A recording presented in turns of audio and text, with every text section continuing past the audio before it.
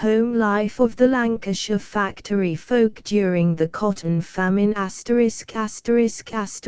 Home life of the Lancashire factory folk during the cotton famine by Edwin Waugh, author of Lancashire sketches, poems and Lancashire songs, tufts of heather from the northern moors, etc., etc. Hopdance cries in poor Tom's belly for 2 white herrings. Croak not, black angel, I have no food for thee. King Lear. Contents chap.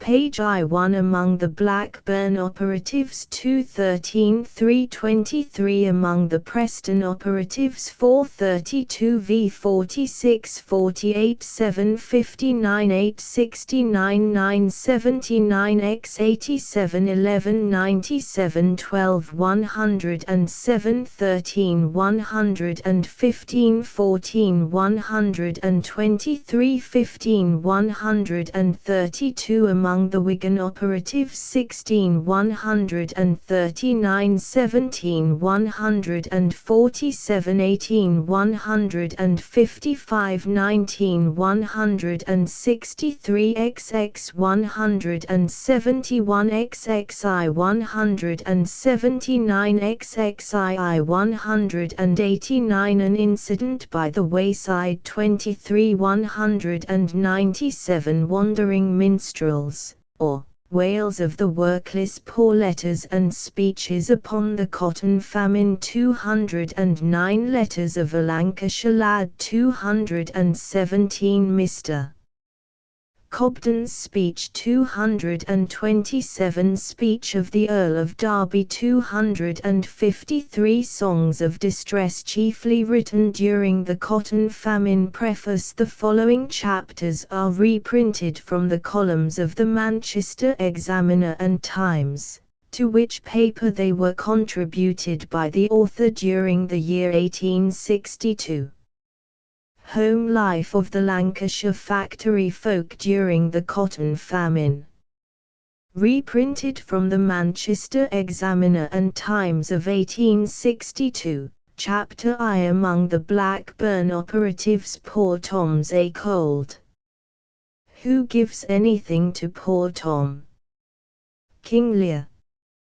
Blackburn is one of the towns which has suffered more than the rest in the present crisis, and yet a stranger to the place would not see anything in its outward appearance indicative of this adverse nip of the times.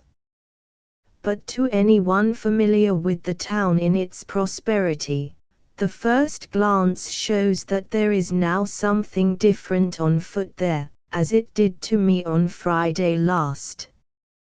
The morning was wet and raw, a state of weather in which Blackburn does not wear an Arcadian aspect, when trade is good.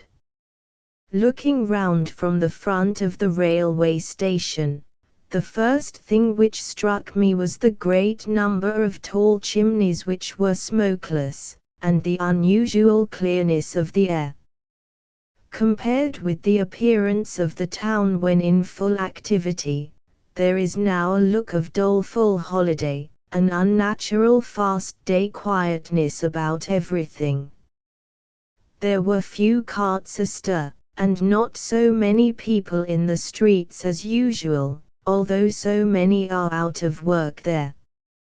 Several, in the garb of factory operatives, were leaning upon the bridge, and others were trailing along in twos and threes, looking listless and cold, but nobody seemed in a hurry. Very little of the old briskness was visible. When the mills are in full work, the streets are busy with heavy loads of twist and cloth, and the workpeople hurry in blithe crowds to and from the factories, full of life and glee. For factory labor is not so hurtful to healthy life as it was 30 years ago, nor as some people think it now, who don't know much about it. There were few people at the shop windows, and fewer inside. I went into some of the shops to buy trifling things of different kinds, making inquiries about the state of trade meanwhile, and, wherever I went, I met with the same gloomy answers. They were doing nothing, taking nothing, and they didn't know how things would end.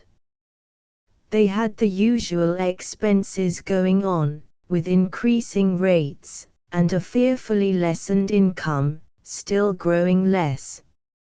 And yet they durst not complain, but had to contribute towards the relief of their starving neighbors, sometimes even when they themselves ought to be receiving relief, if their true condition was known.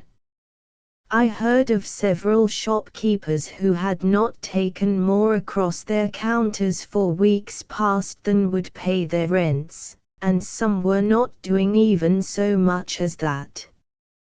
This is one painful bit of the kernel of life in Blackburn just now, which is concealed by the quiet shell of outward appearance. Beyond this unusual quietness, a stranger will not see much of the pinch of the times, unless he goes deeper, for the people of Lancashire never were remarkable for hawking their troubles much about the world. In the present untoward pass, their deportment, as a whole, has been worthy of themselves, and their wants have been worthily met by their own neighbours. What it may become necessary to do hereafter, does not yet appear. It is a calamity arising, partly from a wise national forbearance, which will repay itself richly in the long run. But, apart from that widespread poverty which is already known and relieved, there is, in times like the present, always a certain small proportion, even of the poorest, who will eat their cake to th edge and then starve bitterly before they will complain.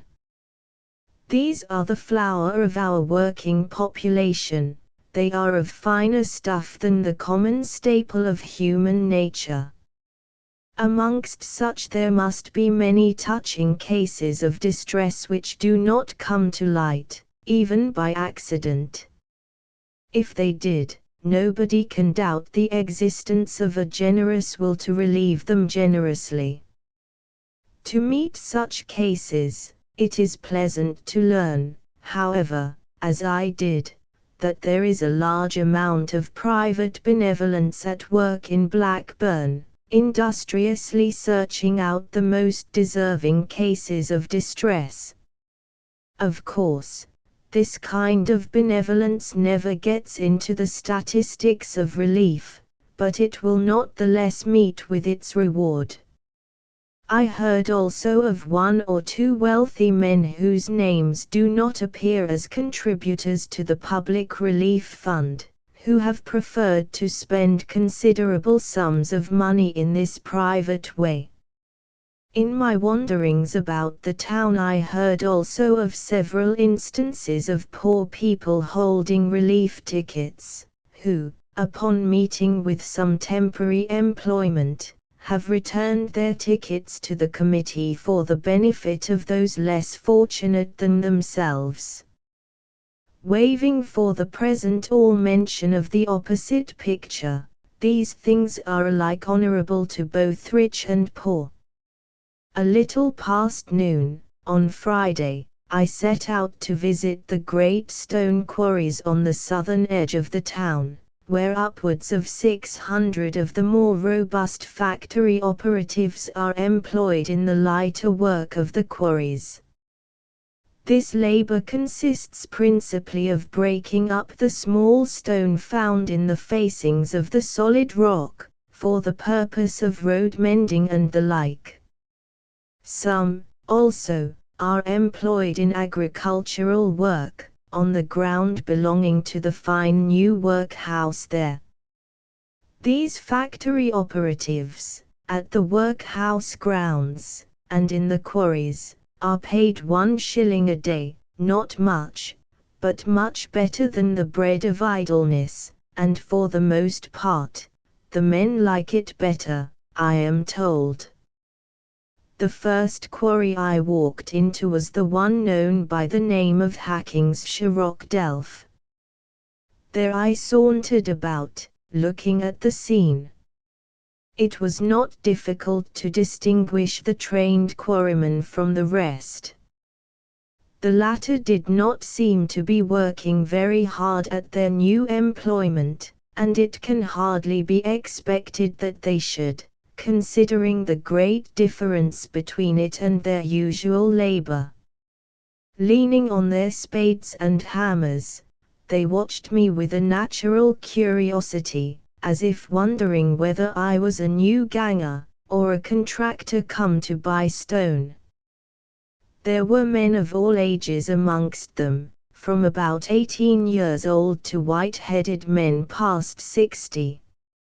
Most of them looked healthy and a little embrowned by recent exposure to the weather, and here and there was a pinched face which told its own tale.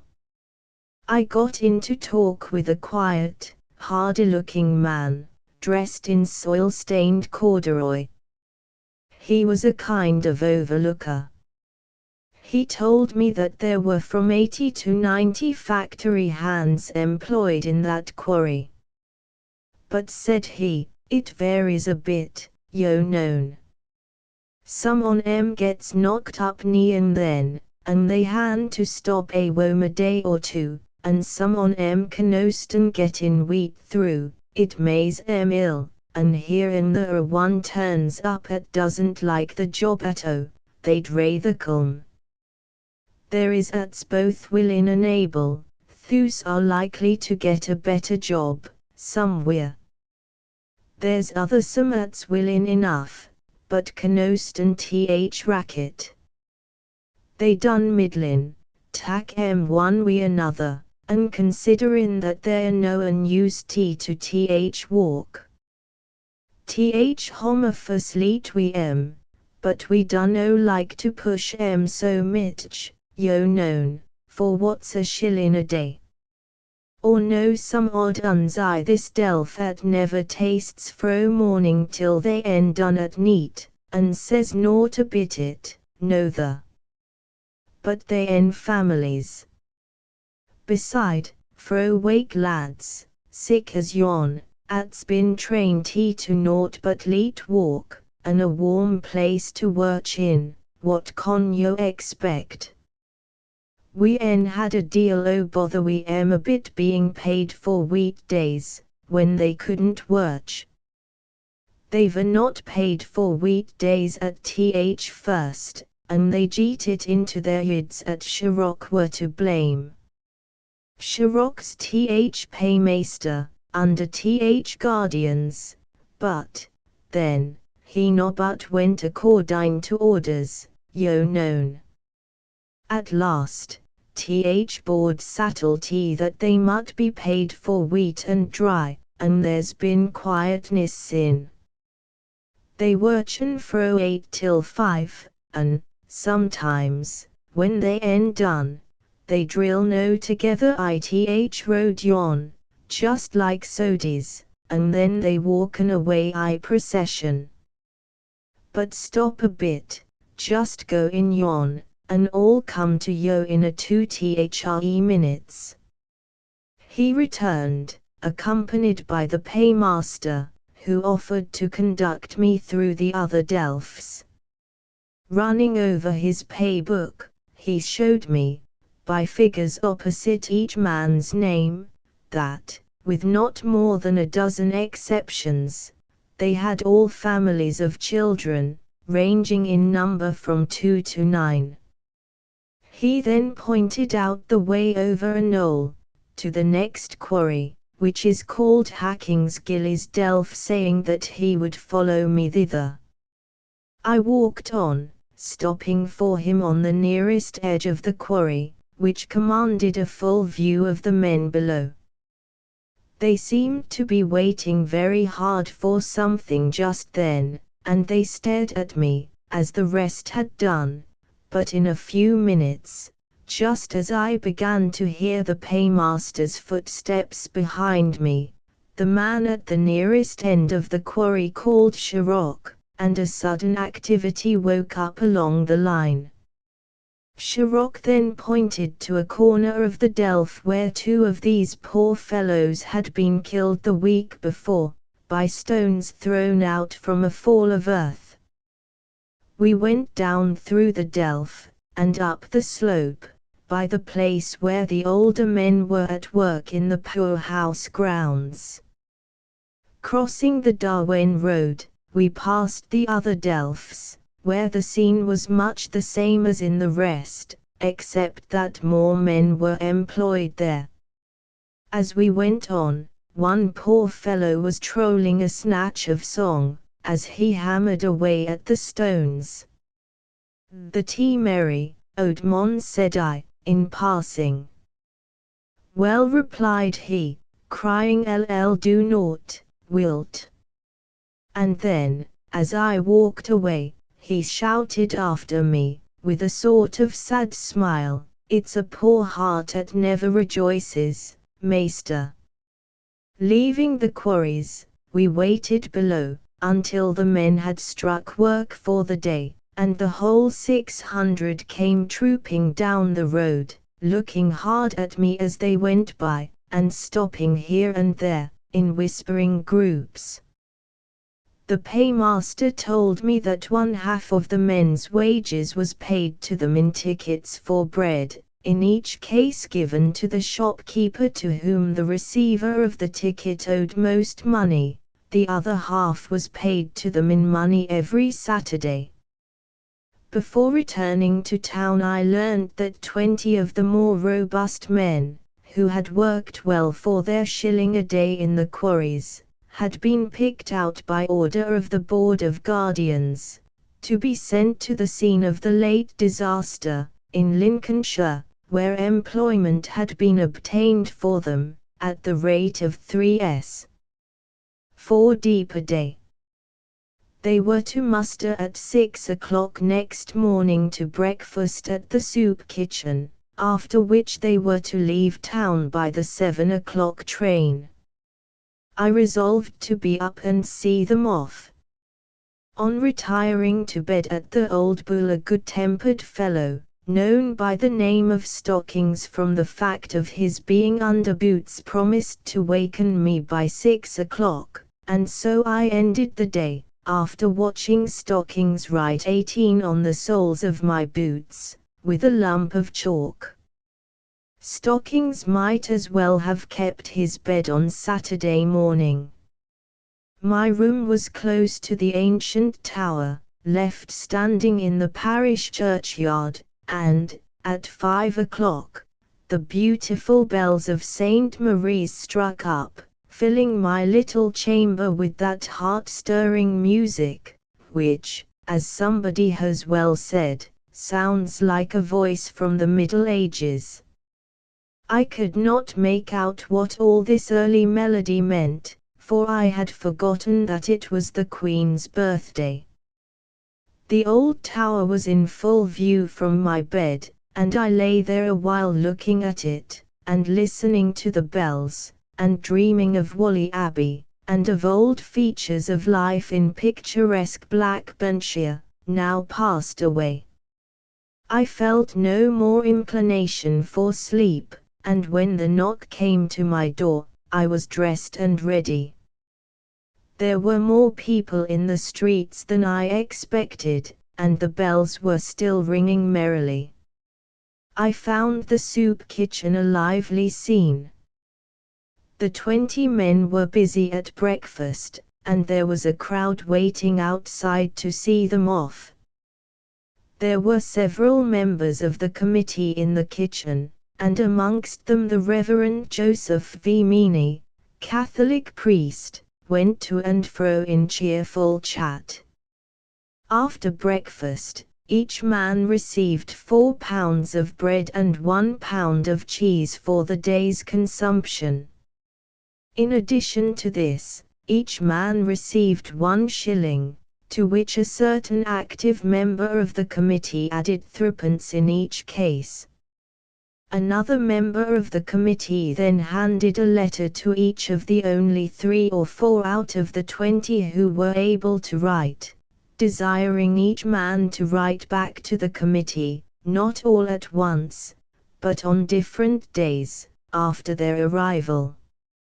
After this, he addressed them in the following words: "Now, I hope that every man will conduct himself so as to be a credit to himself and an honor to Blackburn.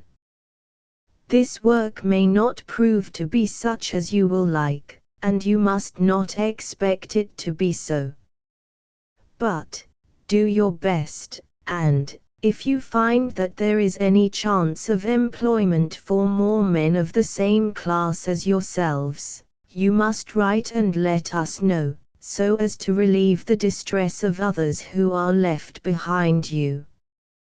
There will be people waiting to meet you before you get to your journey's end, and, I have no doubt, you will meet with every fair encouragement. 1/2 of your wages will be paid over to each man there, the other half will be forwarded here, for the benefit of your families, as you all know. Now go, and do your duty to the best of your power, and you will never regret it. I wish you all success." At 6:30 the men left the kitchen for the station. I lingered behind to get a basin of the soup, which I relished mightily. At the station I found a crowd of wives, children, and friends of those who were going away. Amongst the rest, Dr. Rushton, the vicar of Blackburn, and his lady, had come to see them off. Here a sweet little young wife stood on the edge of the platform, with a pretty bare-headed child in her arms, crying as if her heart would break. Her husband now and then spoke a consoling word to her from the carriage window. They had been noticed sharing their breakfast together at the kitchen. A little farther on, a poor old Irish woman was weeping bitterly.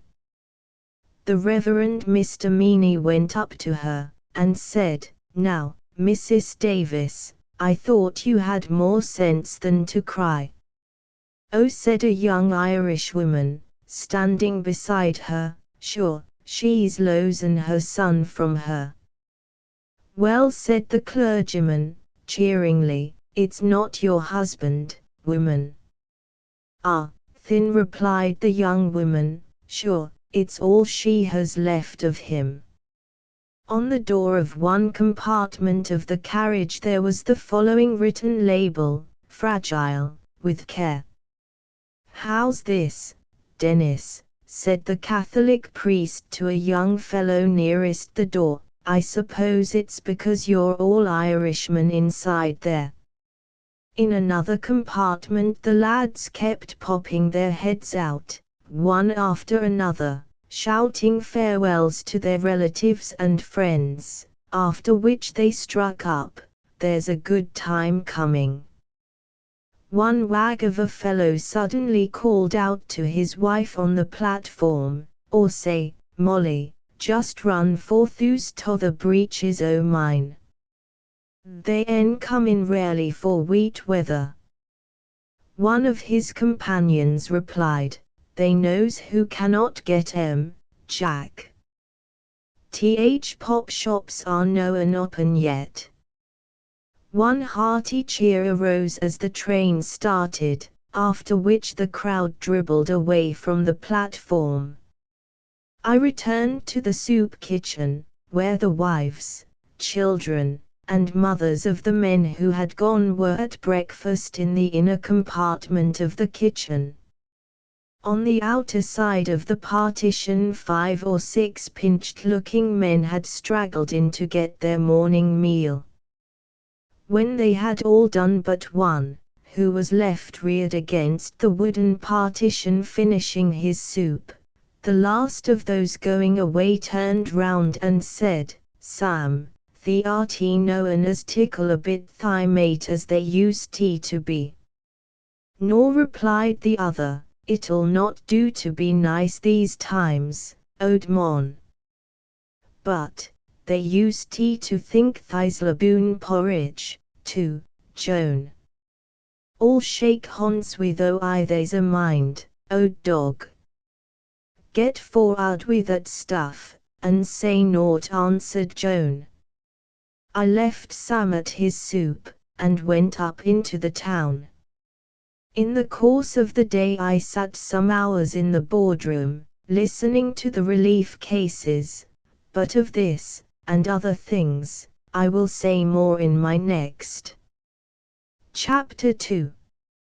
A little after 10 o'clock on Saturday forenoon, I went into the boardroom, in the hope of catching there some glimpses of the real state of the poor in Blackburn just now, and I was not disappointed, for amongst the short, sad complainings of those who may always be heard of in such a place, there was many a case presented itself which gave affecting proof of the pressure of the times. Although it is not here where one must look for the most enduring and unobtrusive of those who suffer, nor for the poor traders, who cannot afford to wear their distress upon their sleeves, so long as things will hold together with them at all, nor for that rare class which is now living upon the savings of past labor, yet, there were many persons, belonging to one or other of these classes, who applied for relief evidently because they had been driven unwillingly to this last bitter haven by a stress of weather which they could not bide any longer. There was a large attendance of the guardians, and they certainly evinced a strong wish to inquire carefully into each case, and to relieve every case of real need. The rate of relief given is this, as you will have seen stated by Mr. Farnell elsewhere, to single able-bodied men, 3s for 3 days' work. To the man who had a wife and 2 children, 6s. For 6 days' work, and he would have 2s. 6d added to the 6s, and perhaps a pair of clogs for one of his children. To a man who had a wife and 4 children, 10s. was paid for 6 days' labor, and in addition 4s, and sometimes 4s.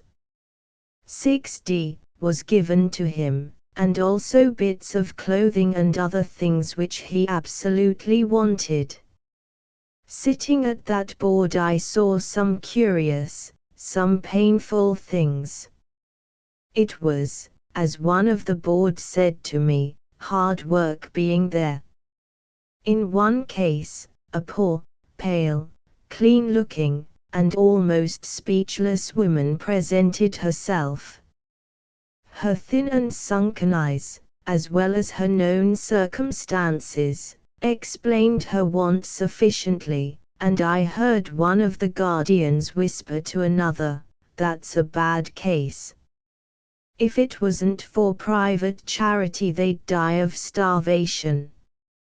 "Yes," replied another, "that woman's punished, I can see." Now and then a case came on in which the guardians were surprised to see a man ask for relief whom everybody had supposed to be in good circumstances.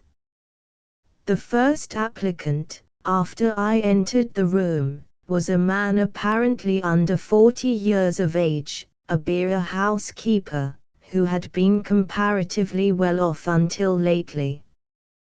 The tide of trouble had whelmed him over. His children were all factory operatives, and all out of work, and his wife was ill.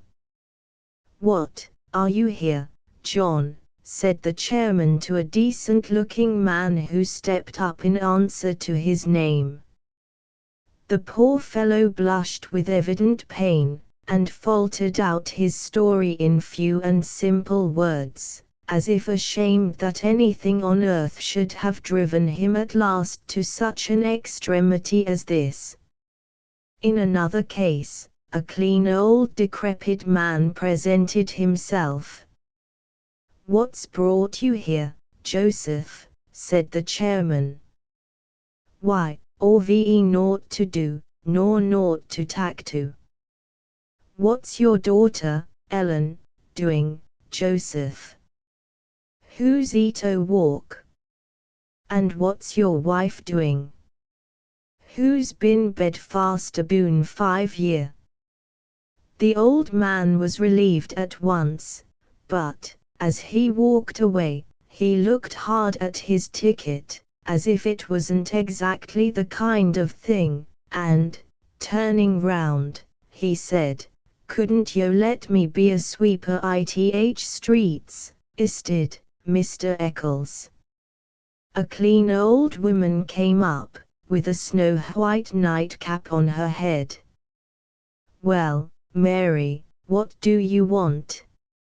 "Orchid like yo to gimo a bit o' summat, Mr. Eccles, for or need it well, but you've some lodgers, haven't you, Mary?" "Ye, or ve3. "Well, what do they pay you?" "They pay mo naught. They no walk, and one can no turn meat." This was all quite true. "Well, but you live with your son, don't you?" continued the chairman. "Nay," replied the old woman, "he lives wi' me, and he's Edwin Waugh, too. Orchid like yo to do a bit o' summat for us. We're hard put to tea." "Don't you think she would be better in the workhouse?" said one of the guardians. "Oh, no," replied another, "don't send old women there. Let her keep her own little place together, if she can." Another old woman presented herself, with a threadbare shawl drawn closely round her grey head.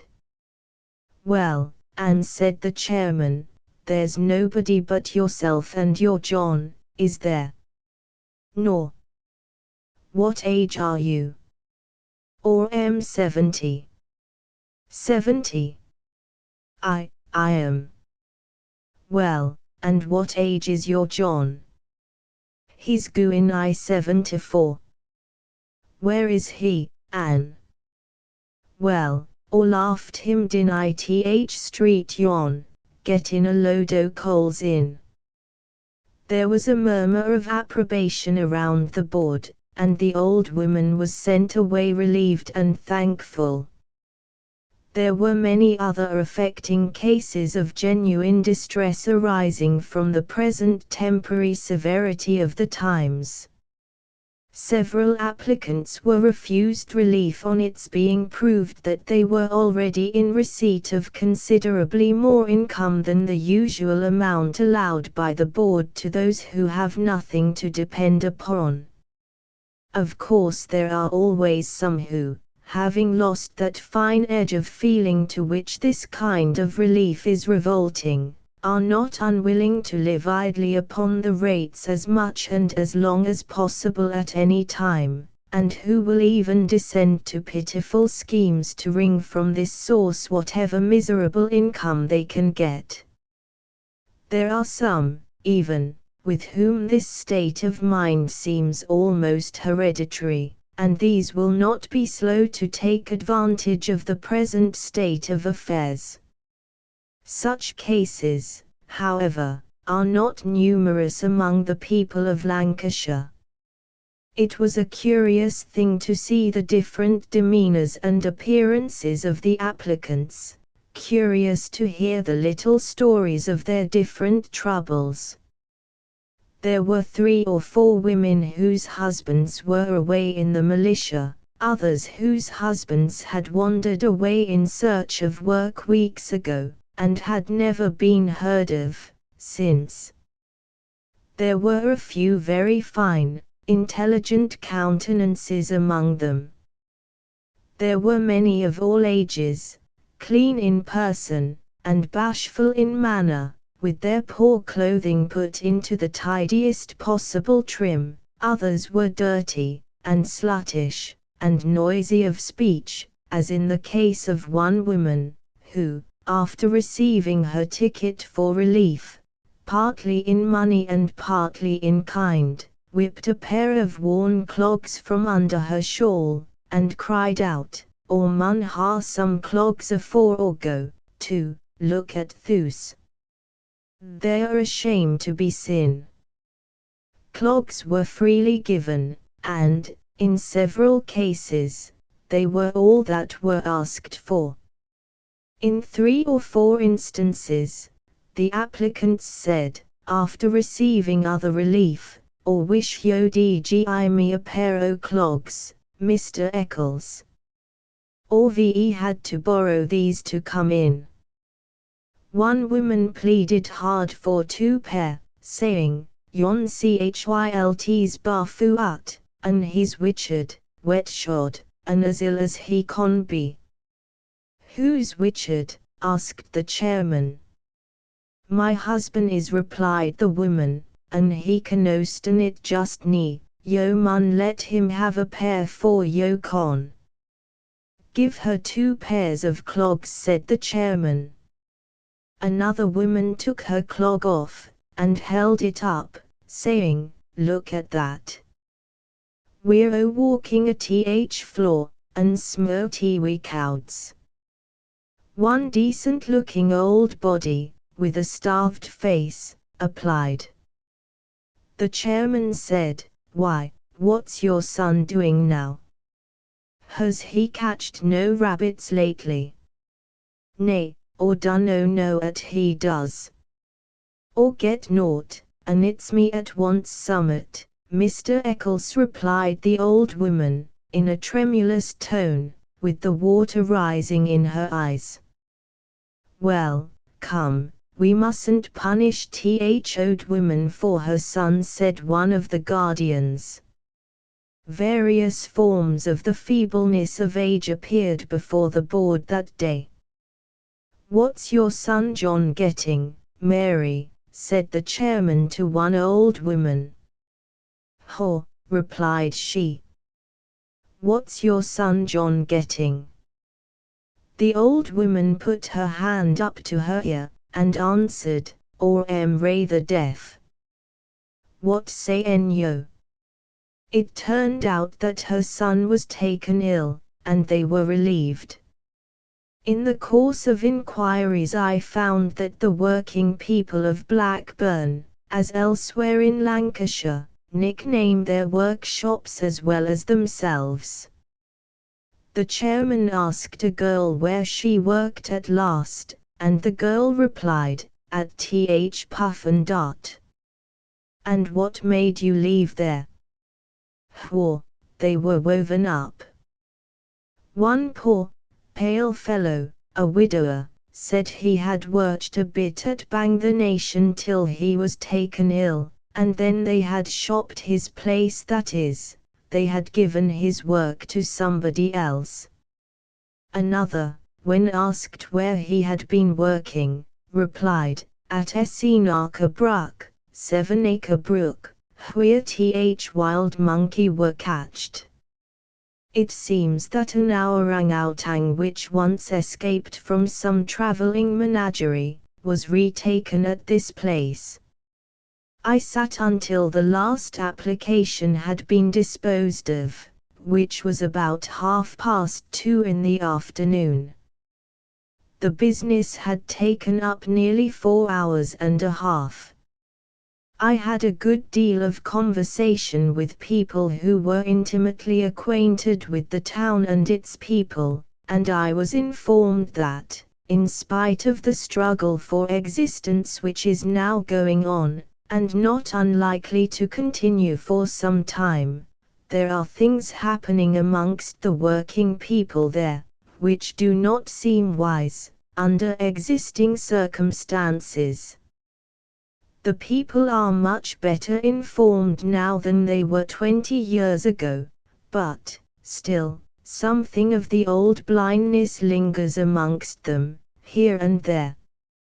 For instance, at one mill, in Blackburn, where the operatives were receiving 11s a week for 2 looms, the proprietor offered to give his workpeople 3 looms each, with a guarantee for constant employment until the end of next August, if they would accept 1¼ pence less for the weaving of each piece. This offer, if taken, would have raised their wages to an average of 14s. 60 a week. It was declined, however, and they are now working, as before, only on 2 looms each, with uncertainty of employment, at LLS a week. Perhaps it is too much to expect that such things should die out all at once.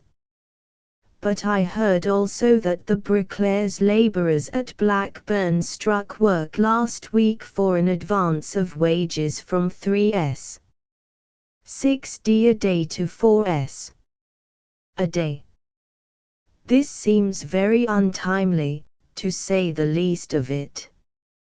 Apart from these things, there is, amongst all classes, a kind of cheery faith in the return of good times, although nobody can see what they may have to go through yet, before the clouds break.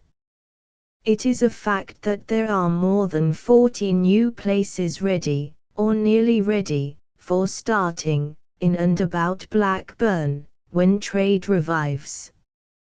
After dinner, I walked down Darwen Street.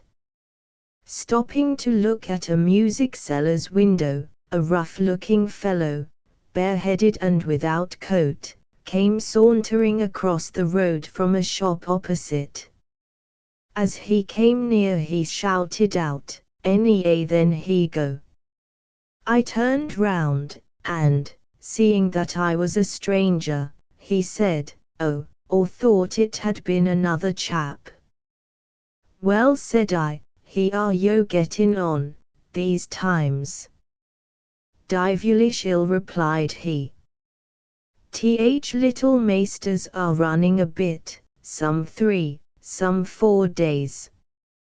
T'other are stopped altogether, wellly. It's thin pikein for poor folk just nee. But shopkeepers and alehezes are in for it as ill as one emic. There'll be crashin' among some on em afore long." After this, I spent a few minutes in the market-place, which was slacker than usual, as might be expected, for, as the Scotch proverb says, "Sillalis folk gang fast through the market." Later on, I went up to Bank Top, on the eastern edge of the town, where many factory operatives reside. Of course, there is not any special quarter where they are clustered in such a manner as to show their condition as a whole. They are scattered all round the town, living as near as possible to the mills in which they are employed. Here I talked with some of the small shopkeepers, and found them all more or less troubled with the same complaint. One owner of a provision shop said to me, "We en a deal o' brass owin', but it's mostly owin' by folk at'll pay some time. And then, part on em are doing a bit yo known, and they bring in their trifle o' ready brass to us, and so we're trailin' on. But folk han to trust us a bit for their stuff, dunno yo see, or else it would be woe up, soon." I heard of one beer house, the owner of which had only drawn Ls. 6d during a whole week.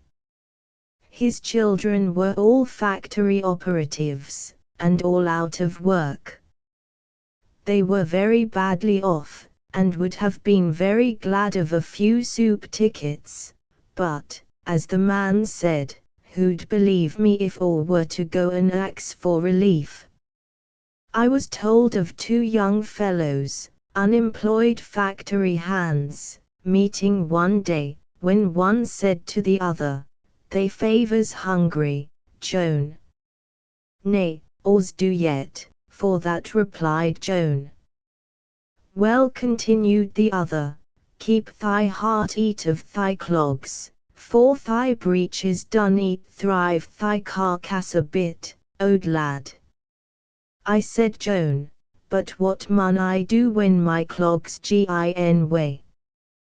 "Whaw, they mun go to th guardians, they ng though a pair in a minute." "Nay, by ___," replied Joan, "all d first." In the evening, I ran down to the beautiful suburb called Pleasington, in the hope of meeting a friend of mine there. Not finding him, I came away by the 8 o'clock train. The evening was splendid, and it was cheering to see the old bounty of nature gushing forth again in such unusual profusion and beauty, as if in pitiful charity for the troubles of mankind. I never saw the country look so rich in its spring robes as it does now. Chapter 3. Among the Preston operatives. Proud Preston, or Priest Town, on the banks of the beautiful Ribble, is a place of many quaint customs, and of great historic fame. Its character for pride is said to come from the fact of its having been, in the old time, a favourite residence of the local nobles and gentry, and of many penniless folk with long pedigrees. It was here that Richard Arkwright shaved chins at a halfpenny each, in the meantime working out his bold and ingenious schemes, with patient faith in their ultimate success.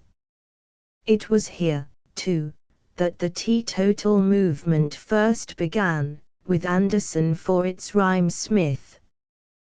Preston has had its full share of the changeful fortunes of England, and, like our motherland, it has risen strongly out of them all. War's mad havoc has swept over it in many a troubled period of our history.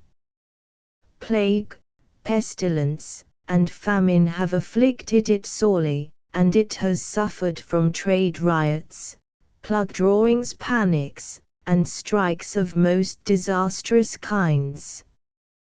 Proud Preston, the town of the Stanleys and the Hodgtons, and of many a crest that is famous in story, the town where silly King Jamie disported himself a little, with his knights and nobles, during the time of his ruinous visit to Hodgton Tower. Proud Preston has seen many a black day. But, from the time when Roman sentinels kept watch and ward in their old camp at Walton, down by the Ribble side, it has never seen so much wealth and so much bitter poverty together as now. The streets do not show this poverty, but it is there. Looking from Everingham Walks, that glorious landscape smiles in all the splendour of a rich springtide. In those walks the nursemaids and children, and dainty folk, are wandering as usual, airing their curls in the fresh breeze, and only now and then a workless operative trails by with chastened look. The wail of sorrow is not heard in Preston market-place, but destitution may be found almost anywhere there just now, cowering in squalid corners, within a few yards of plenty, as I have seen it many a time this week. The courts and alleys behind even some of the main streets swarm with people who have hardly a whole nail left to scratch themselves with. Before attempting to tell something of what I saw whilst wandering amongst the poor operatives of Preston, I will say at once, that I do not intend to meddle with statistics. They have been carefully gathered, and often given elsewhere, and there is no need for me to repeat them. But, apart from these, the theme is endless, and full of painful interest. I hear on all hands that there is hardly any town in Lancashire suffering so much as Preston. The reason why the stroke has fallen so heavily here lies in the nature of the trade. In the first place, Preston is almost purely a cotton town. There are 2 or 3 flax mills, and 2 or 3 iron works, of no great extent, but, upon the whole, there is hardly any variety of employment there to lighten the disaster which has befallen its one absorbing occupation. There is comparatively little weaving in Preston. It is a town mostly engaged in spinning. The cotton used there is nearly all what is called middling American, the very kind which is now most scarce and dear. The yarns of Preston are known by the name of Blackburn counts. They range from 28s up to 60s, and they enter largely into the manufacture of goods for the India market. These things partly explain why Preston is more deeply overshadowed by the particular gloom of the times than many other places in Lancashire. About 9:30 on Tuesday morning last, I set out with an old acquaintance to call upon a certain member of the Relief Committee, in George's ward. He is the manager of a cotton mill in that quarter, and he is well known and much respected among the working people. When we entered the mill yard, all was quiet there, and the factory was still and silent. But through the office window we could see the man we wanted. He was accompanied by one of the proprietors of the mill, turning over the relief books of the ward. I soon found that he had a strong sense of humor, as well as a heart welling over with tenderness. He pointed to some of the cases in his books. The first was that of an old man, an overlooker of a cotton mill. His family was 13 in number, 3 of the children were under 10 years of age, 7 of the rest were factory operatives. But the whole family had been out of work for several months. When in full employment, the joint earnings of the family amounted to 80s a week, but, after struggling on in the hope of better times, and exhausting the savings of past labor, they had been brought down to the receipt of charity at last, and for 16 weeks gone by the whole 13 had been living upon 6s a week from the relief fund. They had no other resource. I went to see them at their own house afterwards, and it certainly was a pattern of cleanliness, with the little household gods there still. Seeing that house, a stranger would never dream that the family was living on an average income of less than 6d a head per week. But I know how hard some decent folk will struggle with the bitterest poverty before they will give in to it. The old man came in whilst I was there. He sat down in one corner, quietly tinkering away at something he had in his hands. His old corduroy trousers were well patched, and just new washed. He had very little to say to us, except that he could like to get summat to do, for he were tired o' walking a bit. Another case was that of a poor widow woman, with 5 young children.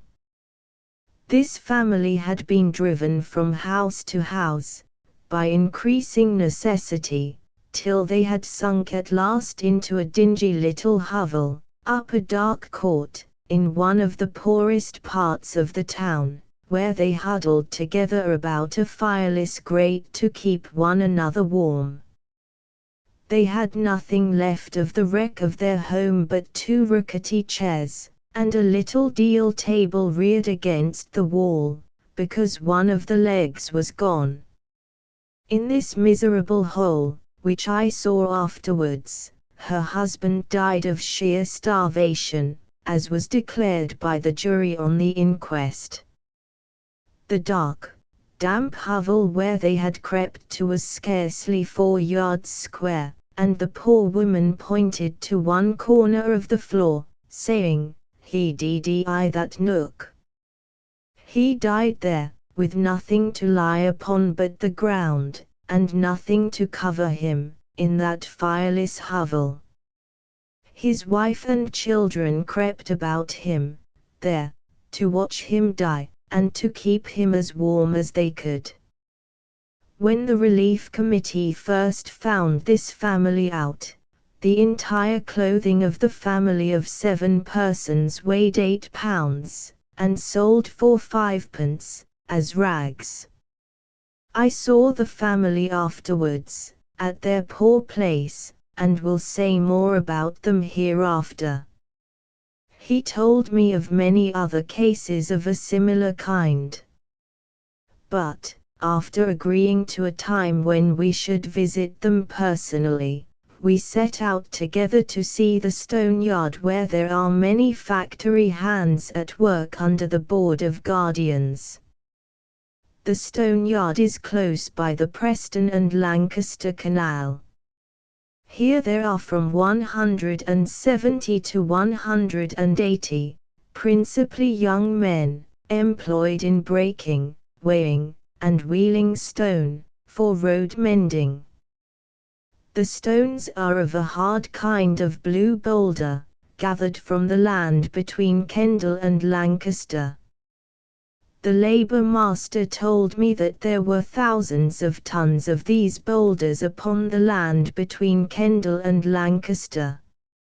A great deal of them are brought from a place called Tewhit Field about 7 miles on t'other side o' Lancaster. At the stone yard it is all piece work, and the men can come and go when they like. As one of the guardians told me, they can either sit and break 'em, or kneel and break 'em, or lie into it, for they ain't a mind. The men can choose whether they will fill 3 tons of the broken stone, and wheel it to the central heap, for a shilling, or break 1 ton for a shilling. The persons employed here are mostly lads and leet timber chaps. The stronger men are sent to work upon Preston Moor. There are great varieties of health and strength amongst them. Beside, as the labour master said, "You'd hardly believe what a difference there it walk o' 2 men workin' at the same heap, sometimes. There's a great deal it breaker, some on 'em's more artful nor others. They finden out that they can break 'em as fast again at after they getten to wick inside. I have known an odd un or 2, here, that could break 4 ton a day, and many that couldn't break 1, but then, you know, men can only do according to their ability. There is these differences, and there always will be." As we stood talking together, one of my friends said that he wished Radical Jack had been there. The latter gentleman is one of the guardians of the poor, and superintendent of the stone yard.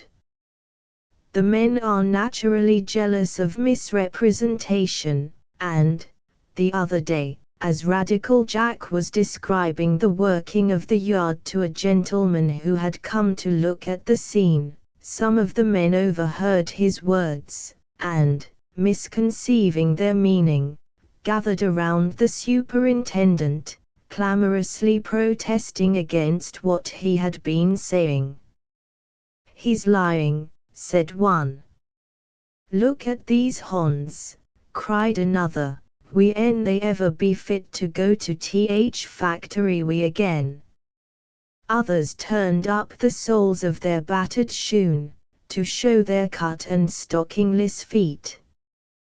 They were pacified at last, but, after the superintendent had gone away, some of the men said much and more, and if ever he told one more lies a bit they'd fling him into th cut. The labour master told me there was a large wood shed for the men to shelter in when rain came on.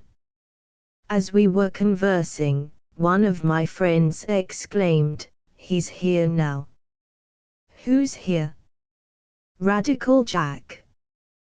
The superintendent was coming down the road. He told me some interesting things, which I will return to on another occasion. But our time was up. We had other places to see. As we came away, 3 old Irish women leaned against the wall at the corner of the yard, watching the men at work inside. One of them was saying, "Them Guardians is the awfulest set o' men in the world. A man had better be transported than come under 'em.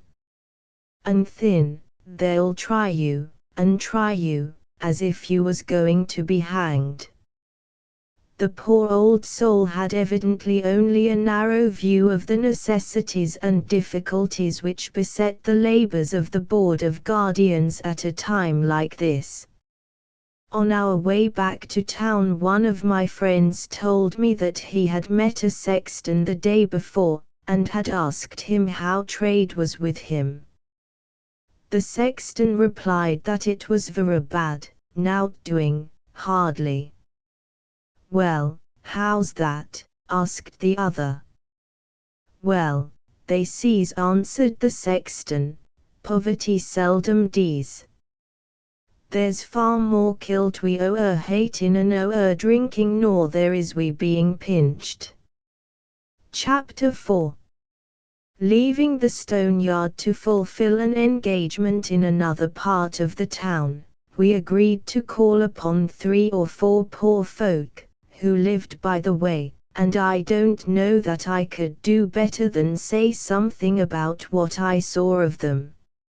As we walked along, one of my companions told me of an incident which happened to one of the visitors in another ward, a few days before. In the course of his round, this visitor called upon a certain destitute family which was under his care, and he found the husband sitting alone in the house, pale and silent. His wife had been brought to bed 2 or 3 days before, and the visitor inquired how she was getting on. "Who's very ill," said the husband. "And the child," continued the visitor, "how is it?" "It's odd," replied the man, "it did yesterday." He then rose, and walked slowly into the next room, returning with a basket in his hands, in which the dead child was decently laid out. That's laughed on it knee," said the poor fellow. Then, putting the basket upon the floor, he sat down in front of it, with his head between his hands, looking silently at the corpse. Such things as these were the theme of our conversation as we went along, and I found afterwards that every visitor whom it was my privilege to meet, had some special story of distress to relate, which came within his own appointed range of action. In my first flying visit to that great melancholy field, I could only glean such things as lay nearest to my hand, just then, but wherever I went, I heard and saw things which touchingly testify what noble stuff the working population of Lancashire, as a whole, is made of. One of the first cases we called upon, after leaving the stone yard was that of a family of 10, man and wife, and 8 children. 4 of the children were under 10 years of age, 5 were capable of working, and, when the working part of the family was in full employment, their joint earnings amounted to 61s per week. But, in this case, the mother's habitual ill health had been a great expense in the household for several years. This family belonged to a class of operatives, a much larger class than people unacquainted with the factory districts are likely to suppose, a class of operatives which will struggle, in a dumb, enduring way, to the death, sometimes, before they will sacrifice that immediate jewel of their souls, their old independence, and will keep up a decent appearance to the very last. These suffer more than the rest, for, in addition to the pains of bitter starvation, they feel a loss which is more afflicting to them even than the loss of food and furniture, and their sufferings are less heard of than the rest, because they do not like to complain.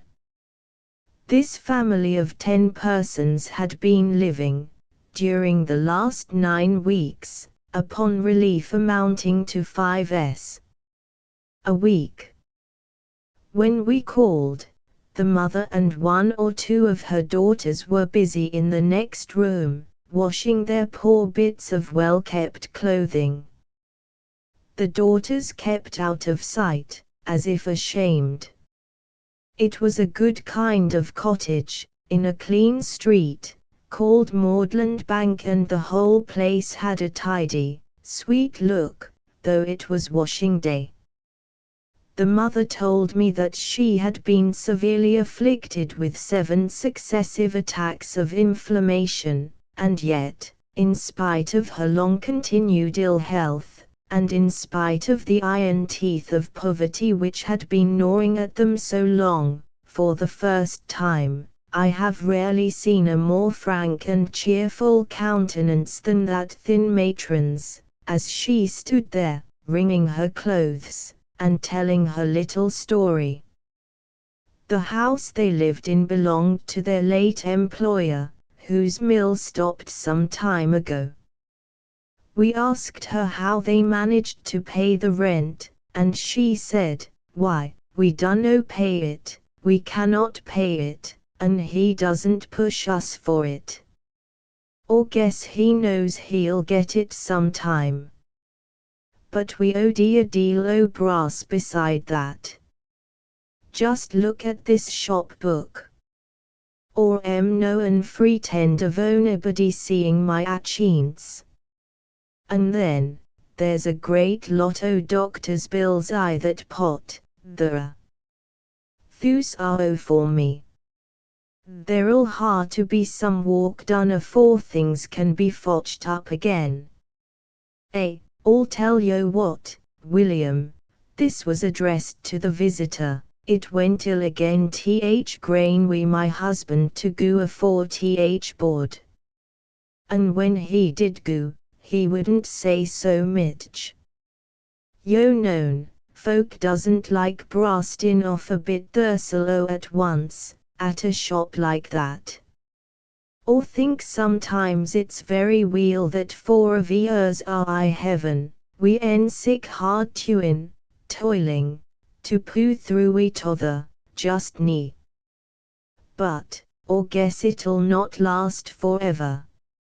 As we came away, talking of the reluctance shown by the better sort of working people to ask for relief, or even sometimes to accept it when offered to them, until thoroughly starved to it, I was told of a visitor calling upon a poor woman in another ward. No application had been made for relief, but some kind neighbor had told the committee that the woman and her husband were ill off. The visitor, finding that they were perishing for want, offered the woman some relief tickets for food, but the poor soul began to cry, and said, "A, or dar not touch my husband would sauce me so. Or dar not take or should never you're the last on tea." When we got to the lower end of Hope Street, my guide stopped suddenly, and said, "Oh, this is close to where that woman lives whose husband died of starvation." Leading a few yards up the by-street, he turned into a low, narrow entry, very dark and damp.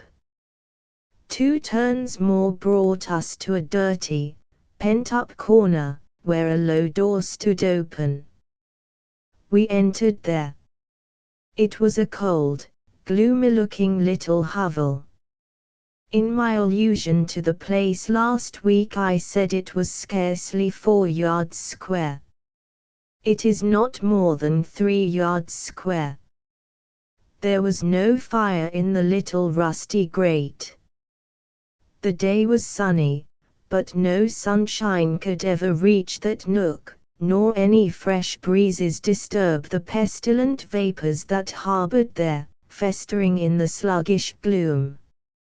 In one corner of the place a little worn and broken stair led up to a room of the same size above, where, I was told, there was now some straw for the family to sleep upon.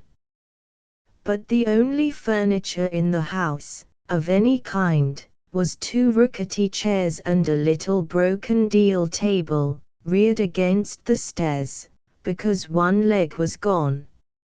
A quiet-looking, thin woman, seemingly about 50 years of age, sat there, when we went in. She told us that she had buried 5 of her children, and that she had 6 yet alive, all living with her in that poor place. They had no work, no income whatever, save what came from the relief committee. 5 of the children were playing in and out, barefooted, and, like the mother, miserably clad, but they seemed quite unconscious that anything ailed them. I never saw finer children anywhere.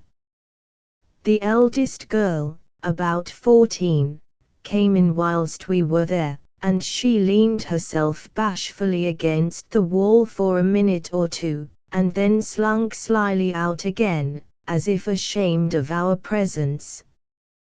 The poor widow pointed to the cold corner where her husband died lately. She said that his name was Tim Pedder. His fader name was Timothy, and his mother name was Mary. He was a driver of boat horses on the canal, but he had been out o' work a lang time afore he did. I found in this case, as in some others, that the poor body had not much to say about her distress, but she did not need to say much. My guide told me that when he first called upon the family, in the depth of last winter, he found the children all clinging round about their mother in the cold hovel, trying in that way to keep one another warm. The time for my next appointment was now hard on, and we hurried towards the shop in Fishergate, kept by the gentleman I had promised to meet. He is an active member of the Relief Committee, and a visitor in George's ward. We found him in. He had just returned from the cheese fair at Lancaster. My purpose was to find out what time on the morrow we could go together to see some of the cases he was best acquainted with. But, as the evening was not far spent, he proposed that we should go at once to see a few of those which were nearest. We set out together to Walker's Court, in Friargate. The first place we entered was at the top of the little narrow court. There we found a good-tempered Irishwoman sitting without fire, in her feverish hovel. Well, Mrs., said the visitor. How is your husband getting on? Ah, well, now, Mr. T, replied she, you know, he's only a delicate little man, and a tailor, and he went to work on the moor, and he couldn't stand it. Sure, it was dragging the bare life out of him. So, he says to me, one morning, Catherine, says he, I'll lave off this a little while, till I see will I be able to get a job o' work at my own trade, and maybe God will rise up something to put a dud o' clothes on us all, and help us to pull through till the black time is over us. So, I told him to try his luck, anyway, for he was killing himself entirely on the moor. And so he did try, for there's not an idle bone in that same boy's skin. But, see this, now, there's nothing in the world to be had to do just now, and a deal too many waiting to do it, so all he got by the change was losen his work on the moor. There is himself, and me, and the 7 childer. 5 o' the childer is under 10-year-old. We are all naked, and the house is bare, and our health is gone with the want o' mate. Sure it wasn't in the likes o' this we were living when times was good. 3 of the youngest children were playing about on the floor. That's a very fine lad, said I, pointing to one of them. The little fellow blushed, and smiled, and then became very still and attentive. Ah, Thin, said his mother, that villain's the boy for tucking up soup. The Lord be about him, and save him alive to me, the crater. And there's little Curly there, the rogue. Sure he'll take as much soup as any one o' them. Maybe he wouldn't laugh to see a big bowl for an inst him this day. It's very well they have such good spirits, said the visitor. So it is, replies the woman, so it is, for God knows it's little else they have to keep them warm them bad times. Chapter V. The next house we called at in Walker's Court was much like the first in appearance, very little left but the walls, and that little, such as none but the neediest would pick up, if it was thrown out to the streets. The only person in the place was a pale, crippled woman, her sick head, lapped in a poor white clout, swayed languidly to and fro. Besides being a cripple, she had been ill 6 years, and now her husband, also, was taken ill. He had just crept off to fetch medicine for the 2. We did not stop here long. The hand of the ancient master was visible in that pallid face. Those sunken eyes, so full of deathly languor, seemed to be wandering about in dim, flickering gazes, upon the confines of an unknown world. I think that women will soon be where the weary are at rest. As we came out, she said, slowly, and in broken, painful utterances, that she hoped the Lord would open the heavens for those who had helped them. A little lower down the court, we peeped in at 2 other doorways. The people were well known to my companion, who has the charge of visiting this part of the ward. Leaning against the door cheek of one of these dim, unwholesome hovels, he said, "Well, Mrs., how are you getting on?" There was a tall, thin woman inside. She seemed to be far gone in some exhausting illness. With slow difficulty she rose to her feet, and, setting her hands to her sides, gasped out, "My coals are done." He made a note, and said, I'll send you some more. Her other wants were regularly seen to on a certain day every week. Ours was an accidental visit. We now turned up to another nook of the court, where my companion told me there was a very bad case. He found the door fast. We looked through the window into that miserable man-nest. It was cold, gloomy, and bare.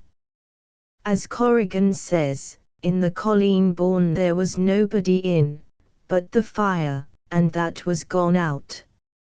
As we came away, a stalwart Irishman met us at a turn of the court, and said to my companion, "Sure, ye didn't visit this house?" "Not today," replied the visitor.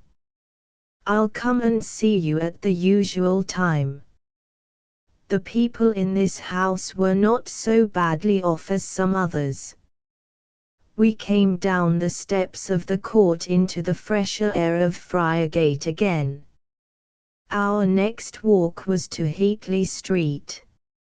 As we passed by a cluster of starved loungers, we overheard one of them saying to another, "Sitho, yon's th soup maister, go in a seeing Summerbury."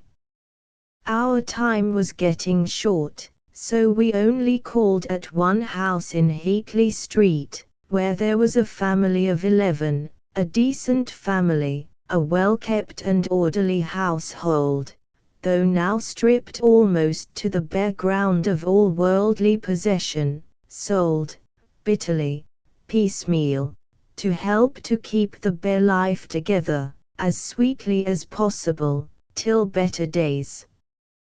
The eldest son is 27 years of age. The whole family has been out of work for the last 17 weeks, and before that, they had been working only short time for 7 months. For 13 weeks they had lived upon less than 1 shilling a head per week, and I am not sure that they did not pay the rent out of that. And now the income of the whole 11 is under 16s, with rent to pay. In this house they hold weekly prayer meetings. Thin picking, 1 shilling a week, or less, for all expenses, for one person. It is easier to write about it than to feel what it means, unless one has tried it for 3 or 4 months. Just round the corner from Heatley Street, we stopped at the open door of a very little cottage. A good-looking young Irish woman sat there, upon a 3-legged stool, suckling her child. She was clean, and had an intelligent look. "Let's see, Mrs.," said the visitor, "what do you pay for this nook?" "We pay 18p a week, and they will have it, my word." "Well, and what income have you now?" "We have 18p a head in the week, and the rent to pay out o' that, or else they'll turn us out."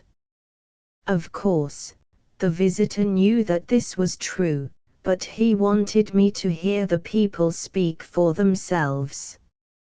"Let's see, Mrs. Burns, your husband's name is Patrick, isn't it?" "Yes, sir, Patrick Burns." "What?" "Patrick Burns, the famous foot racer." The little woman smiled bashfully, and replied, "Yes, sir, I suppose it is." With respect to what the woman said about having to pay her rent or turn out, I may remark, in passing, that I have not hitherto met with an instance in which any millionaire, or wealthy man, having cottage property, has pressed the unemployed poor for rent.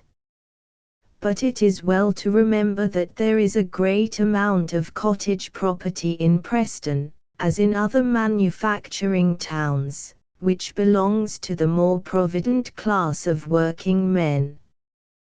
These working men, now hard pressed by the general distress, have been compelled to fall back upon their little rentals, clinging to them as their last independent means of existence. They are compelled to this, for, if they cannot get work, they cannot get anything else, having property. These are becoming fewer, however, from day to day. The poorest are hanging a good deal upon those a little less poor than themselves, and every link in the lengthening chain of neediness is helping to pull down the one immediately above it. There is, also, a considerable amount of cottage property in Preston, belonging to building societies, which have enough to do to hold their own just now. And then there is always some cottage property in the hands of agents. Leaving Heatley Street, we went to a place called Seeds Yard. Here we called upon a clean old stately widow, with a calm, sad face. She had been long known, and highly respected, in a good street, not far off, where she had lived for 24 years. In fair circumstances, until lately. She had always owned a good house full of furniture, but, after making bitter meals upon the gradual wreck of it, she had been compelled to break up that house, and retire with her 5 children to lodge with a lone widow in this little cot, not over 3 yards square. In Seeds Yard, one of those dark corners into which decent poverty is so often found now, creeping unwillingly away from the public eye, in the hope of weathering the storm of adversity, in penurious independence. The old woman never would accept relief from the parish, although the whole family had been out of work for many months. One of the daughters, a clean, intelligent-looking young woman, about 18, sat at the table, eating a little bread and treacle to a cup of light-colored tea, when we went in, but she blushed, and left off until we had gone, which was not long after. It felt almost like sacrilege to peer thus into the privacies of such people, but I hope they did not feel as if it had been done offensively. We called next at the cottage of a hand-loom weaver, a poor trade now in the best of times, a very poor trade, since the days when tattered old Jem Seep sung his pathetic song of Joan o' Greenfield, or Emma poor cotton weaver, as one knows, we en no mate ith he's, and we en wore neater clothes, we en lived up o' nettles, while nettles were good, and Waterloo porridge is most of our food. This clemmin' and starvin', we never a farthin', it's enough to drive one mon mad. This family was 4 in number, man, wife, and 2 children. They had always lived near to the ground, for the husband's earnings at the loom were seldom more than 7s. For a full week. The wife told us that they were not receiving any relief, for she said that when her husband had been to walk a good while he turned his hand to shaving, and in this way the ingenious struggling fellow had scraped a thin living for them during many months.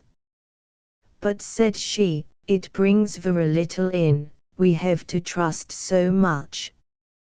He shaves 4 on for a halfpenny, and there's a deal on cano pay that. You know, they are badly off. The woman seemed to think her circumstances rather above the common kind, and then continued she, when they run up a shot for 3 halfpence or 2pence or so, they cannot pay it no shap, and so they stoppen away fro shop. They cannot for shame come, that's he it is, so we lose en their custom till sick times as summat turns up at they can raise a trifle to pay up we. He has not but one razor, but it'll be like to do. Hearken this, oh, ye spruce Figaros of the city, who trim the clean, crisp whiskers of the well-to-do. Hearken this, ye dainty Peruquias, who look so brisk, and smell so sweet and have such an exquisite knack of chirruping, and lisping, and sliding over the smooth edge of the underlip, and, sometimes, agreeably too, an infinite deal of nothing, ye who clip and anoint the hair of old England's curled darlings. 8 chins a penny, and 3 months' credit. A bodler piece for mowing chins overgrown with hair like pin wire, and thick with dust. How would you like that? How would you get through it all, with a family of 4, and only one razor? The next place we called at was what my friend described, in words that sounded to me, somehow, like melancholy irony, as a poor provision shop. It was, indeed, a poor shop for provender. In the window, it is true, there were 4 or 5 empty glasses, where children's spice had once been. There was a little deal shelf here and there, but there were neither sand, salt, whitening, nor pipes.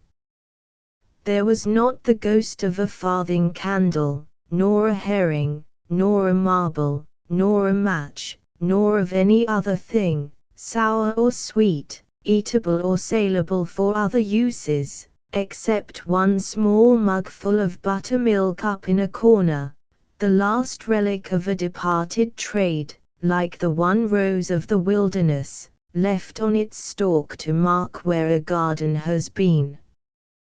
But I will say more about this in the next chapter. Chapter 6.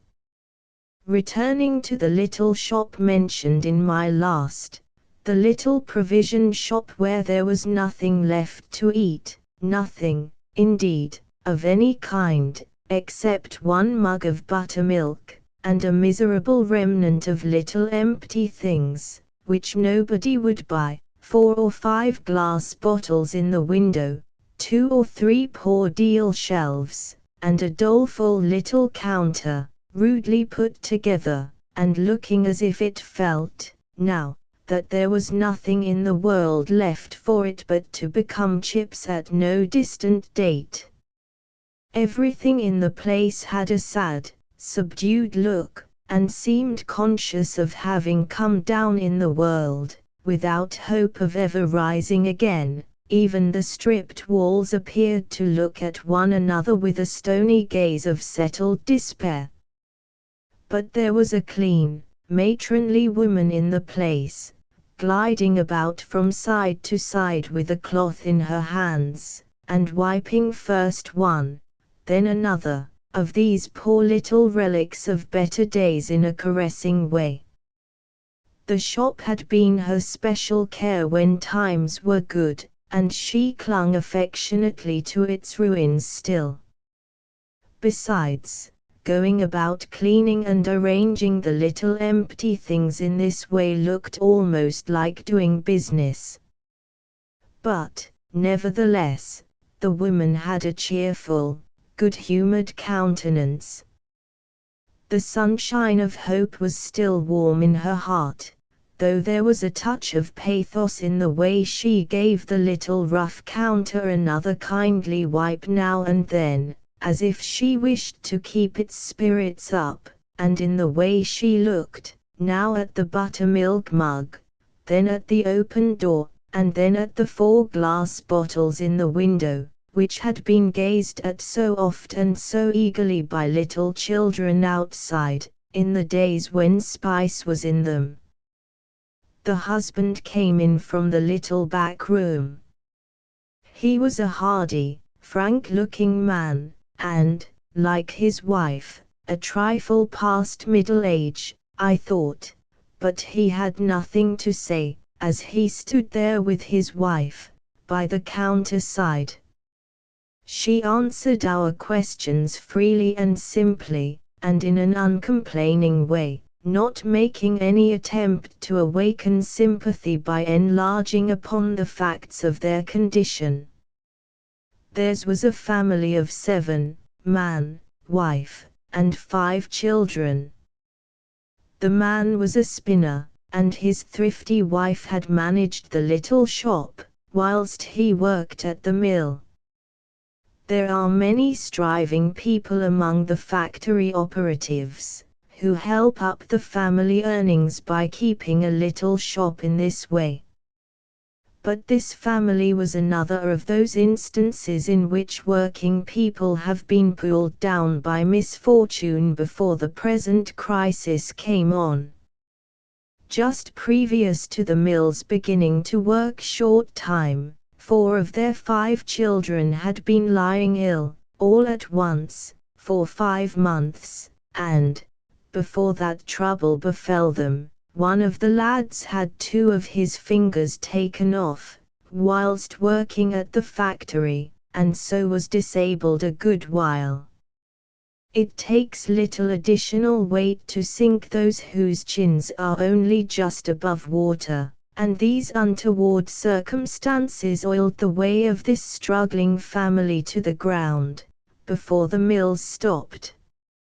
A few months' want of work, with their little stock of shop stuff oozing away, partly on credit to their poor neighbours, and partly to live upon themselves, and they become destitute of all, except a few beggarly remnants of empty shop furniture. Looking round the place, I said, "Well, Mrs., how's trade?" "Oh, brisk," said she, and then the man and his wife smiled at one another. "Well," said I, "yo en sowed up, I see, however." Answered she, "We en sowed up, for sure, a good while sin," and then she smiled again, as if she thought she had said a clever thing. They had been receiving relief from the parish several weeks, but she told me that some ill-natured neighbour had set it that they had sold off their stock out of the shop, and put the money into the bank. Through this report, the Board of Guardians had knocked off their relief for a fortnight, until the falsity of the report was made clear. After that, the board gave orders for the man and his wife and 3 of the children to be admitted to the workhouse, leaving the other 2 lads, who were working at the stone yard, to fend for themselves and find new nests wherever they could. This, however, was overruled afterwards, and the family is still holding together in the empty shop, receiving from all sources, work and relief, about 13s. a week for the 7, not bad, compared with the income of very many others. It is sad to think how many poor families get sundered and scattered about the world in a time like this, never to meet again. And the false report respecting this family in the little shop reminds me that the poor are not always kind to the poor. I learnt, from a gentleman who is secretary to the relief committee of one of the wards, that it is not uncommon for the committees to receive anonymous letters, saying that so and so is unworthy of relief, on some ground or other. These complaints were generally found to be either wholly false, or founded upon some mistake. I have 3 such letters now before me. The first, written on a torn scrap of ruled paper, runs thus: May 19, 1862. If you please be so kind as to look after __ back Newton Street, formerly a resident of __ as I think he is not deserving relief. a ratepayer. In each case I give the spelling, and everything else, exactly as in the originals before me, except the names. The next of these epistles says, Preston, May 29 th. Sir, I beg to inform you that of Park Road, in receipt from the Relief Fund, is a very unworthy person, having worked 2 days since the 16 and drunk the remainder, and his wife also. For the most part, he has plenty of work for himself, his wife and a journeyman, but that is their regular course of life. And the S have all their family working full time. Yours respectfully. These last two are anonymous. The next is written in a very good hand, upon a square piece of very blue writing paper. It has a name attached, but no address. Preston, the 2nd of June, 1862. Mr. Dunn, dear Sir, would you please to inquire into the case of They are a family of 3. The man work 4 or more days per week on the moor. The woman works 6 days per week at Messrs. Simpson's North Road. The third is a daughter 13 or 14, should be a weaver, but too lazy. She has good places such as Mr. Hollins and Horrocks and Miller's, has been sent away for being too lazy. The man and woman very fond of drink. I, as a nabber and a subscriber, do not think this a proper case for your charity. Yours truly, __.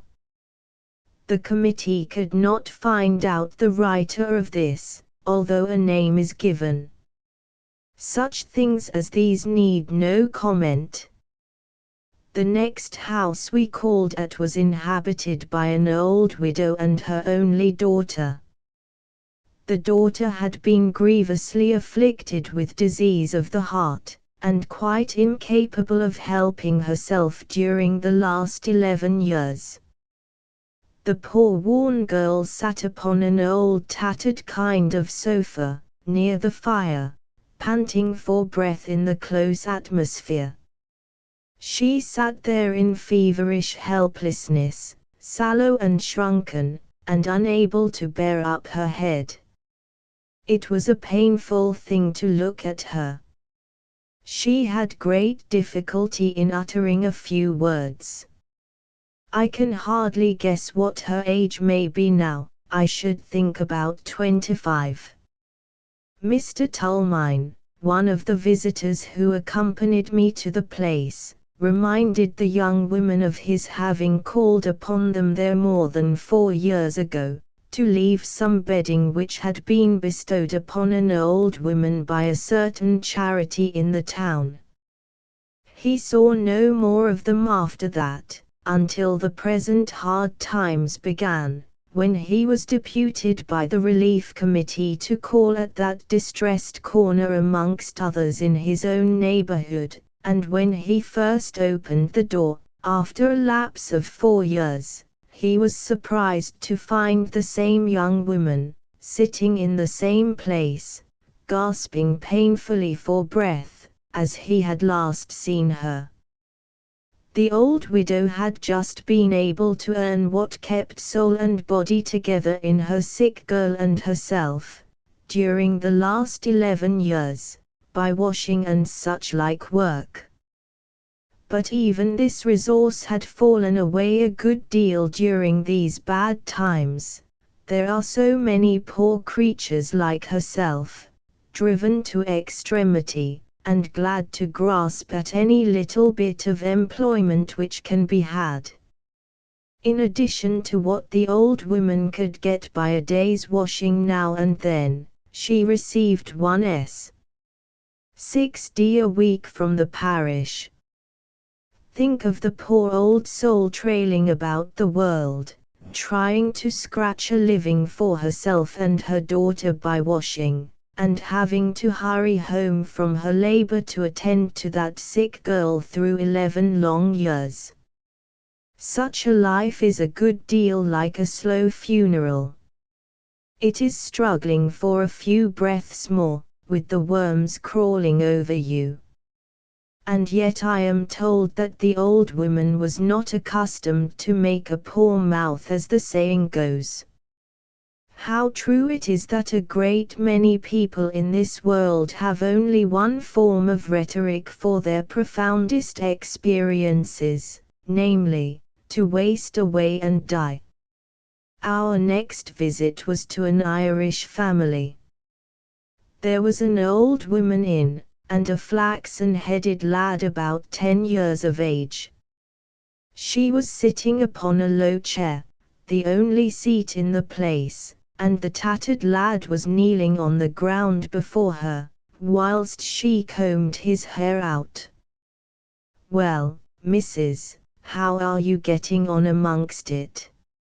"Oh, well, then, just middlin', Mr. T.E.C. I am busy combin' this boy's hair a bit, for he's gettin' like a wisp o' hay." There was not a vestige of furniture in the cottage, except the chair the old woman sat on. She said, "I did sell the childish bedstead for 2s. 6d. And after that I sold the bed from under them for 1s. 6d, just to keep them from starvin' to death." The childer had been 2 days without mate then, and faith I couldn't bear it any longer. After that I did sell the big pan, and then the new rocking chair, and so on, one thing after another, till all went entirely, barrin' this I am sitting on, and they went for next to nothing too. Sure, I paid 9s. 6d for the bed itself, which was sold for 1s. 6d. We all sleep on straw now. This family was 7 in number. The mill at which they used to work had been stopped about 10 months. One of the family had found employment at another mill, 3 months out of the 10, and the old man himself had got a few days' work in that time. The rest of the family had been wholly unemployed during the 10 months. Except the little money this work brought in, and a trifle raised now and then by the sale of a bit of furniture when hunger and cold pressed them hard, the whole family had been living upon 5s. a week for the last 10 months. The rent was running on. The eldest daughter was 28 years of age. As we came away, Mr. Tulmine said to me, "Well, I have called at that house regularly for the last 16 weeks, and this is the first time I ever saw a fire in the place. But the old man has got 2 days' work this week, that may account for the fire." It was now close upon 7:30 in the evening, at which time I had promised to call upon the secretary of the Trinity Ward Relief Committee, whose admirable letter in the London Times attracted so much attention about a month ago. I met several members of the committee at his lodgings, and we had an hour's interesting conversation. I learned that, in cases of sickness arising from mere weakness, from poorness of diet, or from unsuitableness of the food commonly provided by the committee, orders were now issued for such kind of kitchen physic as was recommended by the doctors. The committee had many cases of this kind. One instance was mentioned, in which, by the doctor's advice, 4 ounces of mutton chop daily had been ordered to be given to a certain sick man, until further notice. The thing went on and was forgotten, until one day, when the distributor of food said to the committeeman who had issued the order, "I suppose I must continue that daily mutton chop to so-and-so." No, he's been quite well 2 months. The chop had been going on for 95 days. We had some talk with that class of operatives who are both clean, provident, and he's preed as Lancashire folk call it.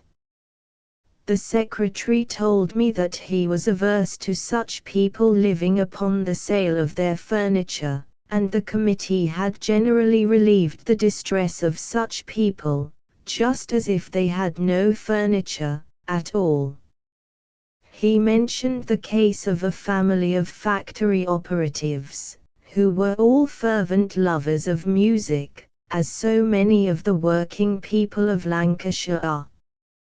Whilst in full work, they had scraped up money to buy a piano, and, long after the ploughshare of ruin had begun to drive over the little household, they clung to the darling instrument, which was such a source of pure pleasure to them, and they were advised to keep it by the committee which relieved them. "Yes," said another member of the committee, "but I called there lately, and the piano's gone at last."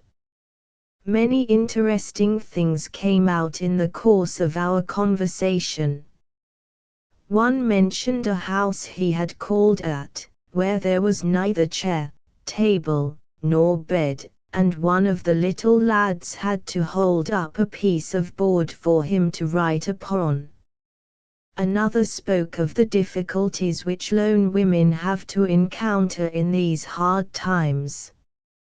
"I knocked so-and-so off my list," said one of the committee, "till I had inquired into an ill report I heard of her.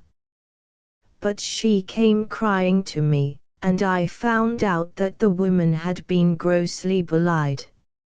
Another, Mr. Nowell, told of a house on his list, where they had no less than 150 pawn tickets. He told, also, of a moulder's family, who had been all out of work and starving so long, that their poor neighbors came at last and recommended the committee to relieve them, as they would not apply for relief themselves. They accepted relief just 1 week, and then the man came and said that he had a prospect of work, and he shouldn't need relief tickets any longer. It was here that I heard so much about anonymous letters, of which I have given you 3 samples. Having said that I should like to see the soup kitchen, one of the committee offered to go with me thither at 6 o'clock the next morning, and so I came away from the meeting in the cool twilight. Old Preston looked fine to me in the clear air of that declining day. I stood a while at the end of the Bull Gateway. There was a comical-looking little knock-kneed fellow in the middle of the street, a wandering minstrel, well known in Preston by the name of Whistling Jack. There he stood, warbling and waving his band, and looking from side to side, in vain. At last I got him to whistle the Flowers of Edinburgh. He did it, vigorously, and earned his penny well. But even Whistling Jack complained of the times. He said Preston folk had no taste for music. But he assured me the time would come when there would be a monument to him in that town. Chapter 7. About 6:30 I found my friend waiting at the end of the Bull Gateway. It was a lovely morning. The air was cool and clear, and the sky was bright. It was easy to see which was the way to the soup kitchen, by the stragglers going and coming. We passed the famous orchard, now a kind of fairground, which has been the scene of so many popular excitements in troubled times. All was quiet in the orchard that morning, except that, here, a starved-looking woman, with a bit of old shawl tucked round her head, and a pitcher in her hand, and there, a barefooted lass, carrying a tin can, hurried across the sunny space towards the soup kitchen. We passed a new inn, called the Port Admiral. On the top of the building there were 3 life-sized statues, Wellington and Nelson, with the Greek slave between them, a curious companionship.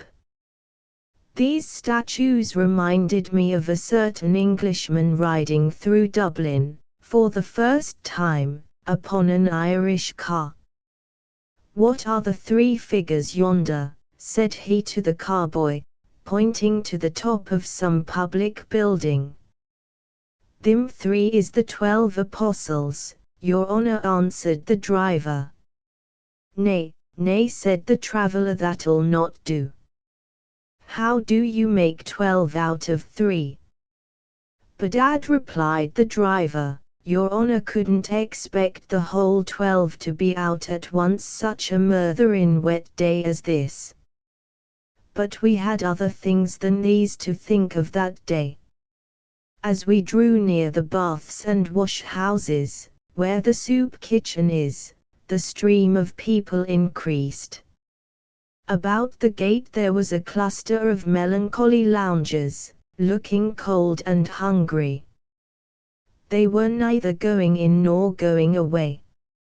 I was told afterwards that many of these were people who had neither money nor tickets for food, some of them wanderers from town to town. Anybody may meet them limping, footsore and forlorn, upon the roads in Lancashire, just now, houseless wanderers, who had made their way to the soup kitchen to beg a mouthful from those who were themselves at death's door.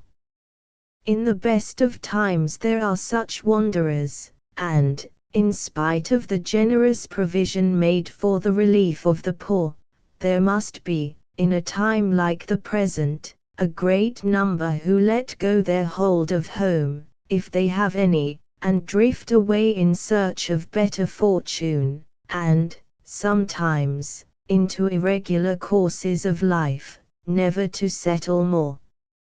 Entering the yard, we found the wooden sheds crowded with people at breakfast, all ages, from white-haired men, bent with years, to eager childhood, yammering over its morning meal, and careless till the next nip of hunger came. Here and there a bonny lass had crept into the shade with her basin, and there was many a brown-faced man, who had been hardened by working upon the moor or at the stone yard.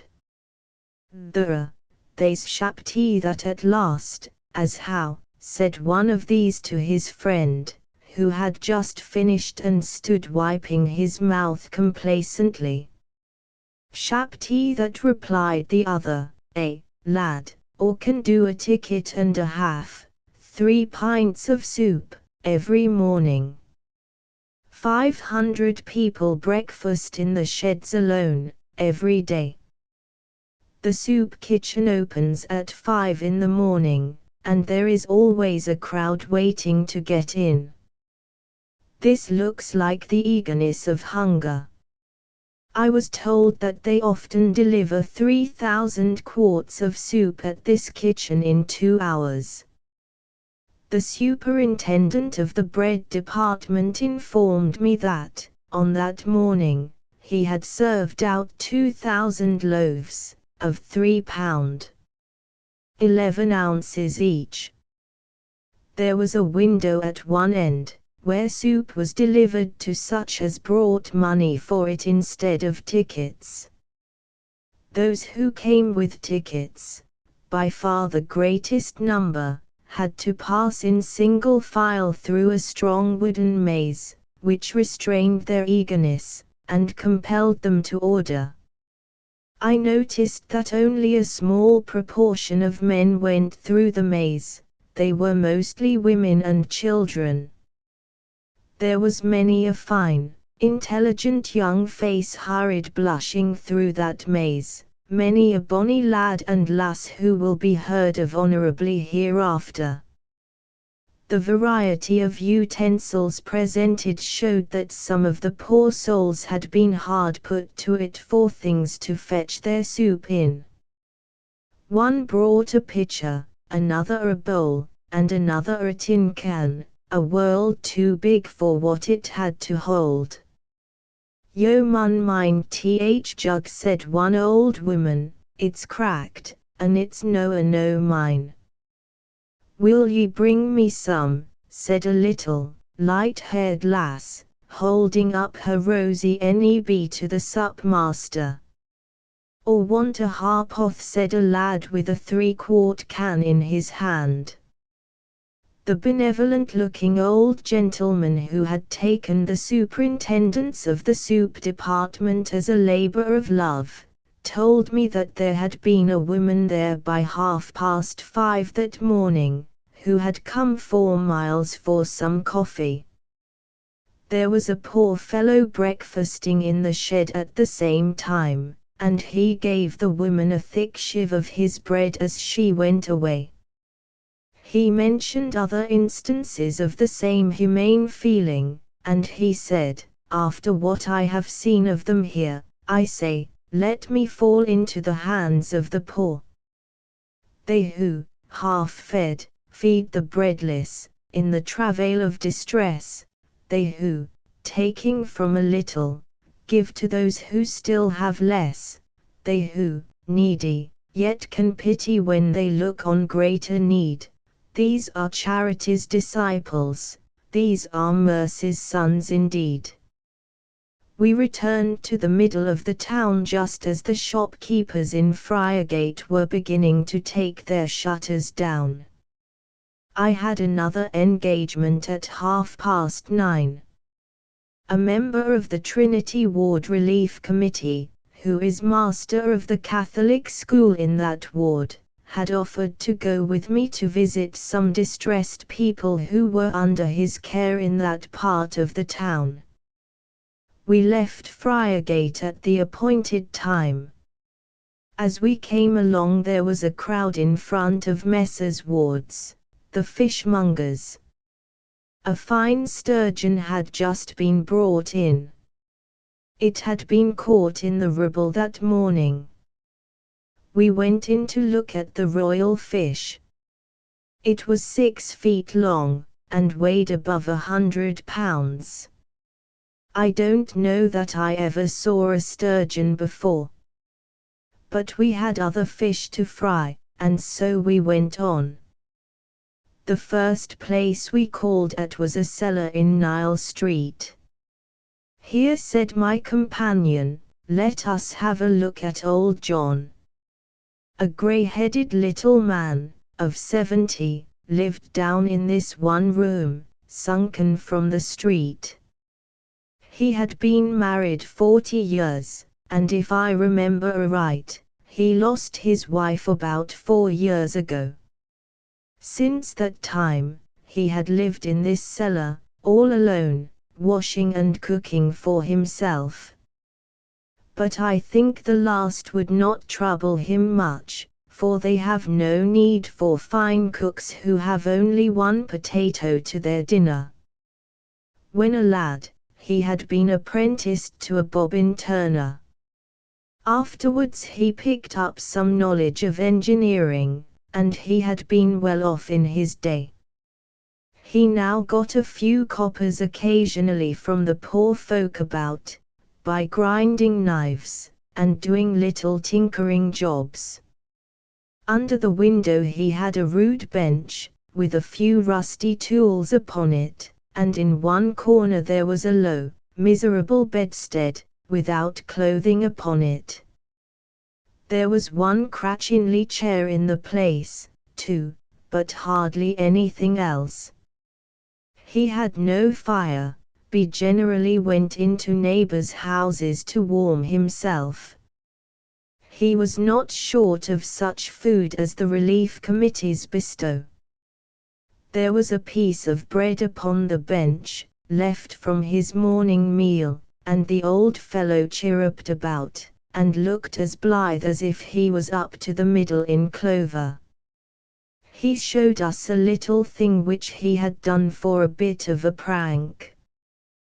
The number of his cellar was 8, and he had cut out a large tin figure of 8, a foot long, and nailed it upon his door, for the benefit of some of his friends that were getting bad in their eyesight, and couldn't read small print so low din as that. "Well, John," said my companion, when we went in, "how are you getting on?" "Oh," bravely replied he, handing a piece of blue paper to the inquirer, "bravely, look at that." "Why, this is a summons," said my companion. "Bigoted he, too," answered the old man. "Never had sick a thing I my life afore. Think o' me gettin' a summons for breakin' windows at 70-year-old. A bonny warlock, that, isn't it? Why, Whole Street went afore magistrates to get Mo off." "Then you did get off, John?" "Get off?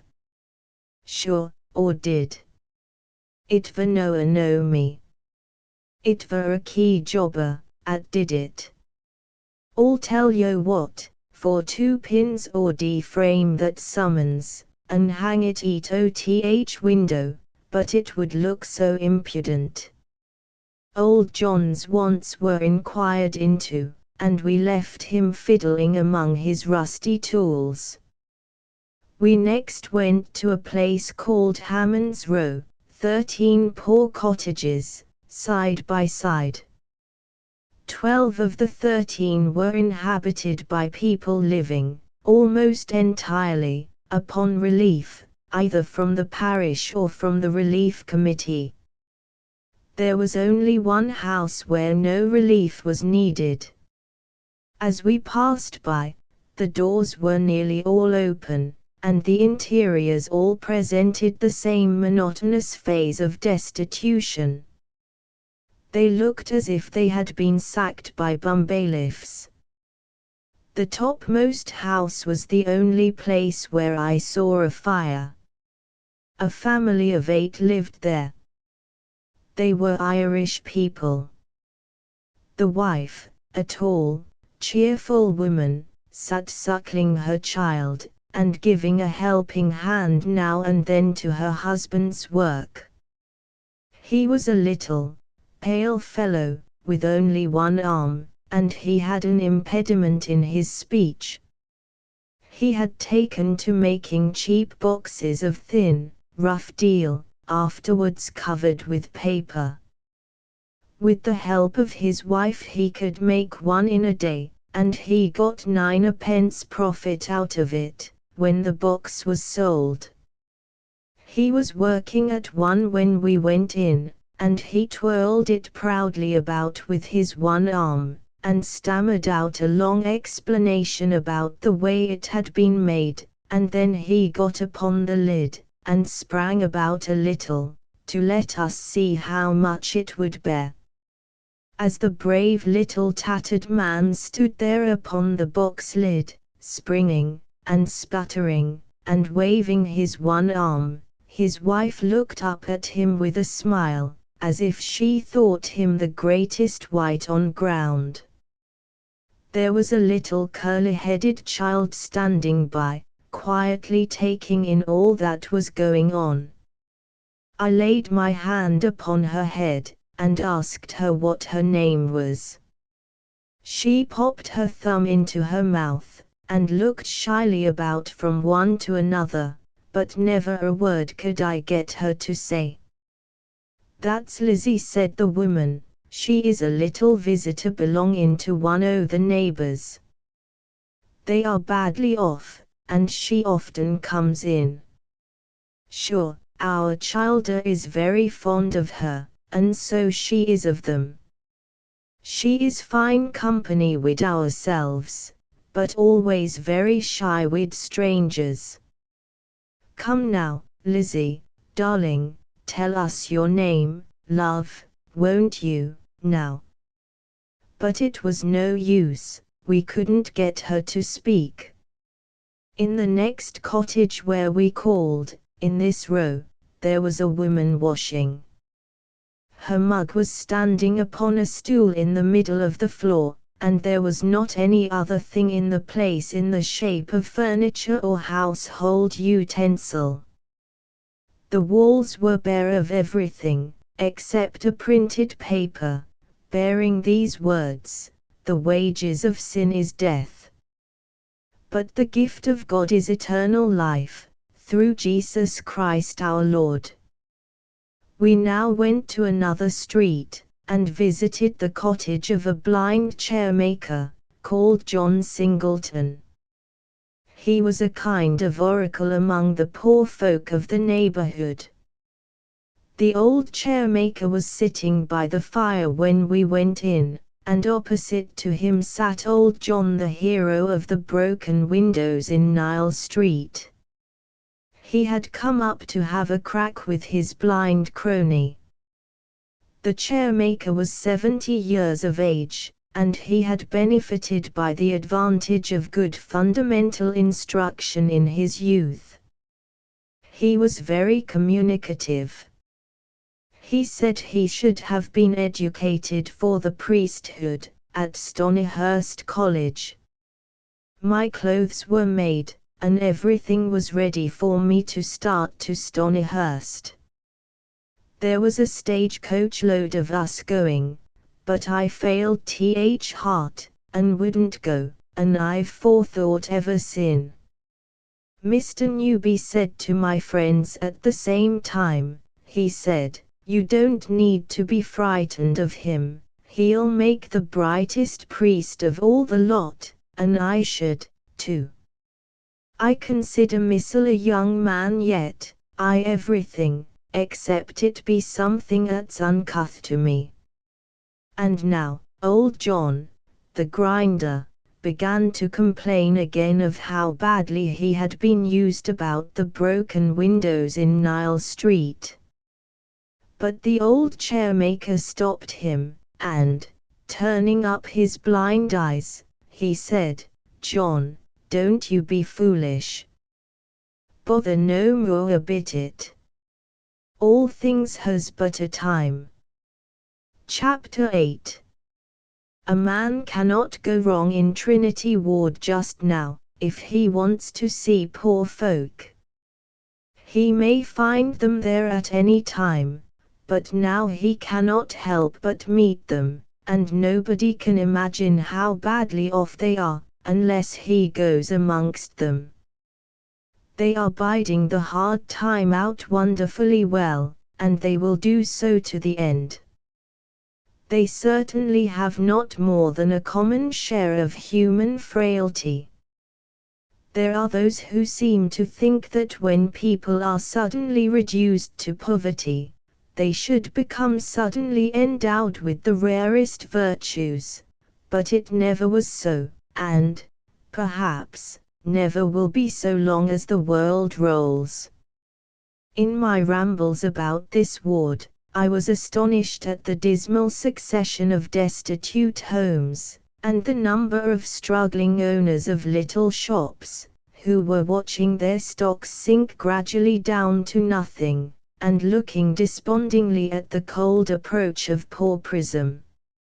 I was astonished at the strings of dwellings, side by side, stripped, more or less, of the commonest household utensils, the poor little bare houses, often crowded with lodgers, whose homes had been broken up elsewhere, sometimes crowded, 3 or 4 families of decent working people in a cottage of £half a week rental, sleeping anywhere, on benches or on straw, and afraid to doff their clothes at night time because they had no other covering. Now and then the weekly visitor comes to the door of a house where he has regularly called. He lifts the latch, and finds the door locked. He looks in at the window. The house is empty, and the people are gone, the Lord knows where. Who can tell what tales of sorrow will have their rise in the pressure of a time like this, tales that will never be written, and that no statistics will reveal. Trinity Ward swarms with factory operatives, and, after our chat with Blind John, the chairmaker, and his ancient crony the grinder from Nile Street, we set off again to see something more of them. Fitful showers came down through the day, and we had to shelter now and then. In one cottage, where we stopped a few minutes, the old woman told us that, in addition to their own family, they had 3 young women living with them, the orphan daughters of her husband's brother. They had been out of work 34 weeks, and their uncle, a very poor man, had been obliged to take them into his house, till sick times as they could afford to pay for lodgings somewhere else. My companion asked whether they were all out of work still. "No," replied the old woman, "one on 'em has getten on to work a few days for tea sick, that is, in the place of some sick person."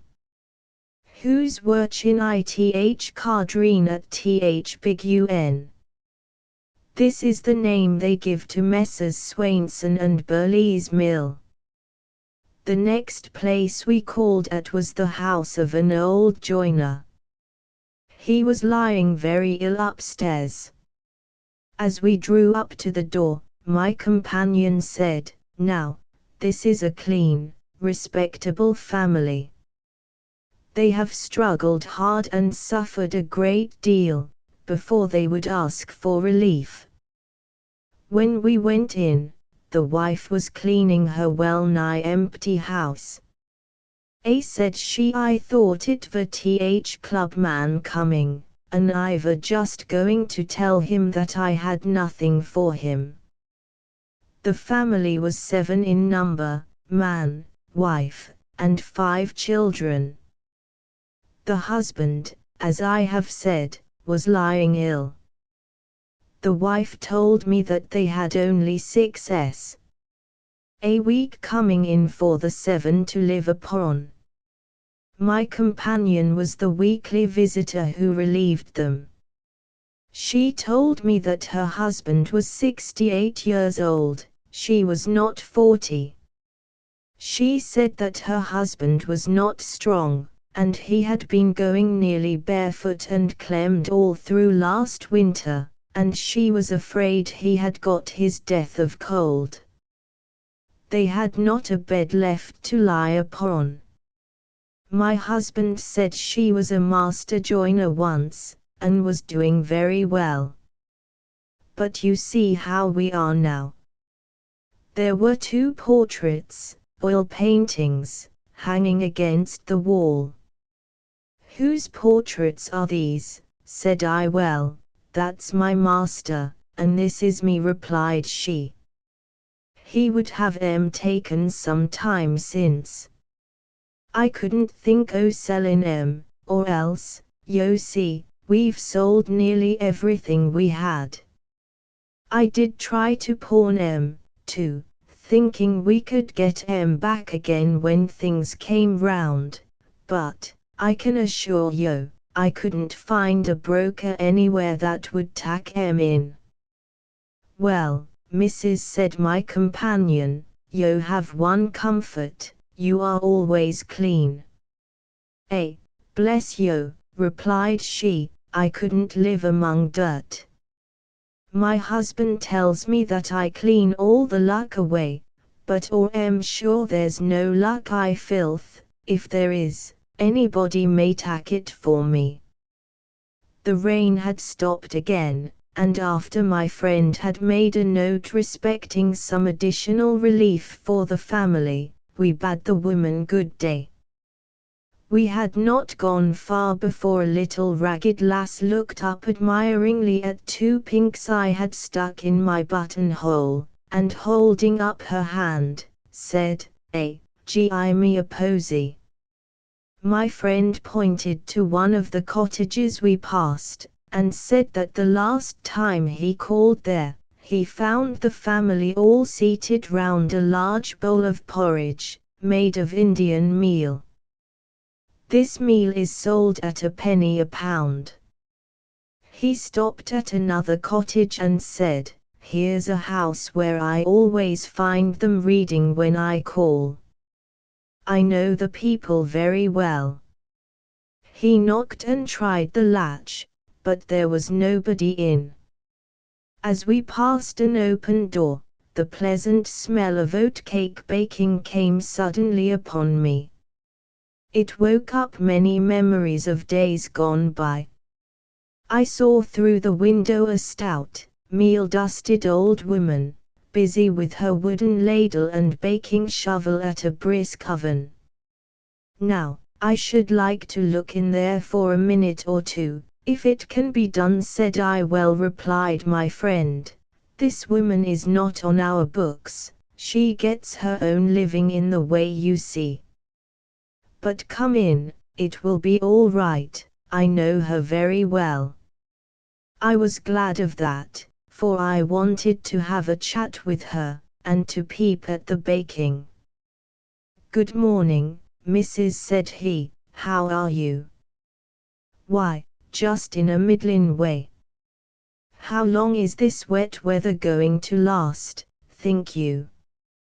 "Nay, there ye have me fast. But what brings ye here this morning?" said the old woman, resting the end of her ladle on the little counter. "I never trouble sick like chaps as ye." "No, no," replied my friend, "we have not called about anything of that kind." "What, then, pray ye?"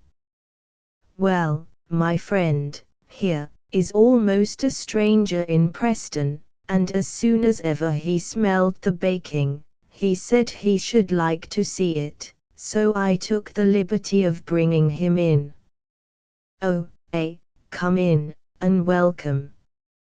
Ye're just I time, too, for I've been sat at tea back to serve tea pigs."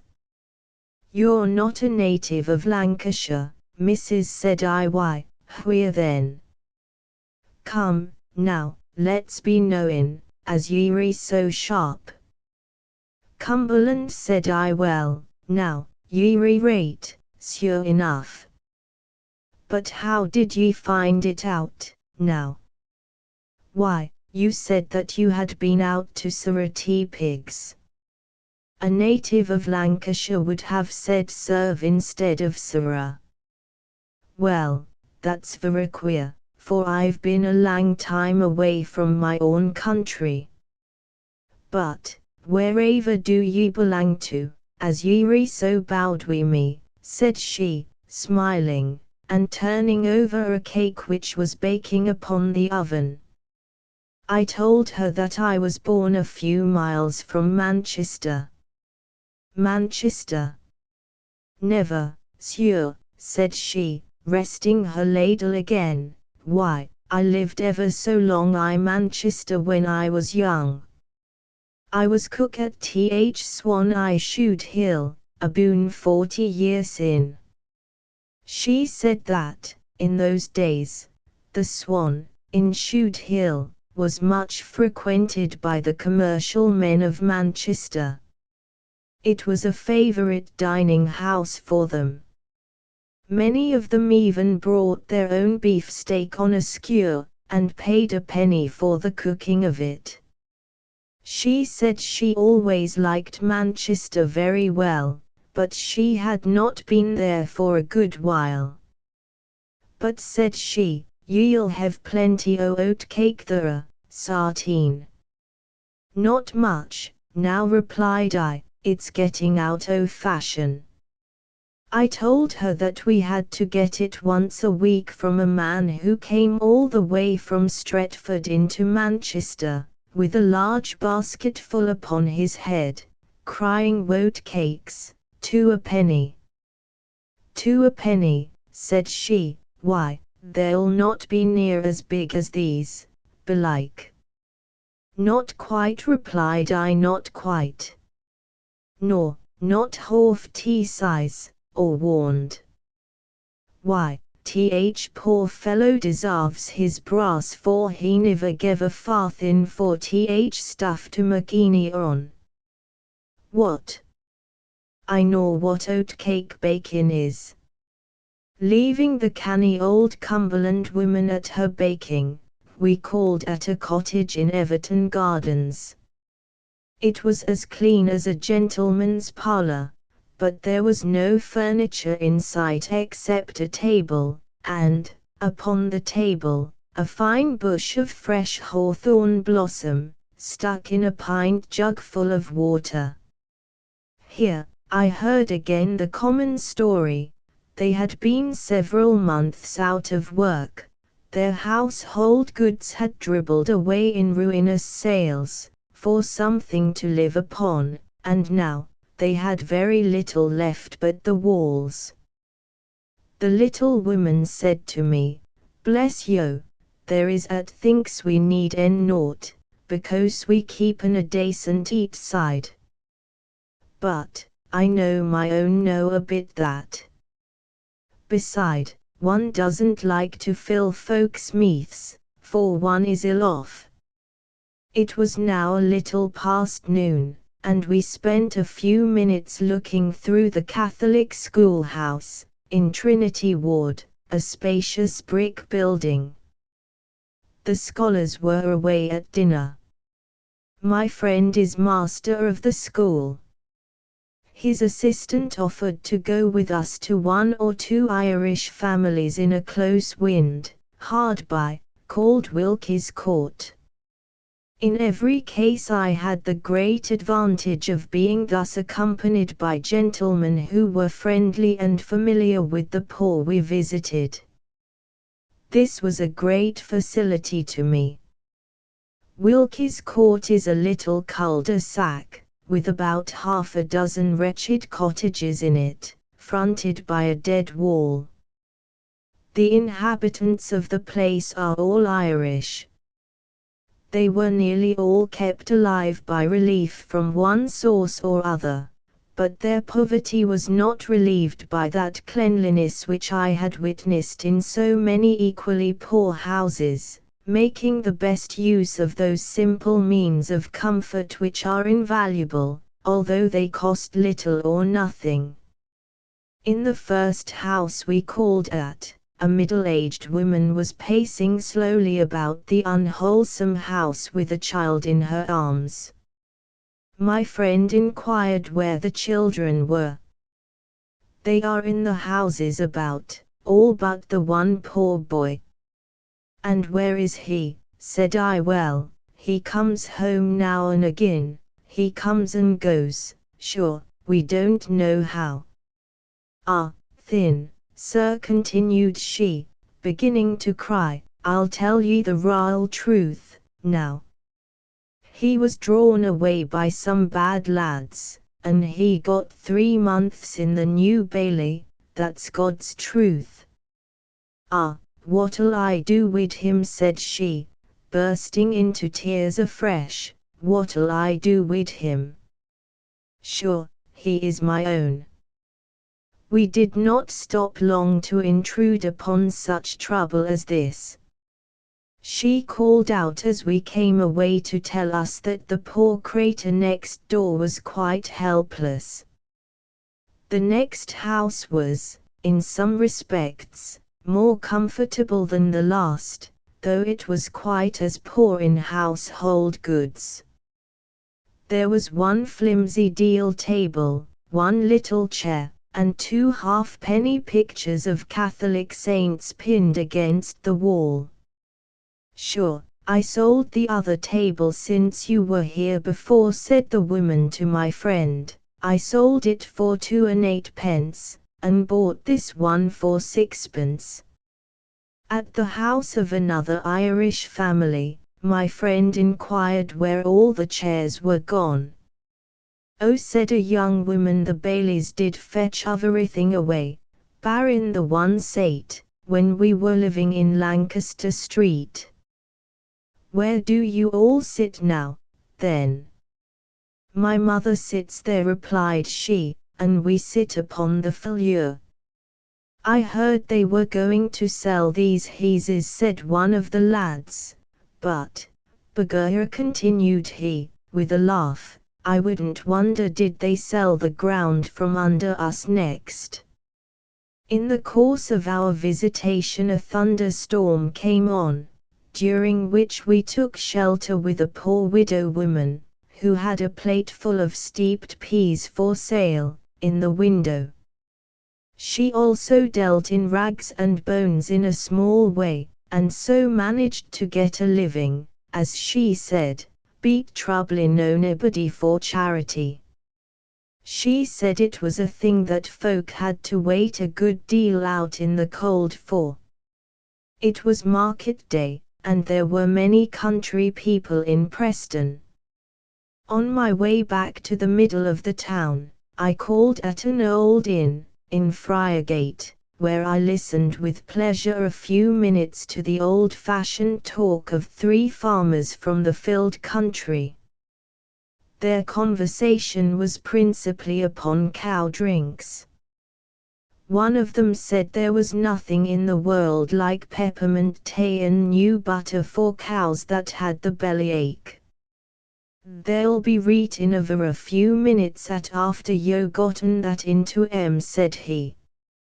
As evening came on the weather settled into one continuous shower, and I left Preston in the heavy rain, weary, and thinking of what I had seen during the day. Since then I have visited the town again, and I shall say something about that visit hereafter. Chapter 9.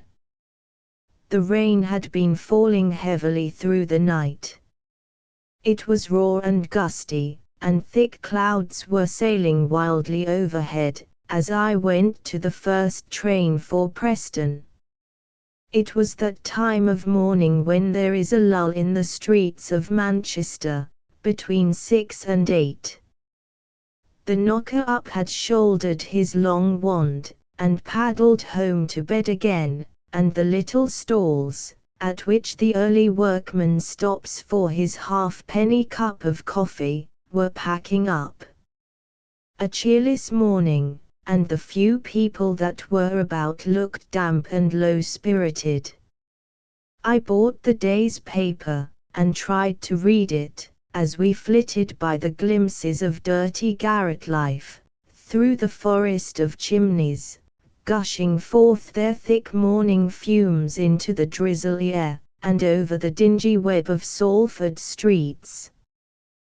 We rolled on through Pendleton, where the country is still trying to look green here and there, under increasing difficulties, but it was not till we came to where the green vale of Clifton opened out, that I became quite reconciled to the weather. Before we were well out of sight of the ancient tower of Prestwich Church, the day brightened a little. The shifting folds of gloomy cloud began to glide asunder, and through the gauzy veils which lingered in the interspaces, there came a dim radiance which lighted up the raindrops lingering on the pointed thorns, and the tall meadow grasses were swaying to and fro with their loads of liquid pearls, in courtesies full of exquisite grace, as we whirled along. I enjoyed the ride that raw morning, although the sky was all gloom again long before we came in sight of the Ribble. I met my friend, in Preston, at 9:30, and we started at once for another ramble amongst the poor, in a different part of Trinity Ward. We went first to a little court, behind Bell Street. There is only one house in the court, and it is known as Backhees. In this cottage the little house things had escaped the ruin which I had witnessed in so many other places. There were 2 small tables, and 3 chairs, and there were a few pots and a pan or 2. Upon the cornice there were 2 pot spaniels, and 2 painted stone apples, and, between them, there was a sailor waving a Union Jack, and a little pudgy pot man, for holding tobacco. On the window-sill there was a musk plant, and, upon the table by the staircase, there was a rude cage, containing 3 young throstles. The place was tidy, and there was a kind-looking old couple inside. The old man stood at the table in the middle of the floor, washing the pots, and the old woman was wiping them, and putting them away. A little lad sat by the fire, whittling at a piece of stick. The old man spoke very few words the whole time we were there, but he kept smiling and going on with his washing. The old woman was very civil, and rather shy at first, but we soon got into free talk together. She told me that she had borne 13 children. 7 of them were dead, and the other 6 were all married, and all poor. I have 1 son, said she, he's a sailmaker. He's best off of any of 'em. But, Lord bless you, he's not able to help us. He gets very little, and he has to pay a woman to nurse his sick wife. This lad that's here, he's a little grandson o' mine, he's one of my daughter's childer. He brings his mate with him every day, and sleeps with us. They han bod 1 bed, yo see. His father hasn't had a stroke o' work sin Christmas. They're badly off. As for us, my husband has 4 days a week on moor, that's 4s, and we've 2s a week to pay out o' that for rent. Yo may guess fro that, here we are. He should ha' been working on the moor today, but they've been rained off. We've no kind o' mate I this house bod 3 harpoth o' peas, and we've no fire in. He's just broken up an old cheer to heat what are we? The old man smiled at this, as if he thought it was a good joke.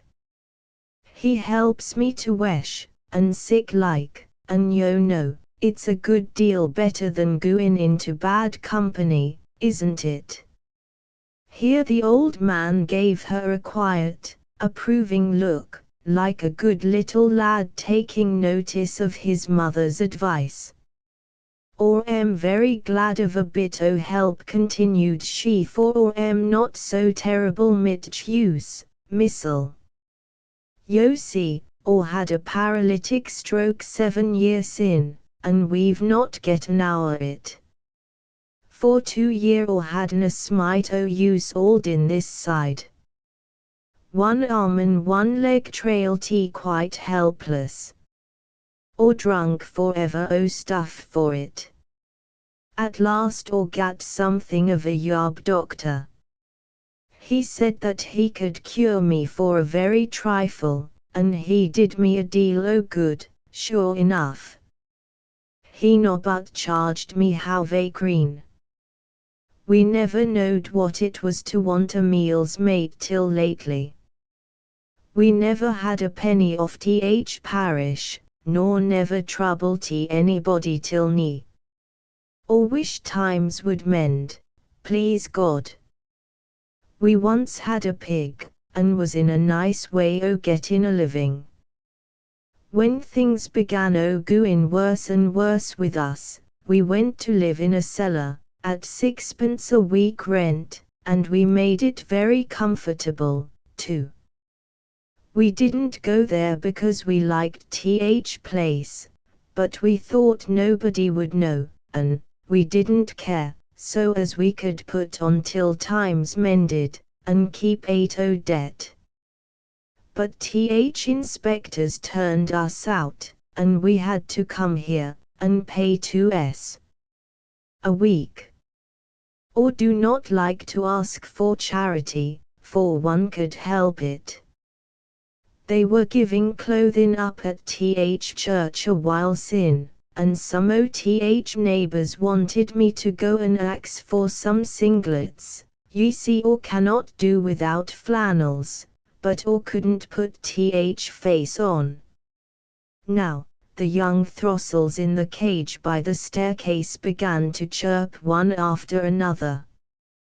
Yo at that, said the old man, turning round to the cage, yo at that.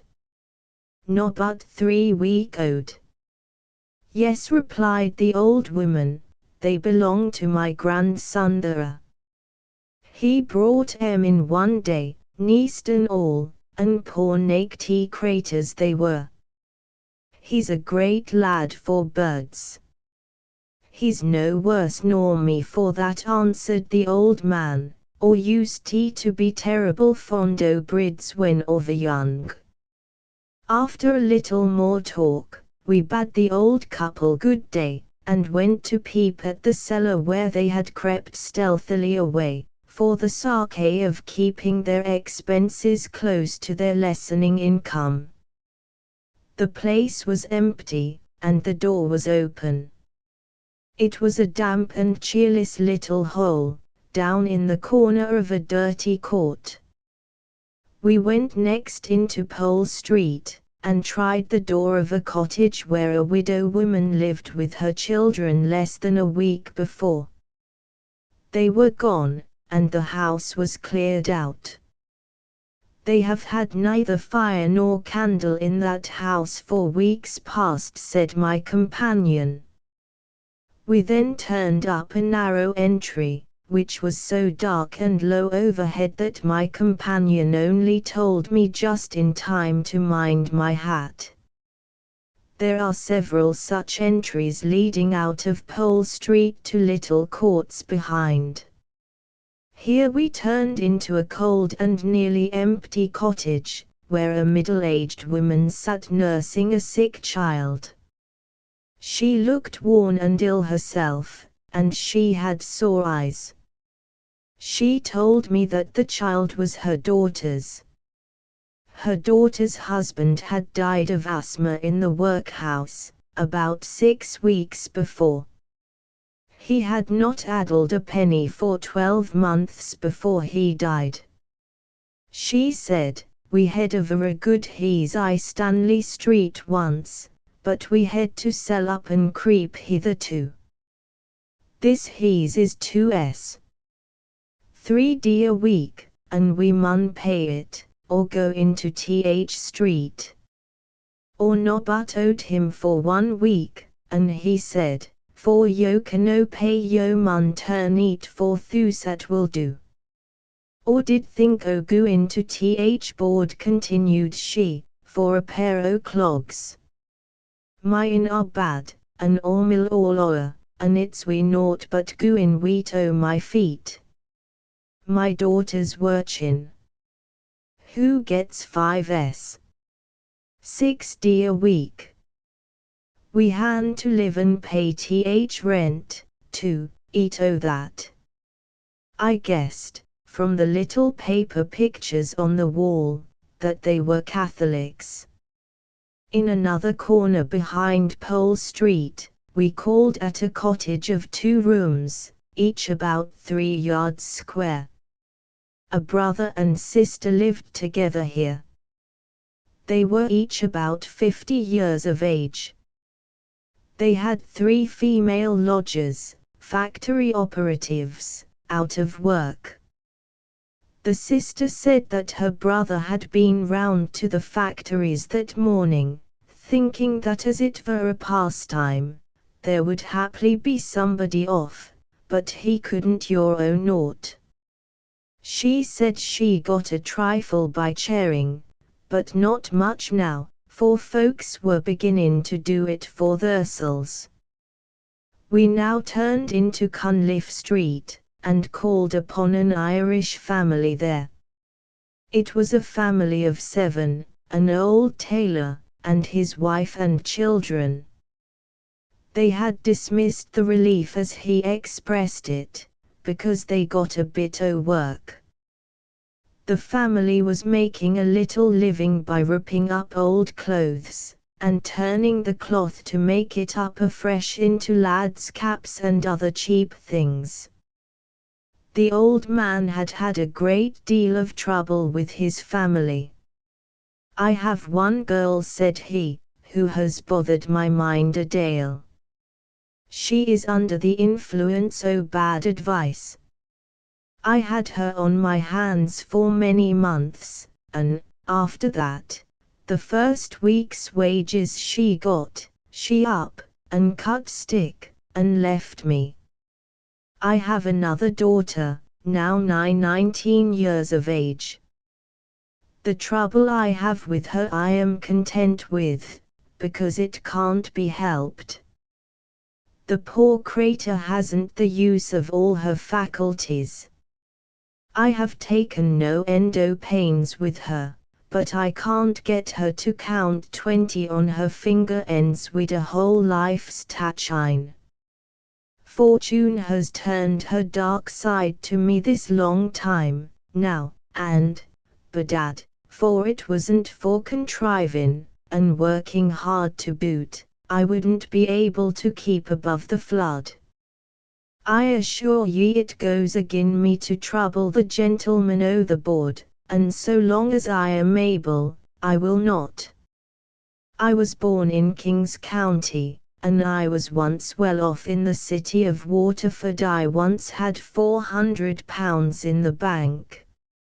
I seen the time I didn't dram of a cloudy day, but things take queer turns in this world.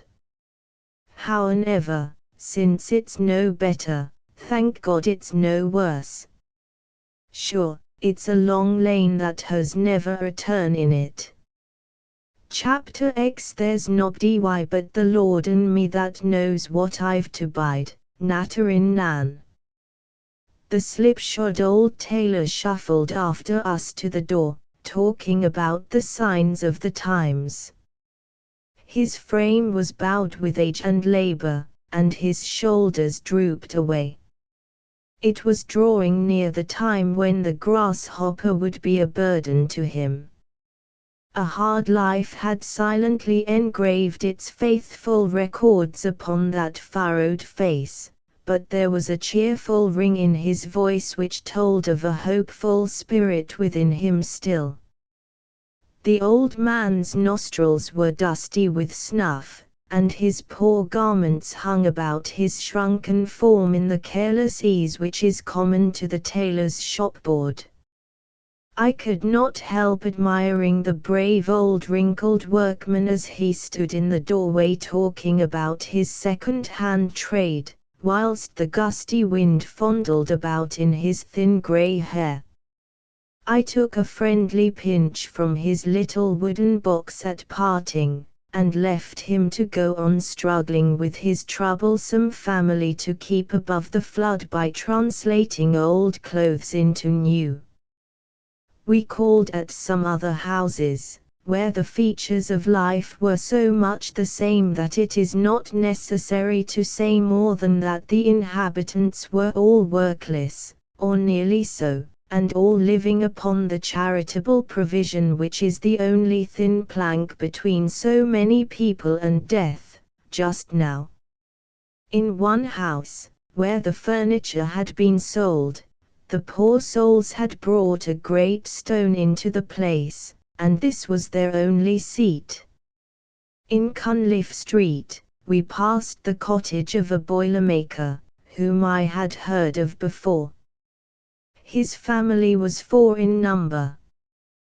This was one of those cases of wholesome pride in which the family had struggled with extreme penury, seeking for work in vain, but never asking for charity, until their own poor neighbors were at last so moved with pity for their condition, that they drew the attention of the relief committee to it. The man accepted relief for 1 week, but after that, he declined receiving it any longer, because he had met with a promise of employment. But the promise failed him when the time came. The employer, who had promised, was himself disappointed of the expected work. After this, the boilermaker's family was compelled to fall back upon the relief committee's allowance. He who has never gone hungry about the world, with a strong love of independence in his heart, seeking eagerly for work from day to day, and coming home night after night to a foodless, fireless house, and a starving family, disappointed and desponding, with the gloom of destitution deepening around him, can never fully realize what the feelings of such a man may be from anything that mere words can tell. In Park Road, we called at the house of a handloom weaver. I learnt, before we went in, that 2 families lived here, numbering together 8 persons, and, though it was well known to the committee that they had suffered as severely as any on the relief list, yet their sufferings had been increased by the anonymous slanders of some ill-disposed neighbors. They were quiet, well-conducted working people, and these slanders had grieved them very much. I found the poor weaver's wife very sensitive on this subject. Man's inhumanity to man may be found among the poor sometimes.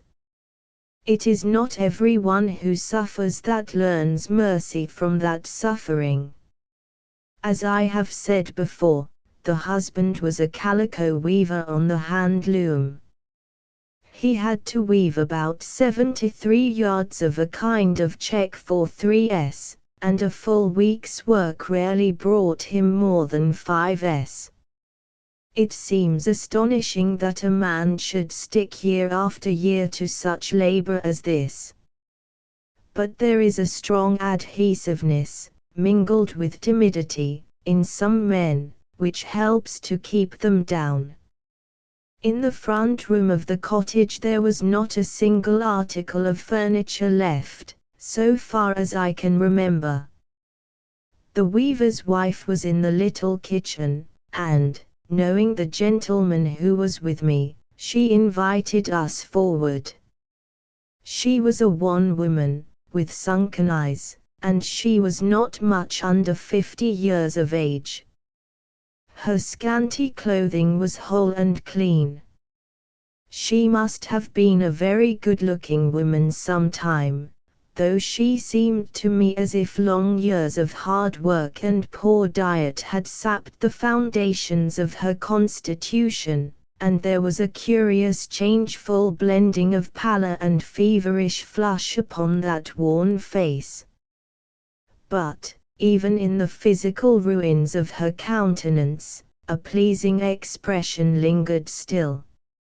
She was timid and quiet in her manner at first, as if wondering what we had come for, but she asked me to sit down.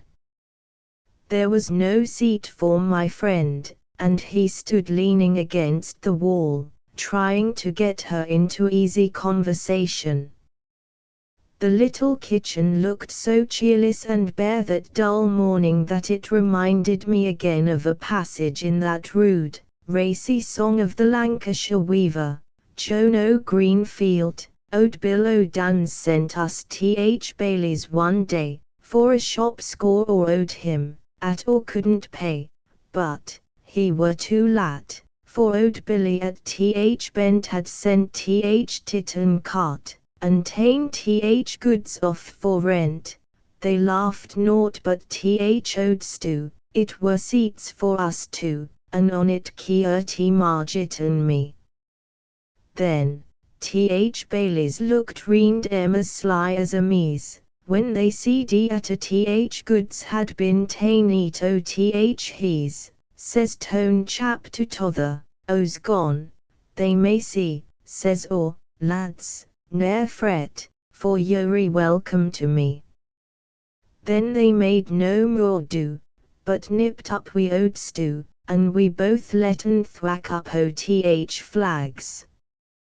Then or said to Margit, while we're up o the floor, wis never be lower I this world, or am sure, for ever things or turn they likely to mend, for or think I my heart that we're both at fur end, for mate we ban known, nor no looms to wave on, and ignored, they are as good lost as found. We had something to do to get the weaver's wife to talk to us freely, and I believe the reason was, that, after the slanders they had been subject to, she harbored a sensitive fear lest anything like doubt should be cast upon her story. Well, Mrs., said my friend, let's see, how many are you altogether in this house? We're 2 families, yo no, replied she, there's 8 on us all altogether. Well, continued he, and how much have you coming in, now? He had asked this question so oft before, and had so often received the same answer, that the poor soul began to wonder what was the meaning of it all. She looked at us silently, her wan face flushed, and then, with tears rising in her eyes, she said, tremulously, well, for you cannot believe folk. My friend stopped her at once, and said, nay, Mrs. You must not think that I doubt your story. I know all about it, but my friend wanted me to let you tell it your own way. We have come here to do you good, if possible, and no harm. You don't need to fear that. Oh, well, said she, slowly wiping her moist forehead, and looking relieved, but you know, or was very much put about or ill-natured talk as somebody set eat. Take no notice of them, said my friend, take no notice. I meet with such things every day. Well, continued she, you know he we're situated. We were 9 months and hasn't he a stroke o' walk. Wenches are getting a day for tea sick, knee and then, but that's all.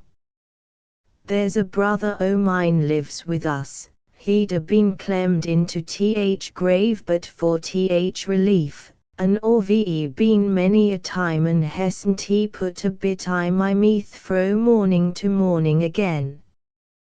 We've been married 24 year, and or don't think at him and me together has spent a shilling I drink all that time. Why, to tell yo truth, we never had naught to stir on. My husband does bod get very little up o handlu my best o times, 5s. A week or so. He waves a sort o check, 73 yards for 3s. The back door opened into a little damp yard, hemmed in by brick walls. Over in the next yard we could see a man bustling about, and singing in a loud voice, hard times come again no more. Yon fellow doesn't care much about hard times, I think, said I, nor replied she. He'll live where mony a one would will yon. He has that little shop, next year, and he keeps selling a bit o' toffee, and then singing a bit, and then selling a bit more toffee, and he's as happy as a pig among slutch. Leaving the weaver's cottage, the rain came on, and we sat a few minutes with a young shoemaker, who was busy at his bench, doing a cobbling job. His wife was lying ill upstairs. He had been so short of work for some time past that he had been compelled to apply for relief. He complained that the cheap gutta-percha shoes were hurting his trade. He said a pair of men's gutta-percha shoes could be bought for 5s. 6d, whilst it would cost him 7s. 6d for the materials alone to make a pair of men's shoes of. When the rain was over, we left his house, and as we went along I saw in a cottage window a printed paper containing these words, "Bitter beer." This beer is made of herbs and roots of the native country. I know that there are many poor people yet in Lancashire who use decoctions of herbs instead of tea. Mint and balm are the favourite herbs for this purpose, but I could not imagine what this herb beer could be, at a halfpenny a bottle, unless it was made of nettles. At the cottage door there was about 4 worth of mulled garden stuff upon an old tray. There was nobody inside but a little ragged lass, who could not tell us what the beer was made of. She had only one drinking glass in the place, and that had a snip out of the rim. The beer was exceedingly bitter. We drank as we could, and then went into Pump Street, to the house of a coremaker, a kind of labourer for moulders.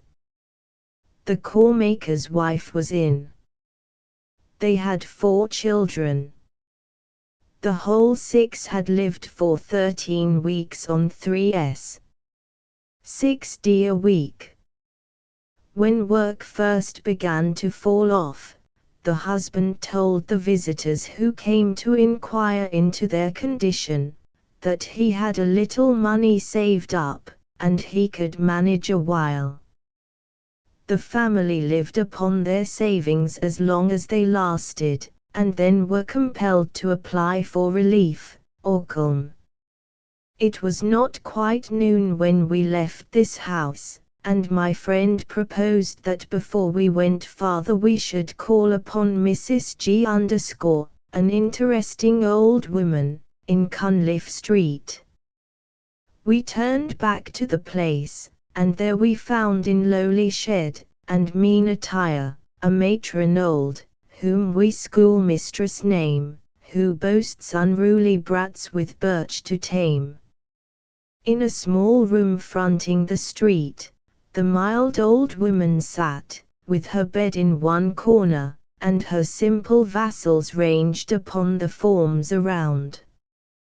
Here, with quaint arts she swayed the giddy crowd of little imprisoned elves, whilst they fretted away their irksome school time, and unconsciously played their innocent prelude to the serious drama of life.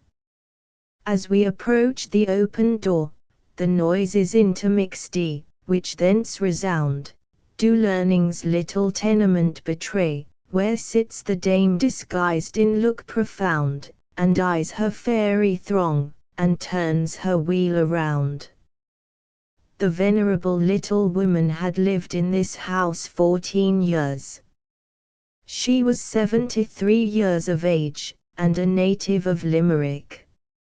She was educated at St. Anne's School, in Dublin, and she had lived 14 years in the service of a lady in that city. The old dame made an effort to raise her feeble form when we entered, and she received us as courteously as the finest lady in the land could have done. She told us that she charged only a penny a week for her teaching, but, said she, some of them can't pay it. There's a poor child, continued she, his father has been out of work 11 months, and they are starving but for the relief. Still, I do get a little, and I like to have the children about me. Oh, my case is not the worst, I know. I have people lodging in the house who are not so well off as me. I have 3 families living here.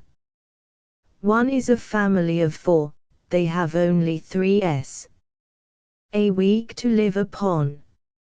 Another is a family of 3, they have 6s a week from a club, but they pay me 2s a week for rent out of that. I am very much troubled with my eyes, my sight is failing fast. If I drop a stitch when I'm knitting, I can't see to take it up again. If I could buy a pair of spectacles, they would help me a good deal, but I cannot afford till times are better. I could not help thinking how many kind souls there are in the world who would be glad to give the old woman a pair of spectacles, if they knew her. Chapter 11. We talked with the old schoolmistress in Cunliffe Street till it was high 12 at noon, and then the kind jailer of Learning's little prison house let all her fretful captives go. The clamorous elves rushed through the doorway into the street, like a stream too big for its vent, rejoicing in their new-found freedom and the open face of day.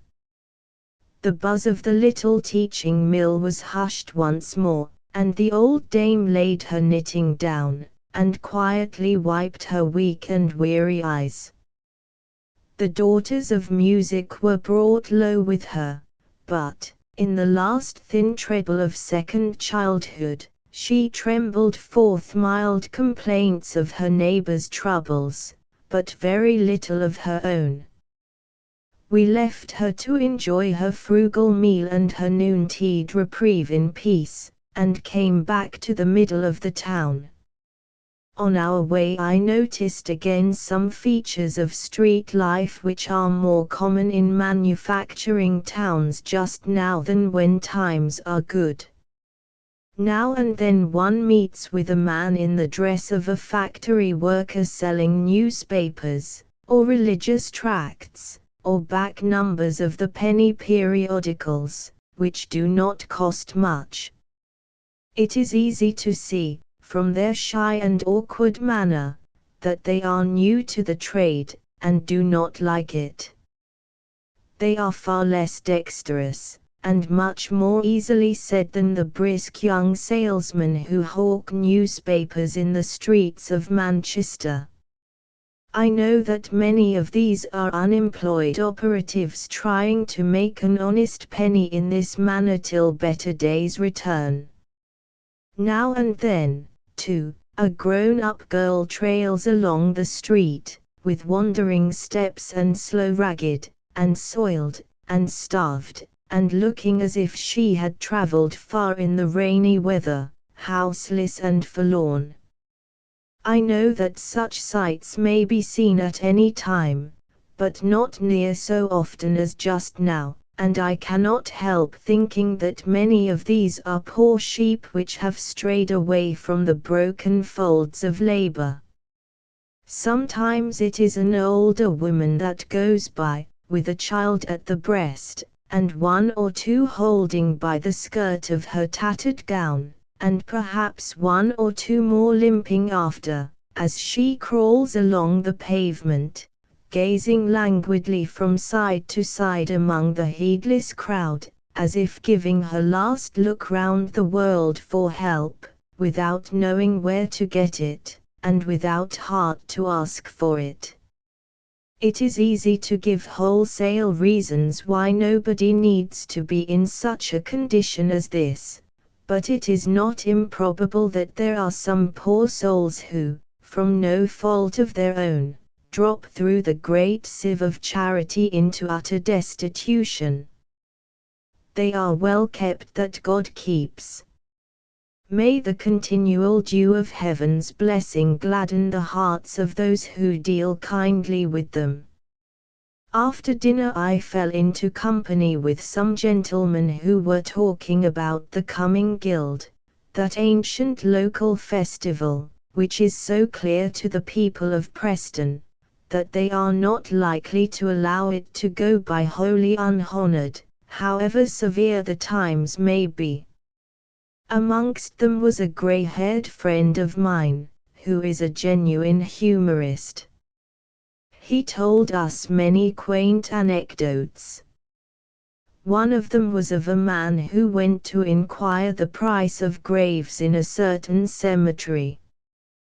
The sexton told him that they were £1 on this side, and £2 on the other side of the knoll. "How is it that they are £2 on the other side?" inquired the man.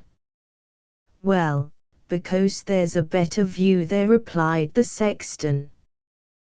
There were 3 or 4 milliners in the company, and, when the conversation turned upon the state of trade, one of them said, "I admit that there is a great deal of distress, but we are not so badly off yet as to drive the operatives to work for reasonable wages. For instance, I had a labourer working for me at 10s. a week. He threw up my employ, and went to work upon the moor for 1s. a day. How do you account for that?" And then, again, I had another man employed as a watchman and roller coverer, at 18s. a week. I found that I couldn't afford to keep him on at 18s, so I offered him 15s. a week, but he left it, and went to work on the moor at 1s. a day, and, just now, I want a man to take his place, and cannot get one. Another said, "I am only giving low wages to my workpeople, but they get more with me than they can make on the moor, and yet I cannot keep them." I heard some other things of the same kind, for which there might be special reasons, but these gentlemen admitted the general prevalence of severe distress, and the likelihood of its becoming much worse. At 2 o'clock I sallied forth again, under convoy of another member of the Relief Committee, into the neighbourhood of Messrs. Horrocks, Miller, and Company's works. Their mill is known as Th Yard Factory. Hereabouts the people generally are not so much reduced as in some parts of the town, because they have had more employment, until lately, than has been common elsewhere. But our business lay with those distressed families who were in receipt of relief, and, even here, they were very easy to find. The first house we called at was inhabited by a family of 5, man and wife and 3 children. The man was working on the moor at 1 shilling a day. The wife was unwell, but she was moving about the house. They had buried 1 girl 3 weeks before, and one of the 3 remaining children lay ill of the measles. They had suffered a great deal from sickness. The wife said, "My husband is a Pewelum waver. He had to come womil fro his walk, and then they shopped his looms, gave his work to somebody else, and he couldn't get 'em back again. He'll get 'em back as soon as he con, yo may depend, for we don't want to bother folk for no mucko relief no longer than we can help." In addition to the husband's pay upon the moor, they were receiving 2s. a week from the committee, making altogether 8s. a week for the 5, with 2s. 6d to pay out of it for rent. She said, "We would rather ha soup than coffee, because there's more hatin in it." My friend looked in at the door of a cottage in Barton Street. There was a sickly-looking woman inside. "Well, Mrs.," said my friend, jocularly, "How are you?" "Because, if you're ill, I've brought a doctor here." Replied she, "Or could be ill in a minute, if or could afford, but these times we not stand doctors' bills. Besides, or never were partial to doctors' physic, it's kitchen physic at all want. Han yo wani o that makwi yo." She said my husband were tho looker oth waivers at Ode Tom's. They stopped to fettle th engine a while back, and they never started sin. But or guess they we do some day. We had not many yards to go to the next place, which was a poor cottage in Fletcher's Row, where a family of 8 persons resided. There was very little furniture in the place, but I noticed a small shelf of books in a corner by the window. A feeble woman, upwards of 70 years old, sat upon a stool tending the cradle of a sleeping infant. This infant was the youngest of 5 children, the oldest of the 5 was 7 years of age. The mother of the 3-weeks-old infant had just gone out to the mill to claim her work from the person who had been filling her place during her confinement.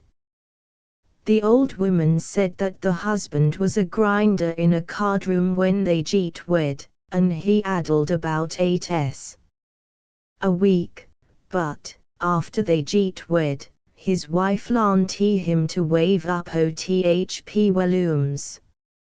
She said that she was no relation to them, but she nursed, and looked after the house for them.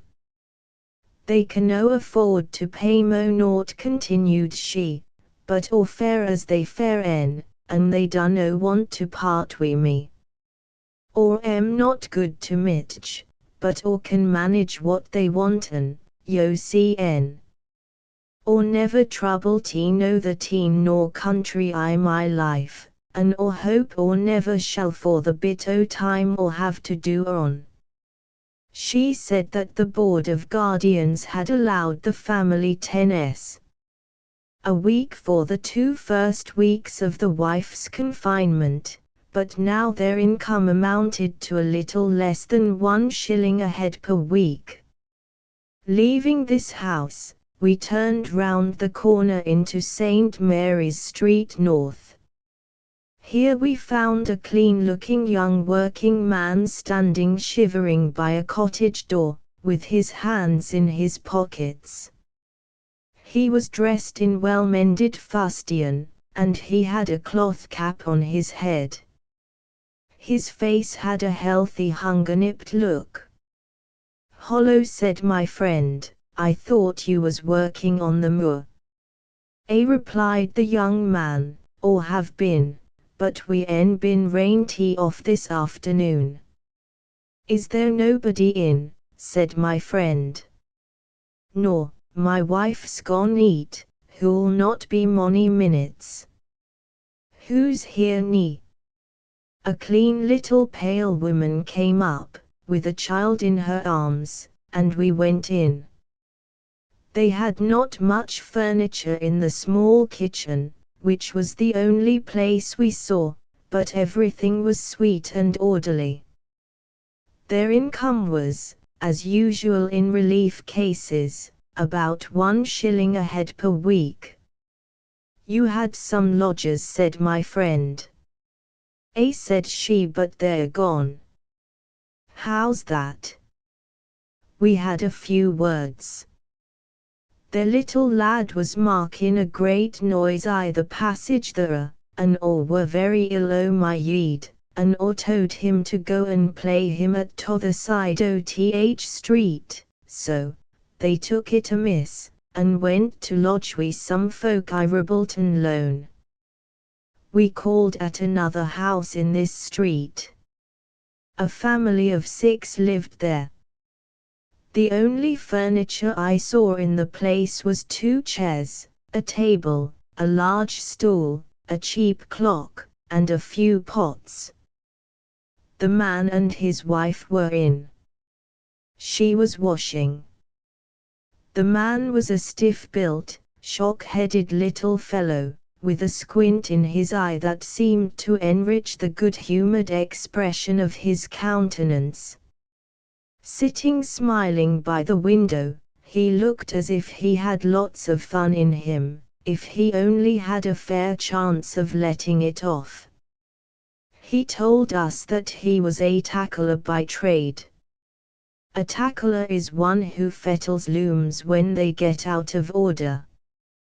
"Couldn't you get on at Horrocks's?" said my friend. "Nor," replied he, "they en not harm men waivers there." The wife said we're a deal better off than some. He has 6 days a week up OTH Moor, and we en 3s a week for OTH Relief Committee. We en 2s. 6d a week to pay eat on it for rent, but then, we en a lad that gets 4d a day nian then for putting bobbins on, and every little makes a mickle, yo known. "How is it that your clock's stopped?" said I. "Nay," said the little fellow, "or don't know. Want o' cotton, happen, same as everything else is stopped for." Leaving this house we met with another member of the Relief Committee, who was overlooker of a mill a little way off. I parted here with the gentleman who had accompanied me hitherto, and the overlooker went on with me. In Newton Street he stopped, and said, "Let's look in here." We went up 2 steps, and met a young woman coming out at the cottage door. "How's Ruth?" said my friend. "Well, who is here?" "Who's busy baking for Betty?" We went in. "You're not baking for yourselves, then?" said he.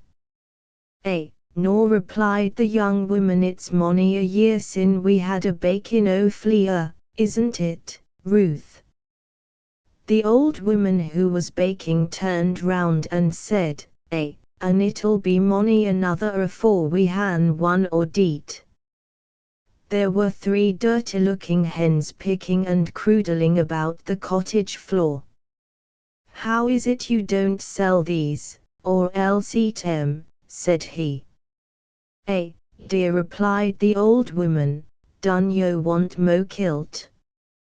He's had those hens mony a year, and they rootin' a bit he's just same as Gredley Christians.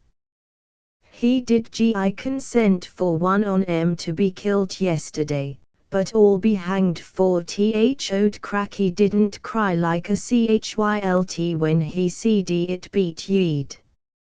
He'd as soon part we one a childer as one a hens. He says they're so mitch like old friends, nee. He's as queer as Dick's hat band at went 9 times reend and wouldn't tea. We thought we'd getten a shop for yon lad o' mine other day. We yeard of a chap at Lytham at wanted a lad to tak care o' 6 jackasses and a pony. Pony were to tak quality to Blackpool, and such like. So we fettled lad's bits o' clothes up and made him ever so decent, and set him off to try to get on wi' chap at Lytham. Well, lad were I good heart a bit it, and when he jeet there a chap told him at he thought he were very likely for job, so that made it better, and lad begun o' wearing his bit o' brass o' summat to eat, and sick like, thinking he re sure o' shop. Well, they kept him there, dallying, or tell yo, and never telling him a Gredley tale, fro Sunday till Monday o' neat, and then, lo and behold, mon told him that he'd hire another, and lad had to come trailin' home again, quite deny meath. Over some mad. For or been at back o' that chap, or could harpunts him, see yo. Well said my friend, there's no work yet, Ruth, is there? Walk. Nor never will be no more, or believe. Hullo, Ruth, said the young woman, pointing through the window, dun yo know who yon is? No. Replied the old woman, he's getten a boon porridge me, has yon. He walks by me street, as pert as a pinot, and never cheeps. But, he's no Casian. Or no him when his ear sticked out at top of his hat, and his short would hang deet behead, too, like a Wigan lantern, for he'd had a short. Chapter 12. Oh, reason not the deed, our basest beggars are in the poorest things superfluous, allow not nature more than nature needs, man's life is cheap as beasts. King Lear.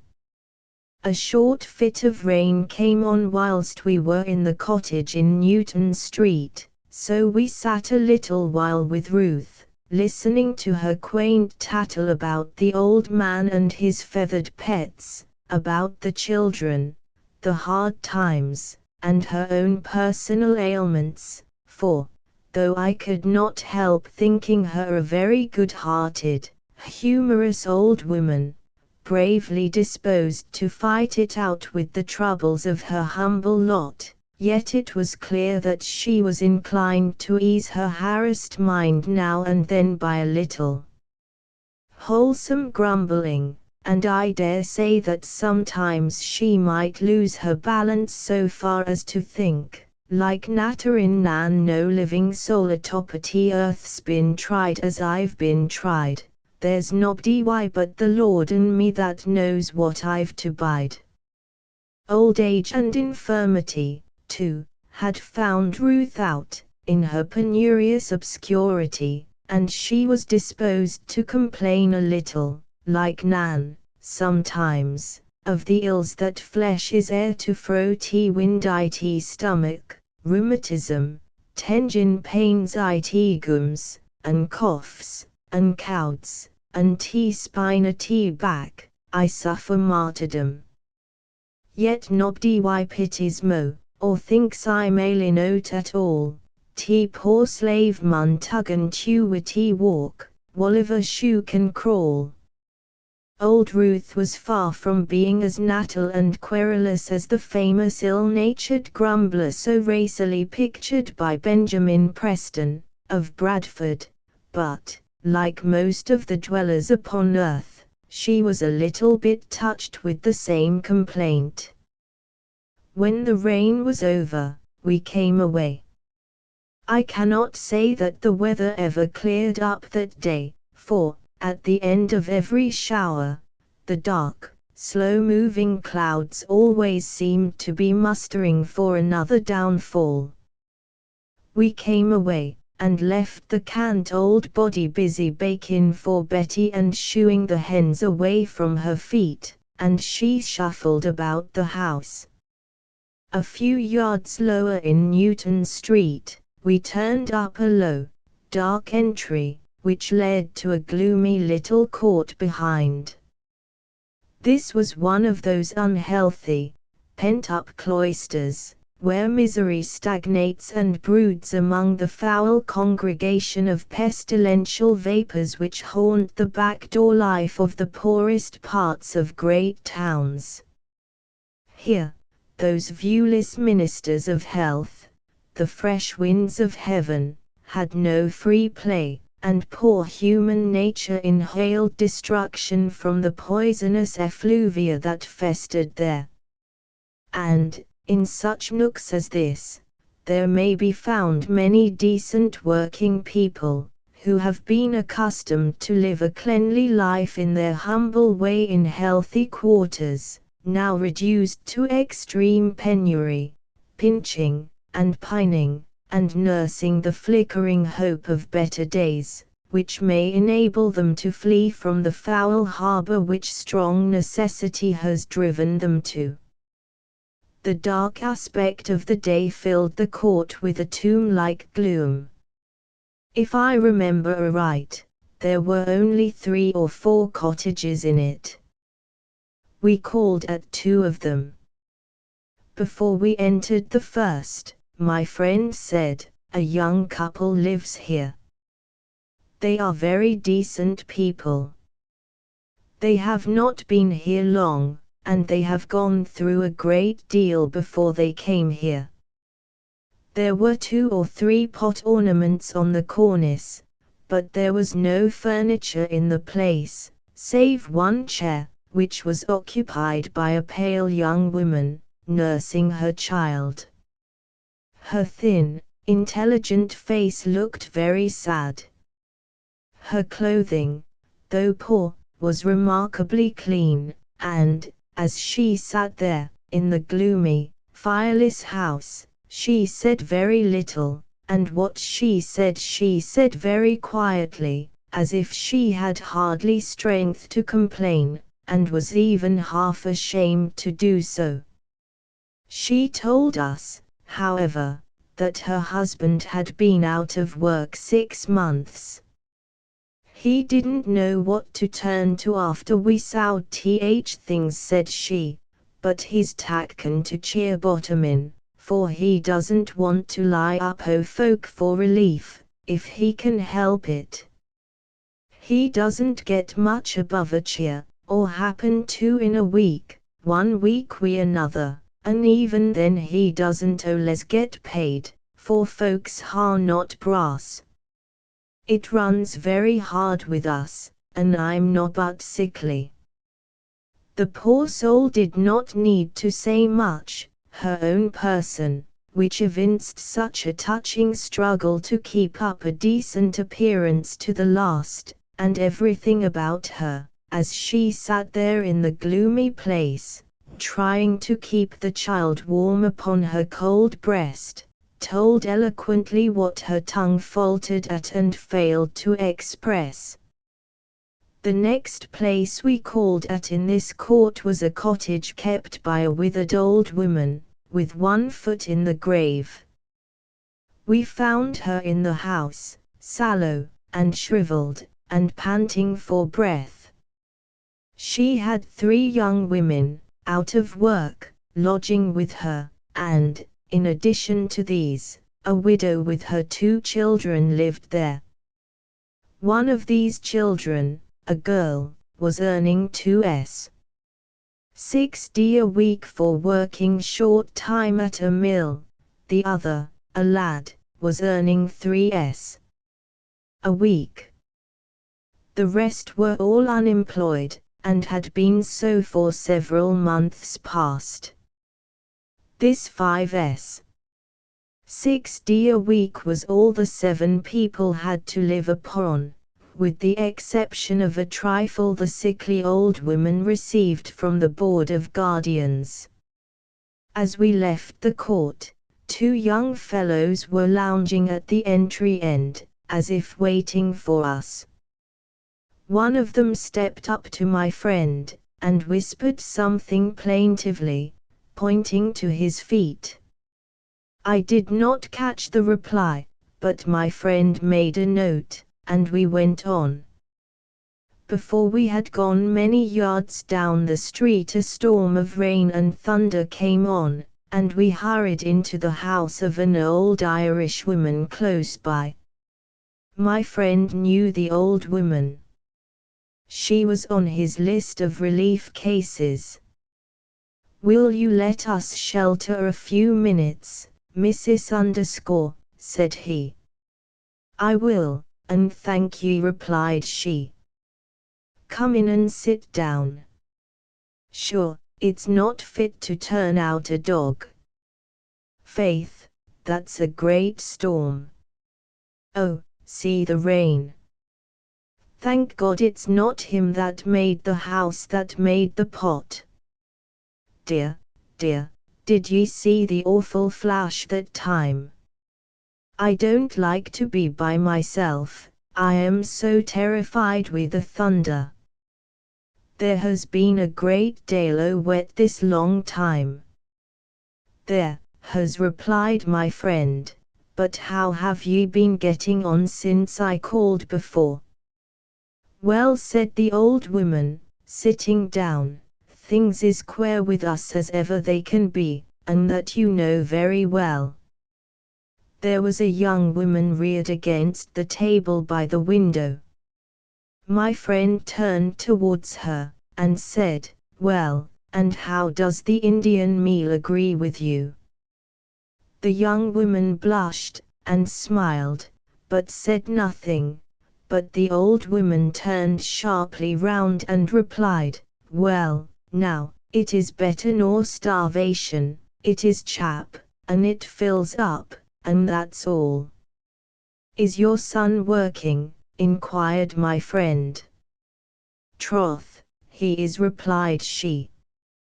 He does be getting a day now and again at the Breakcroft in Ribbleton Loan. Faith, it is time he did something, too, for he was 9 months out o' work entirely. I am got greatly into debt, and I don't think I'll ever be able to get over it any more. I don't know how does poor folk be able to spend money on drink such times as them, bedad, I cannot do it. It is bad enough to get mate of any kind to keep the bare life in a body. Oh, see now, but for the relief, the half o' the country would die out.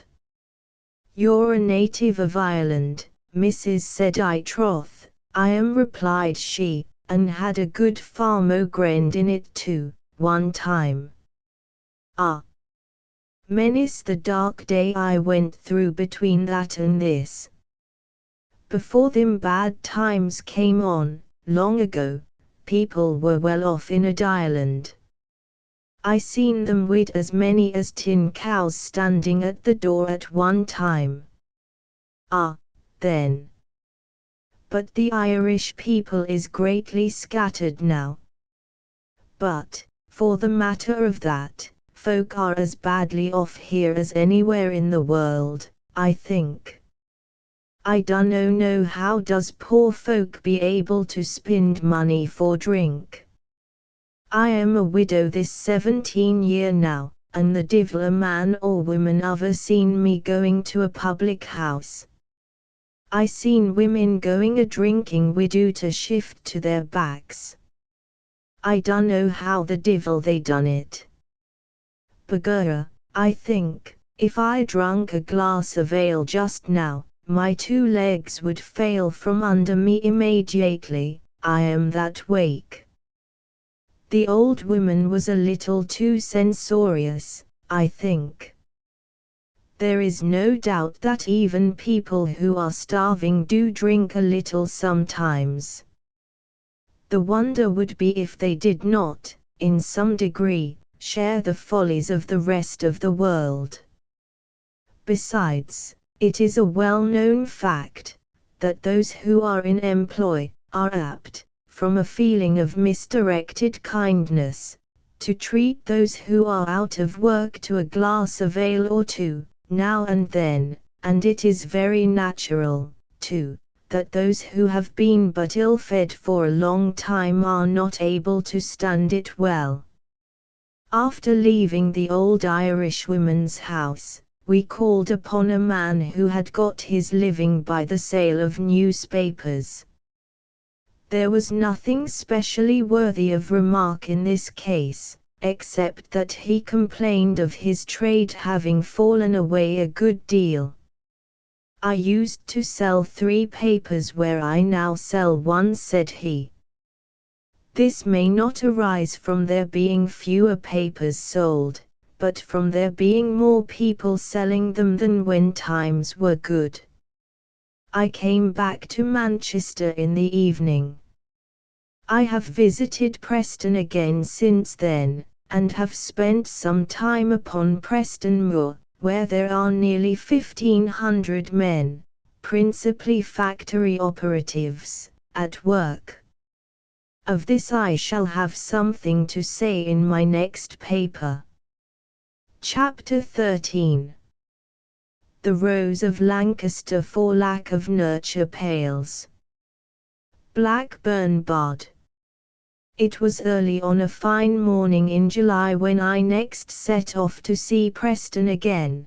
The long-continued rain seemed to be ended, and the unclouded sun flooded all the landscape with splendor.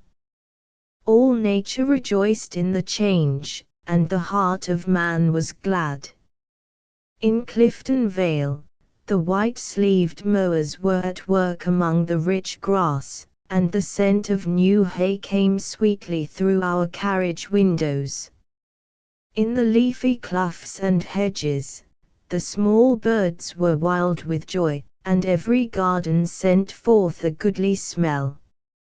Along its romantic vale the glittering Irwell meandered, here, through nooks, o'erhung wi' wildwoods, thickening green, and there, among lush unshaded pastures, gathering on its way many a mild whispering brook, whose sunlit waters laced the green land with freakish lines of trembling gold. To me this ride is always interesting, so many points of historic interest line the way, but it was doubly delightful on that glorious July morning. And I never saw Fishergate, in Preston, look better than it did then. On my arrival there I called upon the secretary of the Trinity Ward Relief Committee. In a quiet by-street, where there are 4 pleasant cottages, with little gardens in front of them, I found him in his studious nook, among books, relief tickets, and correspondence. We had a few minutes' talk about the increasing distress of the town, and he gave me a short account of the workroom which has been opened in Knowsley Street, for the employment of female factory operatives out of work. This workroom is managed by a committee of ladies, some of whom are in attendance every day. The young women are employed upon plain sewing. They have 2 days' work a week, at 1 shilling a day, and the Relief Committee adds 6pence to this 2s. In each case, most of them are merely learning to sew. Many of them prove to be wholly untrained to this simple domestic accomplishment. The work is not remunerative, nor is it expected to be so, but the benefit which may grow out of the teaching which these young women get here, and the evil their employment here may prevent, cannot be calculated. I find that such workrooms are established in some of the other towns now suffering from the depression of trade.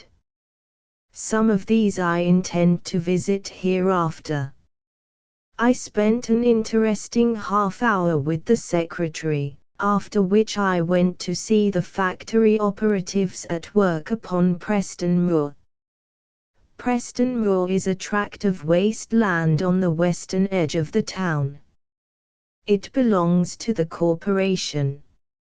A little vale runs through a great part of this moor, from southeast to northwest, and the ground was, until lately, altogether uneven. On the town side of the little dividing vale the land is a light, sandy soil. On the other side, there is abundance of clay for brick making. Upon this moor there are now 1,500 men, chiefly factory operatives, at work, levelling the land for building purposes, and making a great main sewer for the drainage of future streets. The men, being almost all unused to this kind of labour, are paid only 1 shilling per day, and the whole scheme has been devised for the employment of those who are suffering from the present depression of trade. The work had been going on several months before I saw it, and a great part of the land was levelled. When I came in sight of the men, working in scattered gangs that fine morning, there was, as might be expected, a visible difference between their motions and those of trained navvies engaged upon the same kind of labour. There were also very great differences of age and physical condition amongst them, old men and consumptive-looking lads, hardly out of their teens. They looked hard at me as I walked down the central line, but they were not anyway uncivil. "What time is tea, maester?" asked a middle-aged man, with grey hair, as he wiped his forehead. "10:30, said I. "What time says he?" inquired a feeble young fellow, who was resting upon his barrow. "10:30, he says," replied the other. It's warm," said the tired lad, lying down upon his barrow again. One thing I noticed amongst these men, with very rare exceptions: their apparel, however poor, evinced that wholesome English love of order and cleanliness which generally indicates something of self-respect in the wearer, especially among poor folk. There is something touching in the whiteness of a well-worn shirt, and the careful patches of a poor man's old fustian coat. As I lounged about amongst the men, a mild-eyed policeman came up, and offered to conduct me to Jackson, the labour-master, who had gone down to the other end of the moor, to look after the men at work at the great sewer, a wet clay cutting, the heaviest bit of work on the ground. We passed some busy brickmakers, all plastered and splashed with wet clay, of the earthy. Unlike the factory operatives around them, these men clashed, and kneaded, and sliced among the clay, as if they were working for a wager. But they were used to the job, and working piecework. A little further on, we came to an unbroken bit of the moor. Here, on a green slope, we saw a poor lad sitting chirruping upon the grass, with a little cloutful of groundsel for bird meat in his hand, watching another, who was on his knees, delving for earth nuts with an old knife. Lower down the slope there were 3 other lads plaguing a young jackass colt, and further off, on the town edge of the moor, several children from the streets hard by, were wandering about the green hollow, picking daisies, and playing together in the sunshine. There are several cotton factories close to the moor, but they were quiet enough. Whilst I looked about me here, the policeman pointed to the distance and said, "Jackson's coming up, I see. Yon's him, with white linen jacket on." Jackson seems to have won the esteem of the men upon the moor by his judicious management and calm determination. I have heard that he had a little trouble at first, through an injurious report spread amongst the men immediately before he undertook the management. Some person previously employed upon the ground had set it that there were a chap coming that would make addle a halvacreen a day for their shillin'. Of course this increased the difficulty of his position, but he seems to have fought handsomely through all that sort of thing. I had met him for a few minutes once before, so there was no difficulty between us. "Well, Jackson," said I, "he are yo getting on among it?" "Oh, very well," very well, said he, we en more men at work than we had, and we shall happen have more yet. But we en getten things into something like system, and then tack one with another. Chaps are willing enough. You see, they are not men that have getten a living by idling aforetime, they are working men, but they are strange to this job, and one cannot expect to work like trained hons, no more than one could expect a lot o' navvies to work wheel at factory walk. Oh, they done middlin', tack one with another. I now asked him if he had not had some trouble with the men at first. Well, said he, I had at first, and that's the truth. I remember first day that I came to job. As I walked on to ground, there was a great lump o' clay come bang into my ear hole first thing, but I walked on, and took no notice, no more than if it had been a midge flying again my face.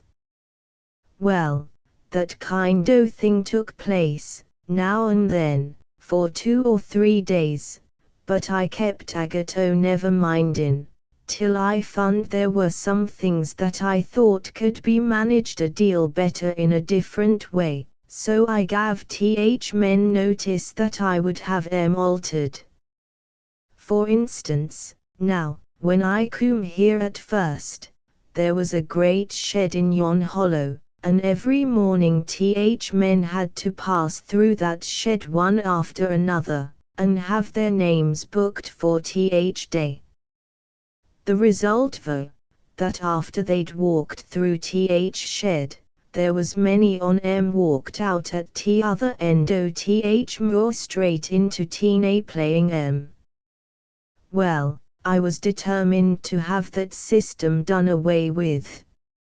And, when men found that I was going to make these alterations, they growled a good deal, you may depend, and 2 or 3 on come up and spoke to me a bit matter, while t'other stood clustered a bit off.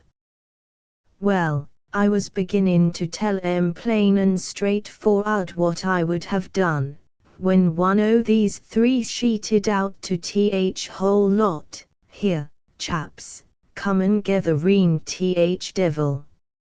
Let's your what he's for. Well, said I, come on, and you shall your for or felt calmer just then, than I did when it were o'er. There they were, gathered round me in a minute, whole lot, I were fair hemmed in. But I to top of a bit of a now, and told a fair tale, what I wanted, and what I would have, and I put it to whether they didn't consider it reet. And I believe they see thing in a reet leet, but they said naught about it, but went back to their walk, looking sulky. But I've had very little bother with sin. I never seed a lot o' chaps so altered sin last February, as they are. At that time no mortal mon hardly could walk through beat having a bit o' slack jaw, or a lump o' clay or summat flung him. But it isn't so, nee. I consider men are doing very well. But, come, yo mun go din we me looking at yon Monsieur. Chapter 14.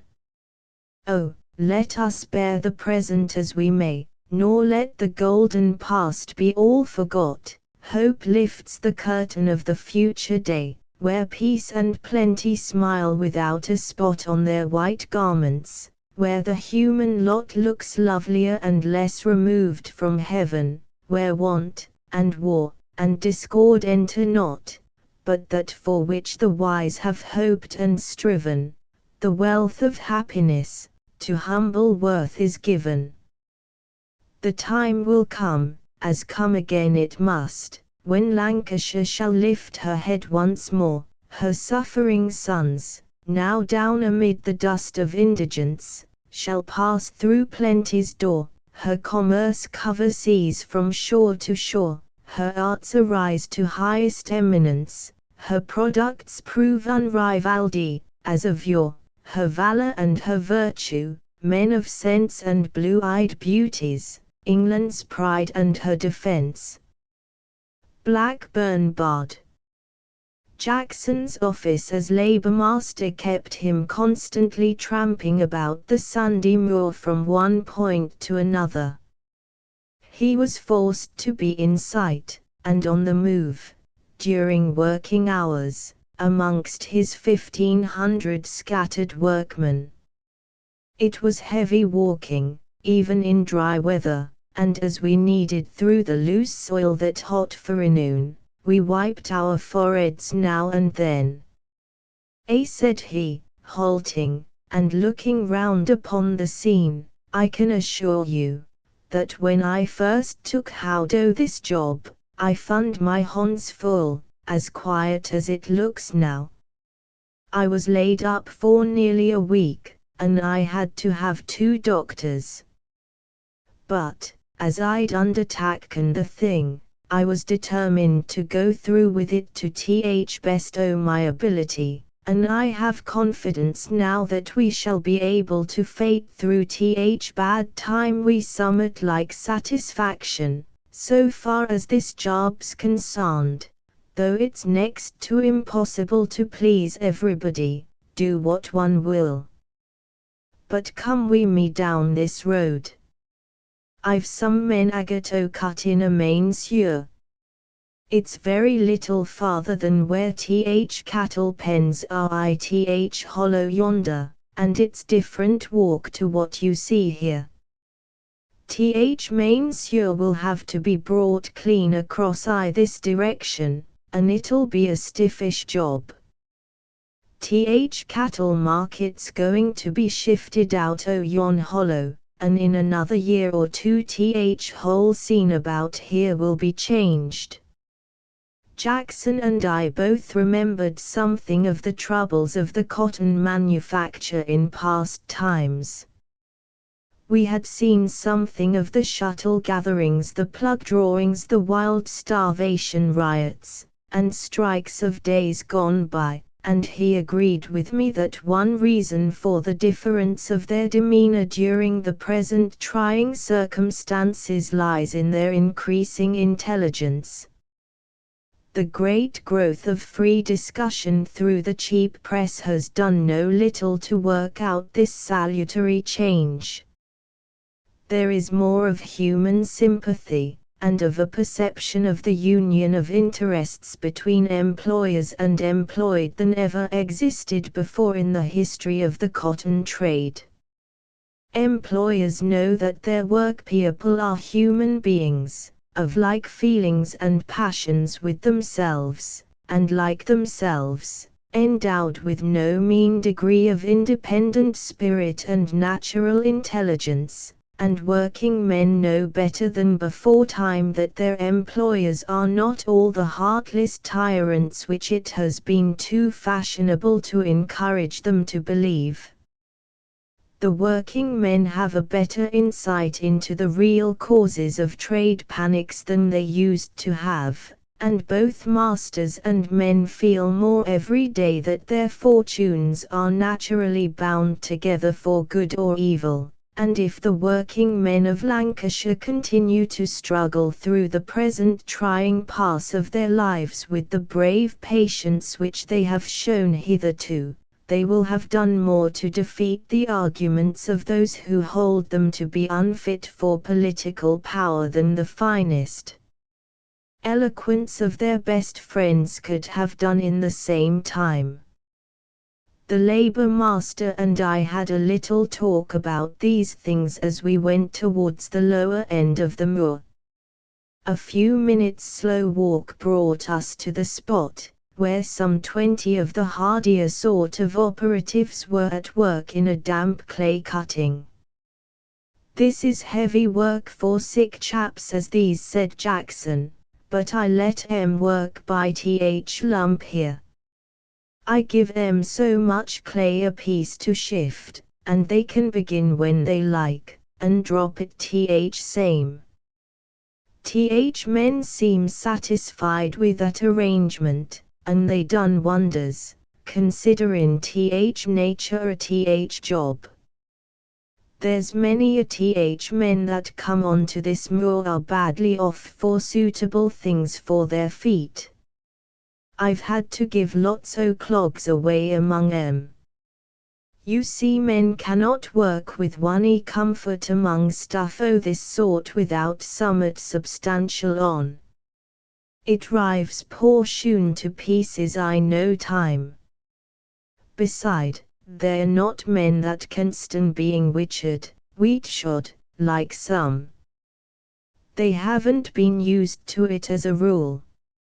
Now, this is one o' finest days we've had this year, and you haven't seen what ground is like in bad weather. But you'd be astonished what a difference wet makes on this moor. When it's been rain for a day or two, walks as heavy again. Stuff's heavier to lift, and worse to wheel, and ground is slutchy. That tries 'em up, and poos their shoon to pieces, and men that are wakely get knocked out o' time with it. But those that can stand it get hardened by it. There's a great difference. What would do one man's constitution good will kill another. Winter time try 'em up tightly. Wait there a bit, continued he, I'll be with you again directly. He then went down into the cutting to speak to some of his men, whilst I walked about the edge of the bank. From a distant part of the moor, the bray of a jackass came faint upon the sleepy wind. You're though, Jones, said one of the men, resting upon his spade, another cowleywaver gone. Replied Joan, T'od lads didn't he his cut. He'll want no more tickets, yon mon. The country folk of Lancashire say that a weaver dies every time a jackass brays. Jackson came up from the cutting, and we walked back to where the greatest number of men were at work. You should ha' been here last Saturday, said he, we'd rather a curious scene. One o' the men coom to me and axed if I'd allow 'em half an hour to howd a meeting about having a procession Guild Week. I gav 'em consent, on condition that they'd conduct their meeting in an orderly way. Well, they gathered together up o' that level there, and speakers stood up o' edge o' that cuttin', close to Charnock Fowd. Meeting lasted a quarter of an hour longer than I bargained for, but they lost no time wi' what they had to do. Went off quietly, and they finished with Rule Britannia I full chorus, and then went back to their walk. You'll see report in today's paper. This meeting was so curious, and so characteristic of the men, that I think the report is worth repeating here. On Saturday afternoon, a meeting of the parish labourers was held on the moor, to consider the propriety of having a demonstration of their numbers on one day in the Guild Week. There were upwards of 1,000 present. An operative, named John Hoker, was elected to conduct the proceedings. After stating the object of the assembly, a series of propositions were read to the meeting by William Gillow, to the effect that a procession take place of the parish labourers in the Guild Week, that no person be allowed to join in it except those whose names were on the books of the timekeepers, that no one should receive any of the benefits which might accrue who did not conduct himself in an orderly manner, that all persons joining the procession should be required to appear on the ground, washed and shaven, and their clogs, shoes, and other clothes cleaned, that they were not expected to purchase or redeem any articles of clothing in order to take part in the demonstration, and that anyone absenting himself from the procession should be expelled from any participation in the advantages which might arise from the subscriptions to be collected by their fellow labourers. These were all agreed to, and a committee of 12 was appointed to collect subscriptions and donations. A president, secretary, and treasurer were also elected, and a number of resolutions agreed to in reference to the carrying out of the details of their scheme. The managing committee consist of Messrs. W. Gillow, Robert Upton, Thomas Greenwood Riley, John Hoker, John Taylor, James Ray, James Whalley, W. M. Banks, Joseph Redhead, James Clayton, and James McDermott. The men agreed to subscribe a penny per week to form a fund out of which a dinner should be provided, and they expressed themselves confident that they could secure the gratuitous services of a band of music. During the meeting there was great order.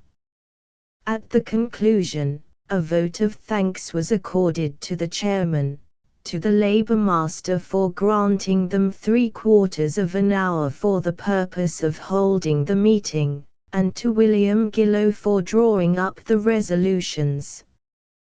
3 times 3 then followed, after which, George Dewhurst mounted a hillock, and, by desire, sang Rule Britannia, the chorus being taken up by the whole crowd, and the whole being wound up with a hearty cheer.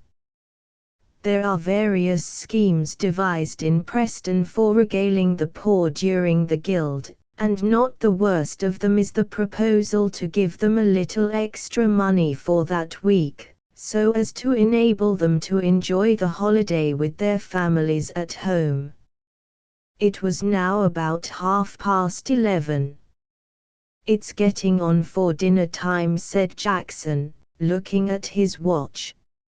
"Let's have a look at th opposite side yonder, and then we'll come back, and you'll see th men drop work when the 5-minute bell rings.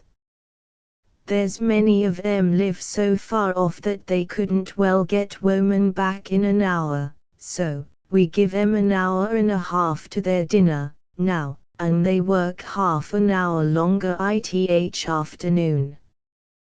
We crossed the hollow which divides the moor, and went to the top of a sandy cutting at the rear of the workhouse.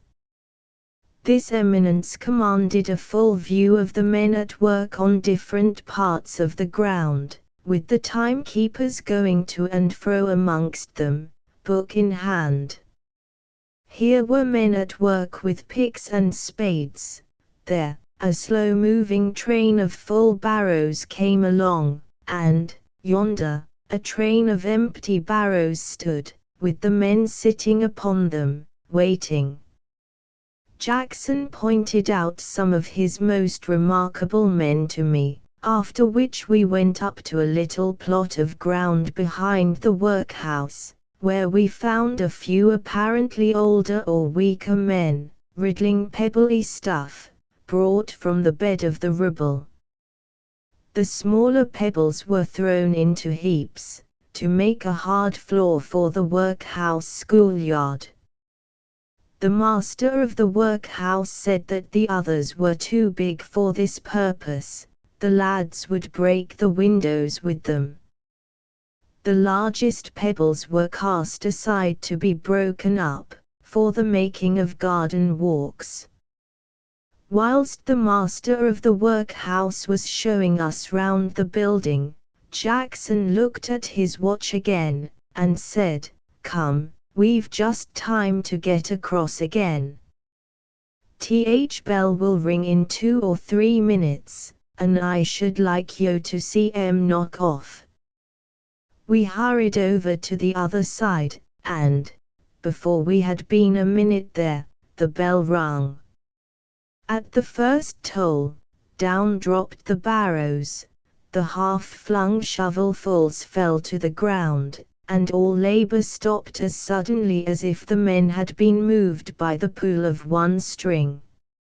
In 2 minutes Preston Moor was nearly deserted, and, like the rest, we were on our way to dinner.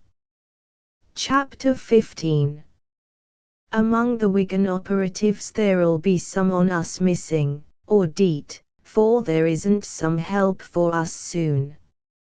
Samuel Laycock. The next scene of my observations is the town of Wigan. The temporary troubles now affecting the working people of Lancashire wear a different aspect there on account of such a large proportion of the population being employed in the coal mines. The way of life and the characteristics of the people are marked by strong peculiarities. But, apart from these things, Wigan is an interesting place. The towns of Lancashire have undergone so much change during the last 50 years that their old features are mostly either swept away entirely, or are drowned in a great overgrowth of modern buildings. Yet Coley Wigan retains visible relics of its ancient character still, and there is something striking in its situation. It is associated with some of the most stirring events of our history, and it is the scene of many an interesting old story, such as the legend of Mabel of Hague Hall, the Crusader's Dame. The remnant of Mab's Cross still stands in Wigan Lane. Some of the finest old halls of Lancashire are now, and have been, in its neighbourhood, such as Ince Hall and Crook Hall. It must have been a picturesque town in the time of the Commonwealth, when Cavaliers and Roundheads met there in deadly contention. Wigan saw a great deal of the troubles of that time. The ancient monument, erected to the memory of Colonel Tuldesley, upon the ground where he fell at the Battle of Wigan Lane, only tells a little of the story of Longfellow's Puritan hero, Miles Standish, who belonged to the Chorley branch of the family of Standish, near this town. The ingenious John Roby, author of the Traditions of Lancashire, was born here. Round about the old market-place, and the fine parish church of St. Wilfrid, there are many quaint nooks still left to tell the tale of centuries gone by. These remarks, however, by the way. It is almost impossible to sunder any place entirely from the interest which such things lend to it. Our present business is with the share which Wigan feels of the troubles of our own time, and in this respect it is affected by some conditions peculiar to the place. I am told that Wigan was one of the first, if not the very first, of the towns of Lancashire to feel the nip of our present distress. I am told, also, that it was the first town in which a relief committee was organized. The cotton consumed here is almost entirely of the kind from ordinary to middling American, which is now the scarcest and dearest of any. Preston is almost wholly a spinning town. In Wigan there is a considerable amount of weaving as well as spinning. The counts spun in Wigan are lower than those in Preston, they range from 10s up to 20s. There is also, as I have said before, another peculiar element of labour, which tends to give a strong flavour to the conditions of life in Wigan, that is, the great number of people employed in the coal mines. This, however, does not much lighten the distress which has fallen upon the spinners and weavers, for the colliers are also working short time, an average of 4 days a week. I am told, also, that the coal miners have been subject to so many disasters of various kinds during past years, that there is now hardly a collier's family which has not lost one or more of its most active members by accidents in the pits. About 6 years ago, the River Douglas broke into one of the Ince mines, and nearly 200 people were drowned thereby. These were almost all buried on one day, and it was a very distressing scene. Everywhere in Wigan one may meet with the widows and orphans of men who have been killed in the mines, and there are no few men more or less disabled by colliery accidents, and, therefore, dependent either upon the kindness of their employers, or upon the labor of their families in the cotton factories. This last failing them, the result may be easily guessed. The widows and orphans of coal miners almost always fall back upon factory labor for a living, and, in the present state of things, this class of people forms a very helpless element of the general distress. These things I learned during my brief visit to the town a few days ago. Hereafter, I shall try to acquaint myself more deeply and widely with the relations of life amongst the working people there. I had not seen Wigan during many years before that fine August afternoon. In the main street and market-place there is no striking outward sign of distress, and yet here, as in other Lancashire towns, any careful eye may see that there is a visible increase of mendicant stragglers, whose awkward plaintiveness, whose helpless restraint and hesitancy of manner, and whose general appearance, tell at once that they belong to the operative classes now suffering in Lancashire. Beyond this, the sights I first noticed upon the streets, as peculiar to the place, were, here, 2 sisters of mercy wending along, in their black cloaks and hoods, with their foreheads and cheeks swathed in ghastly white bands, and with strong rough shoes upon their feet, and, there, passed by a knot of the women employed in the coal mines. The singular appearance of these women has puzzled many a southern stranger. All grimed with coal dust, they swing along the street with their dinner baskets and cans in their hands, chattering merrily. To the waist they are dressed like men, in strong trousers and wooden clogs. Their gowns, tucked clean up, before, to the middle, hang down behind them in a peaked tail. A limp bonnet, tied under the chin, makes up the head-dress. Their curious garb, though soiled, is almost always sound, and one can see that the wash-tub will reveal many a comely face amongst them. The dusky damsels are to the manner born, and as they walk about the streets, thoughtless of singularity, the Wigan people let them go unheeded by. Before I had been 2 hours in the town, I was put into communication with one of the active members of the Relief Committee, who offered to devote a few hours of the following day to visitation with me, amongst the poor of a district called Scholes on the eastern edge of the town. Scholes is the little island of Wigan, the poorest quarter of the town. The colliers and factory operatives chiefly live there.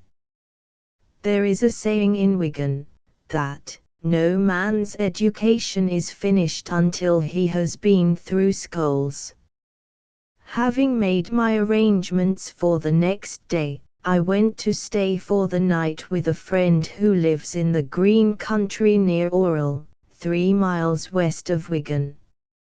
Early next morning, we rode over to see the quaint town of Upholand, and its fine old church, with the little ivied monastic ruin close by. We returned thence, by way of Orrell POW to Wigan, to meet my engagement at 10 in the forenoon. On our way, we could not help noticing the unusual number of footsore, travel-soiled people, many of them evidently factory operatives, limping away from the town upon their melancholy wanderings.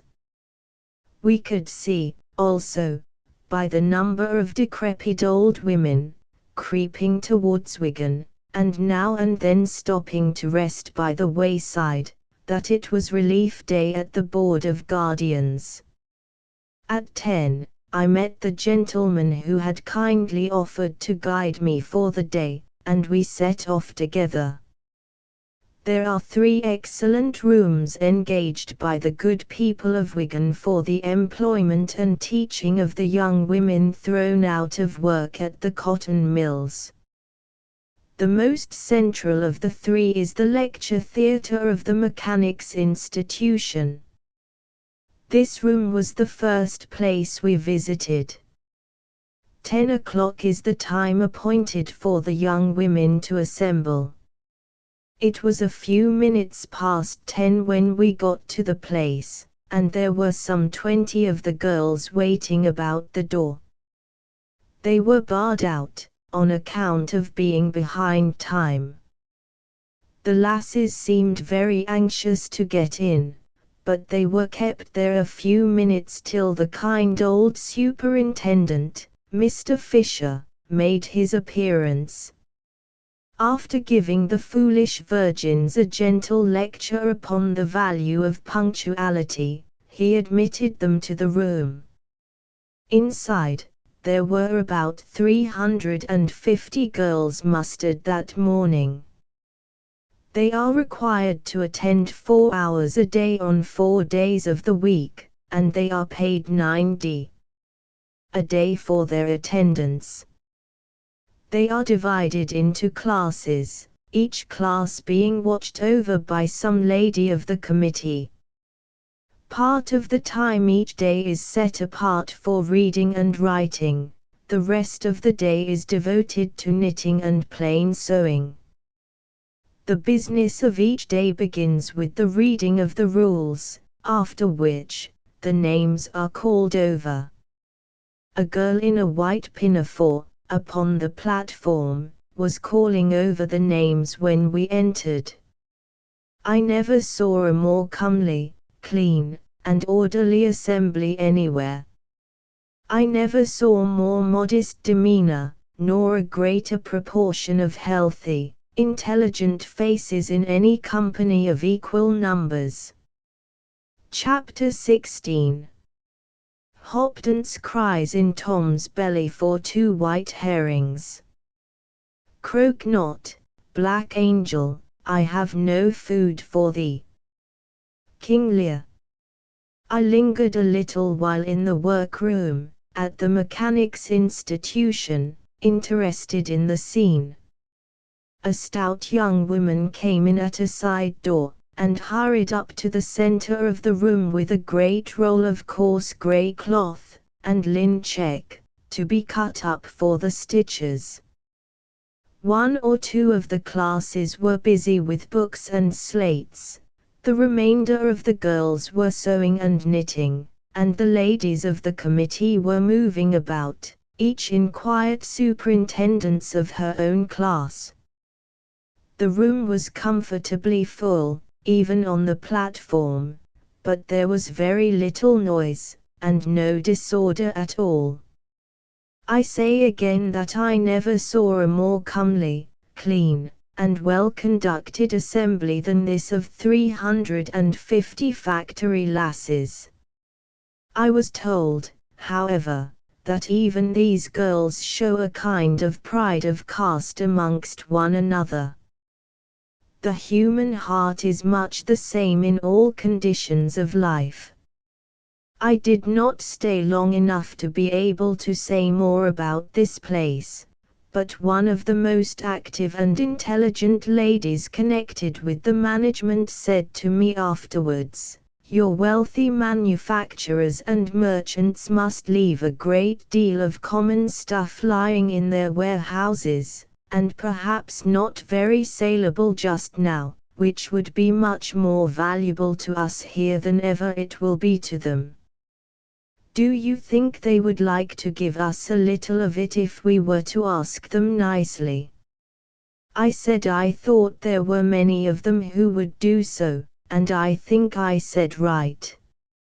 After a little talk with the benevolent old superintendent, whose heart, I am sure, is devoted to the business for the sake of the good it will do, and the evil it will prevent, I set off with my friend to see some of the poor folk who live in the quarter called Skulls.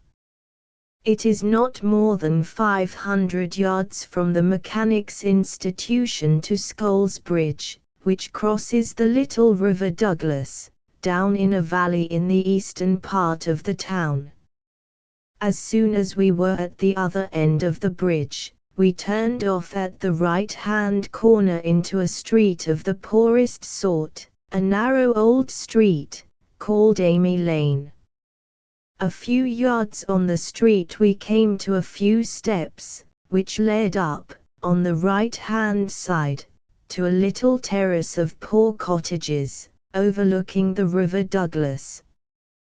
We called at one of these cottages. Though rather disorderly just then, it was not an uncomfortable place. It was evidently looked after by some homely dame. A clean old cat dozed upon a chair by the fireside. The bits of cottage furniture, though cheap, and well worn, were all there, and the simple household gods, in the shape of pictures and ornaments, were in their places still. A hardy-looking, brown-faced man, with close-cropped black hair, and a mild countenance, sat on a table by the window, making artificial flies, for fishing. In the corner over his head a cheap, dingy picture of the trial of Queen Catherine, hung against the wall. I could just make out the tall figure of the indignant Queen, in the well-known theatrical attitude, with her right arm uplifted, and her sad, proud face turned away from the judgment seat, where Henry sits, evidently uncomfortable in mind, as she gushes forth that bold address to her priestly foes and accusers. The man sitting beneath the picture told us that he was a throstle overlooker by trade, and that he had been 9 months out of work. He said, "There's 5 on us here when we're he's. When Waugh fell off I had a bit o' brass saved up, so we were forced to start usin' that. But month after month went by, and brass kept gettin' less, do what we would, and times jeetver, till at last we fund ourselves fair stagged up. After that, my mother helped us as weel as who could, why, who does nie, for matter o' that, and then all ve 3 brothers, colliers, they've done their best to pull us through. But they're not but workin' 4 days a week, besides they ain't enough to do for their own. Or make no achient o' slotchin' up and din o' this shap, like a foo. It would sicken a dog, it would for sure. Or go a fishin' a bit and then, and or cotter a bit we first one thing and then another, but it comes to no sense. It's noan like Gradely Walk. It makes me maunder up and din, like a gonorrhea nail in its yeed. Or wish to God yon chaps in Amriki would play upstroke, and get done with their bother, so as folk could start o' their walk again. This was evidently a provident man, who had striven hard to get through his troubles decently. His position as overlooker, too, made him dislike the thoughts of receiving relief amongst the operatives whom he might some day be called upon to superintend again. A little higher up in Amy Lane we came to a kind of square. On the side where the lane continues there is a dead brick wall, on the other side, bounding a little space of unpaved ground, rather higher than the lane, there are a few old brick cottages, of very mean and dirty appearance. At the doors of some of the cottages squalid, untidy women were lounging, some of them sitting upon the doorstep, with their elbows on their knees, smoking, and looking stolidly miserable. We were now getting near where the cholera made such havoc during its last visit, a pestilent jungle, where disease is always prowling about, seeking whom it can devour. A few sallow, dirty children were playing listlessly about the space, in a melancholy way, looking as if their young minds were already sicklied o'er with the pale cast of thought and unconsciously oppressed with wonder why they should be born to such a miserable share of human life as this. A tall, gaunt woman, with pale face, and thinly clad in a worn and much patched calico gown, and with a pair of trashes upon her stockingless feet, sat on the step of the cottage nearest the lane. The woman rose when she saw my friend. "Come in," said she, and we followed her into the house. It was a wretched place, and the smell inside was sickly. I should think a broker would not give half a crown for all the furniture we saw. The woman seemed simple-minded and very illiterate, and as she stood in the middle of the floor, looking vaguely round, she said, "Or can hardly ax yo to sit din, for we en sourdough things eat he's for a bit o' mate, but there is a cheer there, sick as it is, see yo, tak that." When she found that I wished to know something of her condition, although this was already well known to the gentleman who accompanied me, she began to tell her story in a simple, off-hand way. "We had 9 childer," said she, "we en buried 6, and we en 3 alive, and or expect another every day." In one corner there was a rickety little low bedstead. There was no bedding upon it but a ragged kind of quilt, which covered the ticking. Upon this quilt something lay, like a bundle of rags, covered with a dirty cloth. "There's one childer, lies here, ill," said she. "It's getten worm fever." When she uncovered that little emaciated face, the sick child gazed at me with wild, burning eyes, and began to whine pitifully. "Husht, my love," said the poor woman, "he'll not hurt though. Husht, now, he's noan been to touch though. He's noan a doctor, love. Come, nee, husht, that's a good lass." I gave the little thing a penny, and one way and another we soothed her fears, and she became silent, but the child still gazed at me with wild eyes, and the forecast of death on its thin face.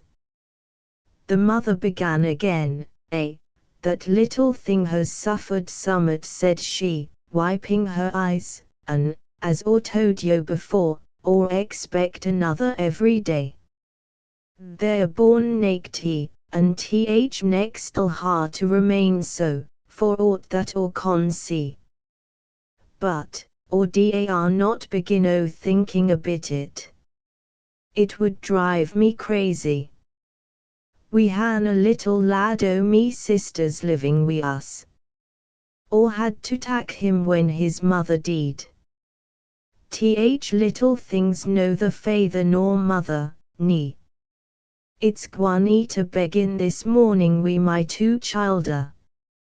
My mother lives with us, too, continued she, who's going 84, and who's 18 pence a week off teen. There's 7 on us, together, and we had a share o' trouble, one way and another, or else chetted. Well, I'll tell yo what happened to my husband I 2 years' time. My husband's a collier. Well, first he've brought home wi 3 ribs broken, over lying in when they brought him home.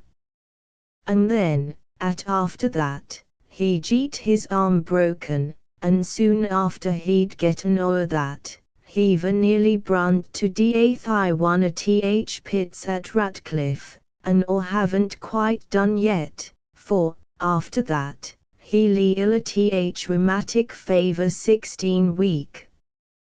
That happened I 2 years' time. It's God's truth, Maester. Mr. Lee knows summat bit it, and he stands there. Yo may have a like what we had to go through. And that for when times were good, but then, everything that sort helps to poo folk din, yo known. We had very hard deed, Maester, or consider we had as hard deed as anybody living, takin' together. This case was an instance of the peculiar troubles to which colliers and their families are liable, a little representative bit of life among the poor of Wigan. From this place we went further up into Scholes, to a dirty square, called the Coal Yard. Here we called at the house of Peter Y. a man of 51, and a weaver of a kind of stuff called broad crossover, at which work he earned about 6 shillings a week, when in full employ. His wife was a cripple, unable to help herself, and, therefore, necessarily a burden. Their children were 2 girls, and 1 boy.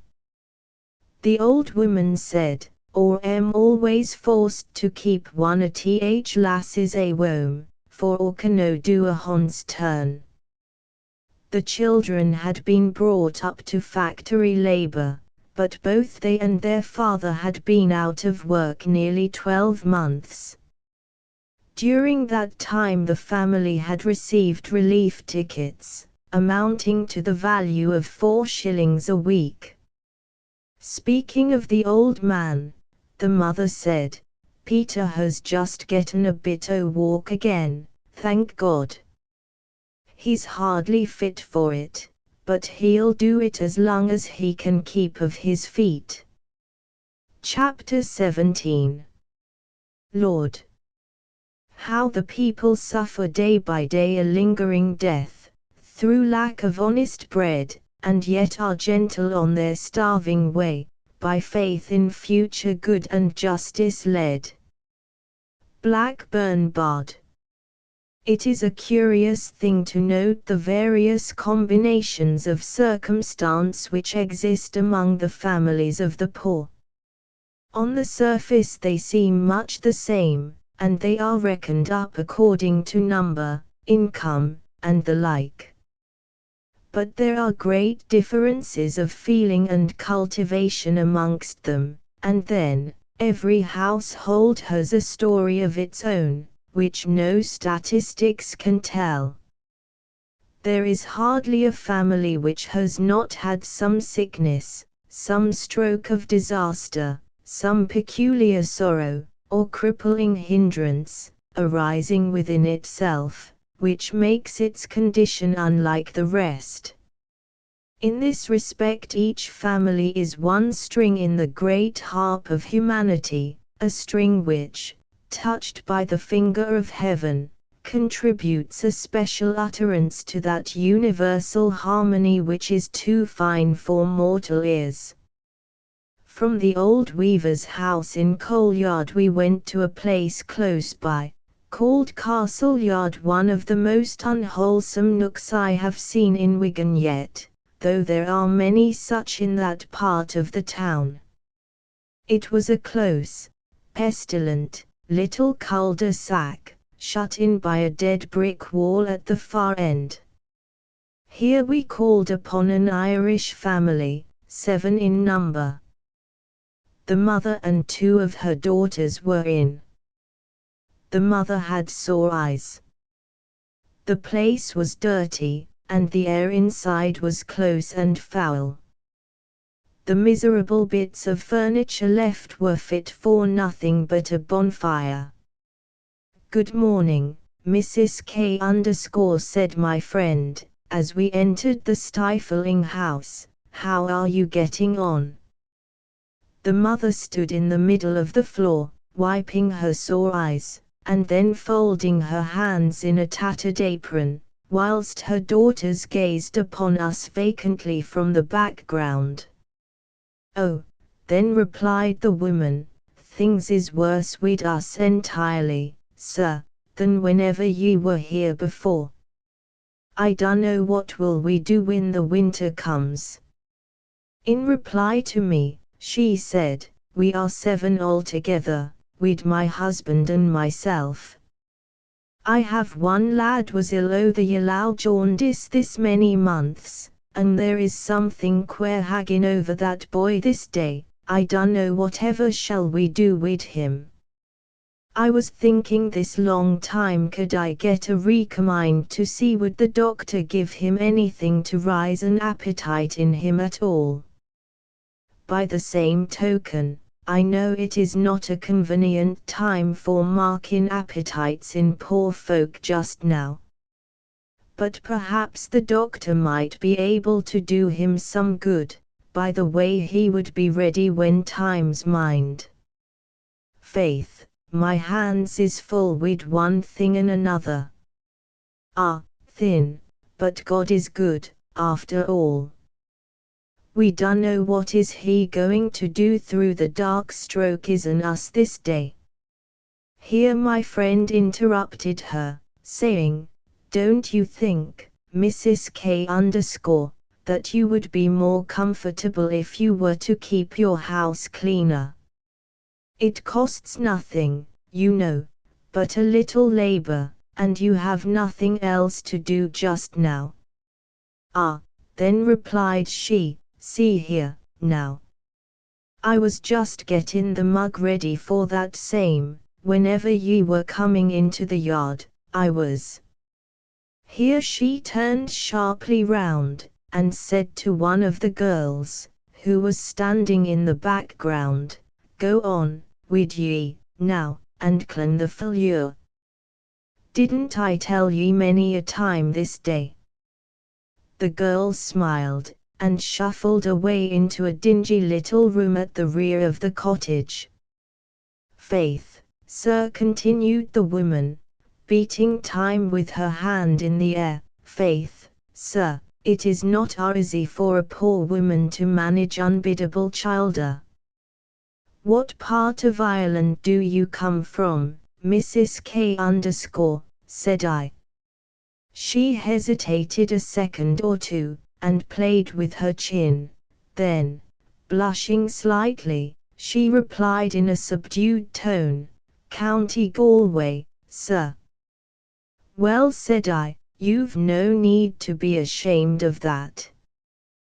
The woman seemed reassured, and answered at once, "Oh, indeed then, sir, I am not ashamed, why would I? I am more nor 17 year now in England, and I never disguised my speech, nor disowned my country, nor I never will, either, plaise God." She had said before that her husband was 45 years of age, and now I inquired what age she was. "I am the same age as my husband," replied she. 45, said I. "No, indeed, I am not 45, answered she, "nor 40 neither." "Are you 38? "Maybe I am, I dunno." "I don't think I am 38 neither, I am the same age as my husband." It was no use talking, so the subject was dropped. As we came away, the woman followed my friend to the door, earnestly pleading the cause of some family in the neighborhood, who were in great distress. "See now," said she, "they are a large family, and the poor craters are starvin'. He is a shoemaker, and he doesn't be gettin' any work this long time." "Oh, indeed, then, Mr. Lee, God knows them people is badly off." My friend promised to visit the family she had spoken of, and we came away. The smell of the house, and of the court altogether, was so sickening that we were glad to get into the air of the open street again. It was now about 11:30, and my friend said, "We have another workroom for young women in the schoolroom of St. Catherine's Church. It is about 5 minutes' walk from here, we have just time to see it before they break up for dinner." It was a large, square, brick building, standing by the roadside, upon high ground, at the upper end of Scholes. The church is about 50 yards east of the schoolhouse. This workroom was more airy, and better lighted than the one at the Mechanics' Institution. The floor was flagged, which will make it colder than the other in winter time. There were 400 girls in this room, some engaged in sewing and knitting, others in reading and writing. They are employed 4 days in the week, and they are paid 9 a day, as at the other 2 rooms in the town. It really was a pleasant thing to see their clear, healthy, blonde complexions, their clothing, so clean and whole, however poor, and their orderly deportment. But they had been accustomed to work, and their work had given them a discipline which is not sufficiently valued. There are people who have written a great deal, and know very little about the influence of factory labor upon health. It would be worth their while to see some of these workrooms. I think it would sweep cobwebs away from the corners of their minds.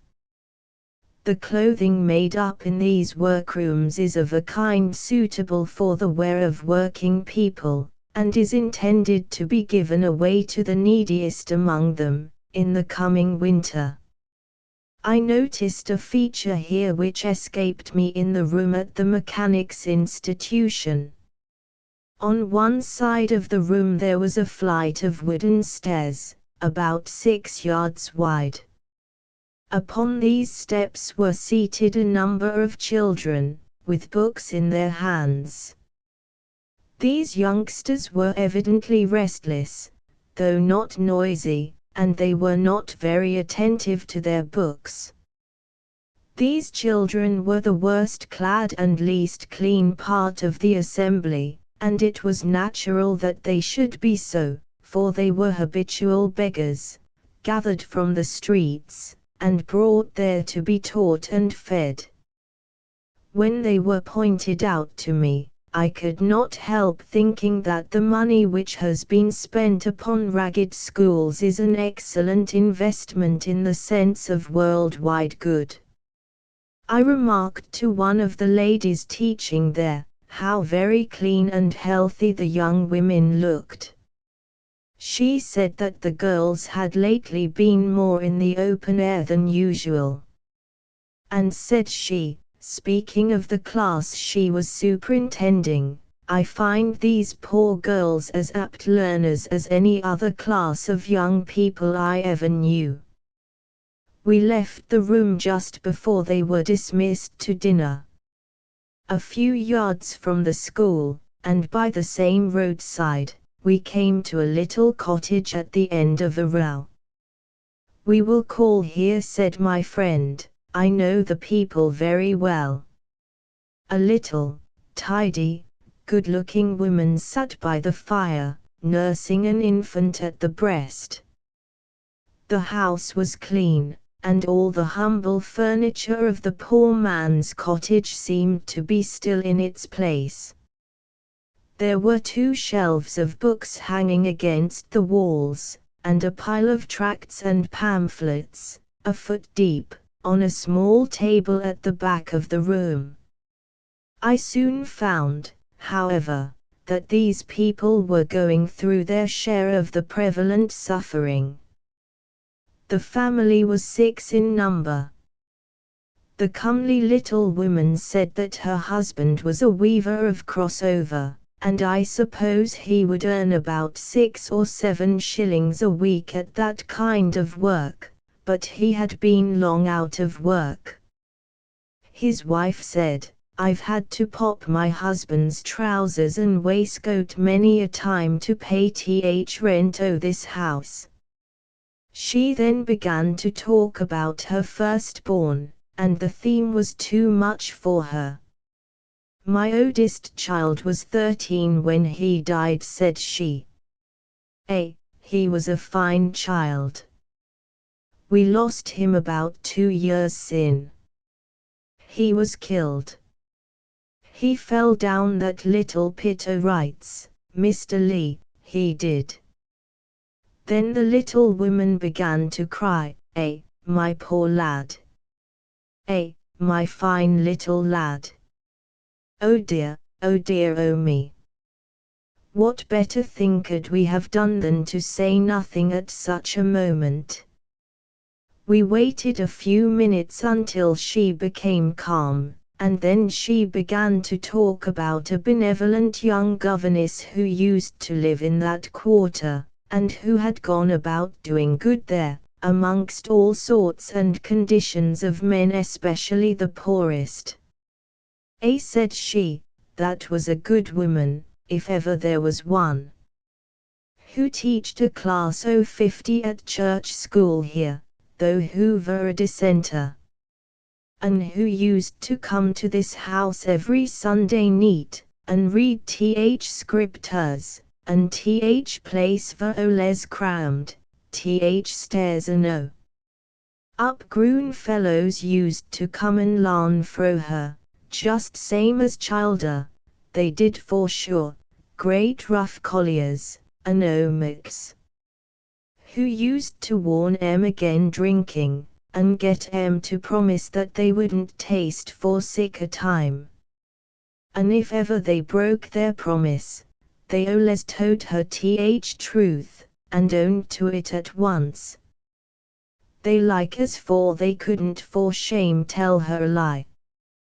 There's one of her scholars, a blacksmith, he's above 50-year-old, for yo were to mention her name to him just now, he'd begin crying, and he'd ha to walk to he house afore he could sattle hissel.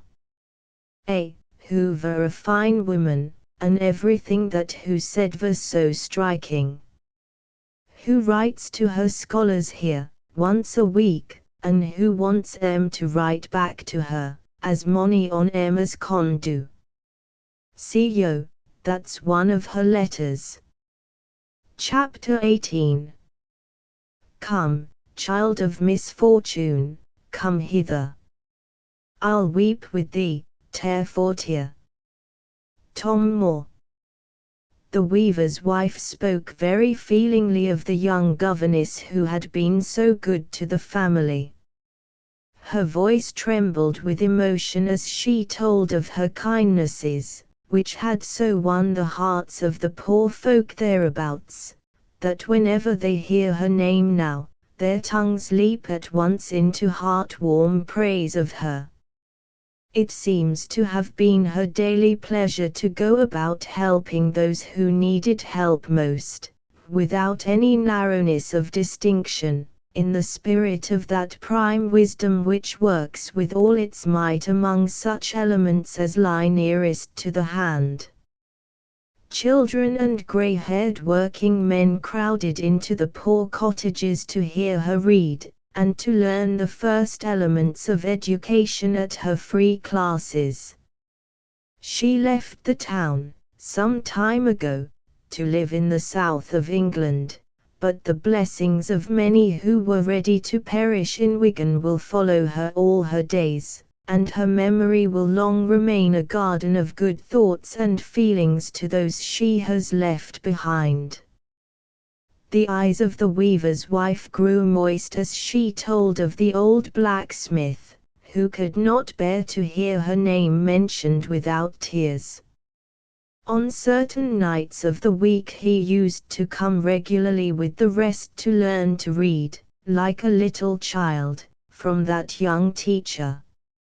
As I said in my last, she still sends a weekly letter to her poor scholars in Wigan to encourage them in their struggles, and to induce as many of them as are able to write to her in return. "This is one of her letters," said the poor woman, handing a paper to me. The manner of the handwriting was itself characteristic of kind consideration for her untrained readers. The words stood well apart. The letters were clearly divided, and carefully and distinctly written, in Roman characters, 1/4 of an inch long, and there was about 3/4 of an inch of space between each line, so as to make the whole easier to read by those not used to manuscript.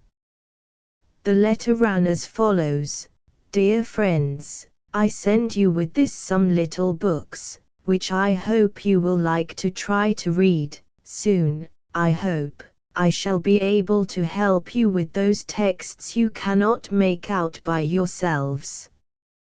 I often think of you, dear friends, and wish that I could sometimes take a walk to Scullyfield's Lane. This wish only makes me feel how far I am from you. But then I remember with gladness that I may mention you all by name to our one Father, and ask Him to bless you. Very often I do ask Him, and one of my strongest wishes is that we, who have so often read His message of love together, may all of us love the Saviour, and, through Him, be saved from sin. Dear friends, do pray to Him. With kind love and best wishes to each one of you, believe me always, your sincere friend, ___. I have dwelt a little upon this instance of unassuming beneficence, to show that there is a great deal of good being done in this world, which is not much heard of, except by accident. One meets with it, here and there, as a thirsty traveler meets with an unexpected spring in the wilderness, refreshing its own plot of earth, without noise or ostentation. My friend and I left the weaver's cottage, and came down again into a part of Scols where huddled squalor and filth is to be found on all sides. On our way we passed an old tattered Irish woman, who was hurrying along, with 2 large cabbages clipped tight in her withered arms. "You're doing well, old lady," said I. "Faith," replied she, "if I had a big lump of a ham bone, now, wouldn't we get over this day in glory, anyhow? But no matter. There's not one laugh o' them 2 fellows but will be clean out o' sight before the clock strikes again." The first place we called at in this quarter was a poor half-empty cottage, inhabited by an old widow and her sick daughter. The girls sat there pale and panting, and wearing away to skin and bone. She was far gone in consumption. Their only source of maintenance was the usual grant of relief from the committee, but this girl's condition needed further consideration. The old widow said to my friend, "I wish yo could get me some sort o' nourishment for this lass, Mr. Lee, or cannot get it missile, and yo see he who is." My friend took a note of the case, and promised to see to it at once. When great weltering populations, like that of Lancashire, are thrown suddenly into such a helpless state as now, it is almost impossible to lay hold at once of every nice distinction of circumstances that gives a speciality of suffering to the different households of the poor. But I believe, as this time of trouble goes on, the relief committees are giving a more careful and delicate consideration to the respective conditions of poor families. After leaving the old widow's house, as we went farther down into the sickly hive of penury and dirt, called skulls, my friend told me of an intelligent young woman, a factory operative and a Sunday school teacher, who had struggled against starvation, till she could bear it no longer, and, even after she had accepted the grant of relief, she couldn't for shame fetch the tickets herself, but waited outside whilst a friend of hers went in for them. The next house we visited was a comfortable cottage. The simple furniture was abundant, and good of its kind, and the whole was remarkably clean. Amongst the wretched dwellings in its neighborhood, it shone like a good deed in a naughty world. On the walls there were several Catholic pictures, neatly framed, and a large old-fashioned wooden wheel stood in the middle of the floor, with a quantity of linen yarn upon it. Old Stephen and his cozy good wife lived there. The old woman was putting the place to rights after their noontide meal, and Stephen was cottering about the head of the cellar steps when we went in. There were a few healthy plants in the windows, and everything gave evidence of industry and care. The good-tempered old couple were very communicative. Old Stephen was a weaver of diaper, and, when he had anything to do, he could earn about 8 shillings a week. "Some can get more than that at the same work," said he, "but I am getting an old man, ye see. I shall be 73 on the 10th of next October, and, beside that, I have a very bad arm, which is a great hindrance to me." "He has had very little work for months, now," said his wife, "and what makes us feel it more, just now, is that my son is over here on a visit to us, from Oscott College. He is studying for the priesthood.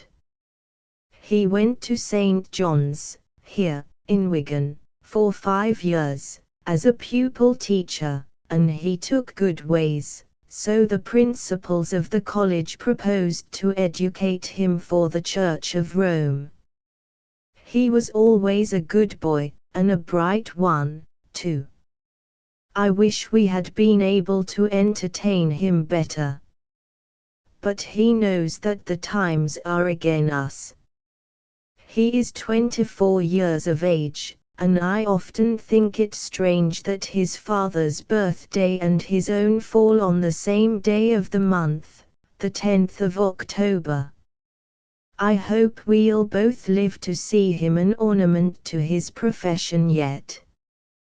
There is only the girl, and Stephen, and myself left at home now, and we have hard work to pull through, I can assure ye, though there are many people a deal worse off than we are." From this place we went up to a street called Vauxhall Road. In the first cottage we called at here the inmates were all out of work, as usual, and living upon relief. There happened to be a poor old white-haired weaver sitting in the house, an aged neighbor out of work, who had come in to chat with my friend a bit. My friend asked how he was getting on. "Yo mun speak up," said the woman of the house, "he's very deaf." "What age are yo, maester?" said I. "What? How old are yo?" "Or am a beamer," replied the old man, "a twister in, when there's aught doing. But it's nowt of a trade nee. I'll tell yo what ruins me, it's these lung warps. They make an M7 and 8 cuts in, nee and then. There's so mony fancies and things these days, it makes my job good to naught at 'o for sick like chaps as me. When one gets 60-year-old, they needn't to go to school again nee, they get no at en we so many carelibblies o one muck and another. Mon, old folk at hus to work for a living cannot keep up wi sick times as these, naught a th sort. Well, but how do you manage to live? Well, or can hardly tell, all be sunken for or can tell. It's very thin pike-een, but very little does for me, and or ve naught but missile. Yo cn, or get a bit of a job nee and then, and a scrat among th rook, like an old hen. But I'll tell yo one thing, I'll not go up yon, for or can help it, I'll not. Up yon meant to the Board of Guardians. Now, said the woman of the house, or never seed sick a man as him I my life. See yo, he'll sit and calm fro morning to night afore he'll ax o the relief folk or anybody else for a bite. In the same street we called at a house where there was a tall, pale old man, sitting sadly in an old armchair, by the fireside. The little cottage was very sweet and orderly. Every window was cleaned to its utmost nook of glass, and every bit of metal was brightened up to the height. The flagged floor was new washed, and everything was in its own place. There were a few books on little shelves, and a Bible lay on the window sill, and there was a sad, chapel-like stillness in the house.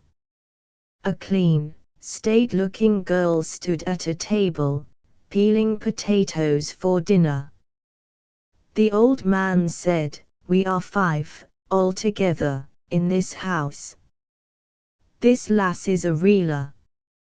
I am a waver, but we en been out o walk 9 months, now. We en been forced to tack to relief at last, and we en getten 5 tickets. We could happen ha managed better, but or saw we rheumatism, yo cn. Or ve had a bit o wave in ith he's mony a day, but or vet rheumatic so bad this hond, it's hond that or pick we, that or couldn't bide to touch a feather with it, bless yo. Or have th rheumatic all o'er mo, nearly, and it leads one a fee life. Yo happen never had a touch on it, had yo? Never. Well, yo wheel off. When is this war to end, thinken yo? Nay, that's a very hard thing to tell. Well, we mun grin and abide till it's o'er, or guess. It's a mad mucko walk. But it'll happen turn up for best ith end of o. Chapter 19. Mother, he leets we han no brid, however con it be. For or don't get some bread to eat, or think at all Monday. hungry child. It was about noon when we left the old weaver, nursing his rheumatic limbs by the side of a dim fire, in his chapel-like little house. His daughter, a tall, clean, shy girl, began to peel a few potatoes just before we came away. It is a touching thing, just now, to see so many decent cottages of thrifty working men brought low by the strange events of these days, cottages in which everything betokens the care of well-conducted lives, and where the sacred fire of independent feeling is struggling through the long frost of misfortune with patient dignity. It is a touching thing to see the simple joys of life, in homes like these, crushed into a speechless endurance of penury, and the native spirit of self-reliance writhing in unavoidable prostration, and hoping on from day to day for better times. I have seen many such places in my wanderings during these hard days, cottages where all was so sweet and orderly, both in person and habitation, that, but for the funereal stillness which sat upon hunger-nipped faces, a stranger would hardly have dreamt that the people dwelling there were undergoing any uncommon privation. I have often met with such people in my rambles. I have often found them suffering pangs more keen than hunger alone could inflict, because they arose from the loss of those sweet relations of independence which are dear to many of them as life itself. With such as these, the shy, the proud, the intelligent and uncomplaining endures. Hunger is not the hardest thing that befalls when the mind's free, the body's delicate, the tempest in their minds doth from their senses take all else, save what beats there. People of this temper are more numerous amongst our working population than the world believes, because they are exactly of the kind least likely to be heard of. They will fight their share of the battle of this time out as nobly as they have begun it, and it will be an ill thing for the land that owns them if full justice is not done to their worth, both now and hereafter. In the same street where the old weaver lived, we called upon a collier's family, a family of 10 in number.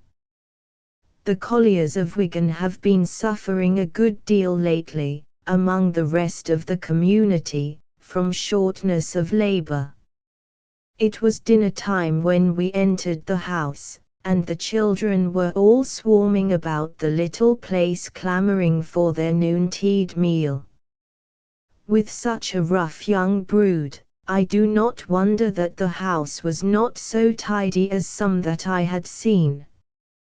The collier's wife was a decent, good-tempered looking woman, though her face was pale and worn, and bore evidence of the truth of her words, when she said, "Bless your life, or empudi to pieces with these childer."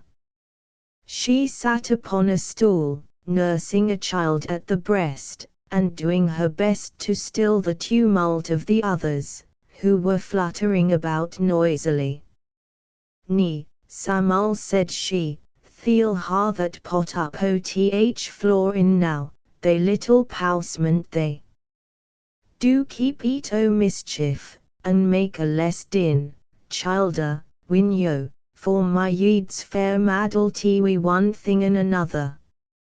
Mary, tak pon off fire, and reach me yon hippin off under, and then sit thou din somewhere, do, they'll be less by legs."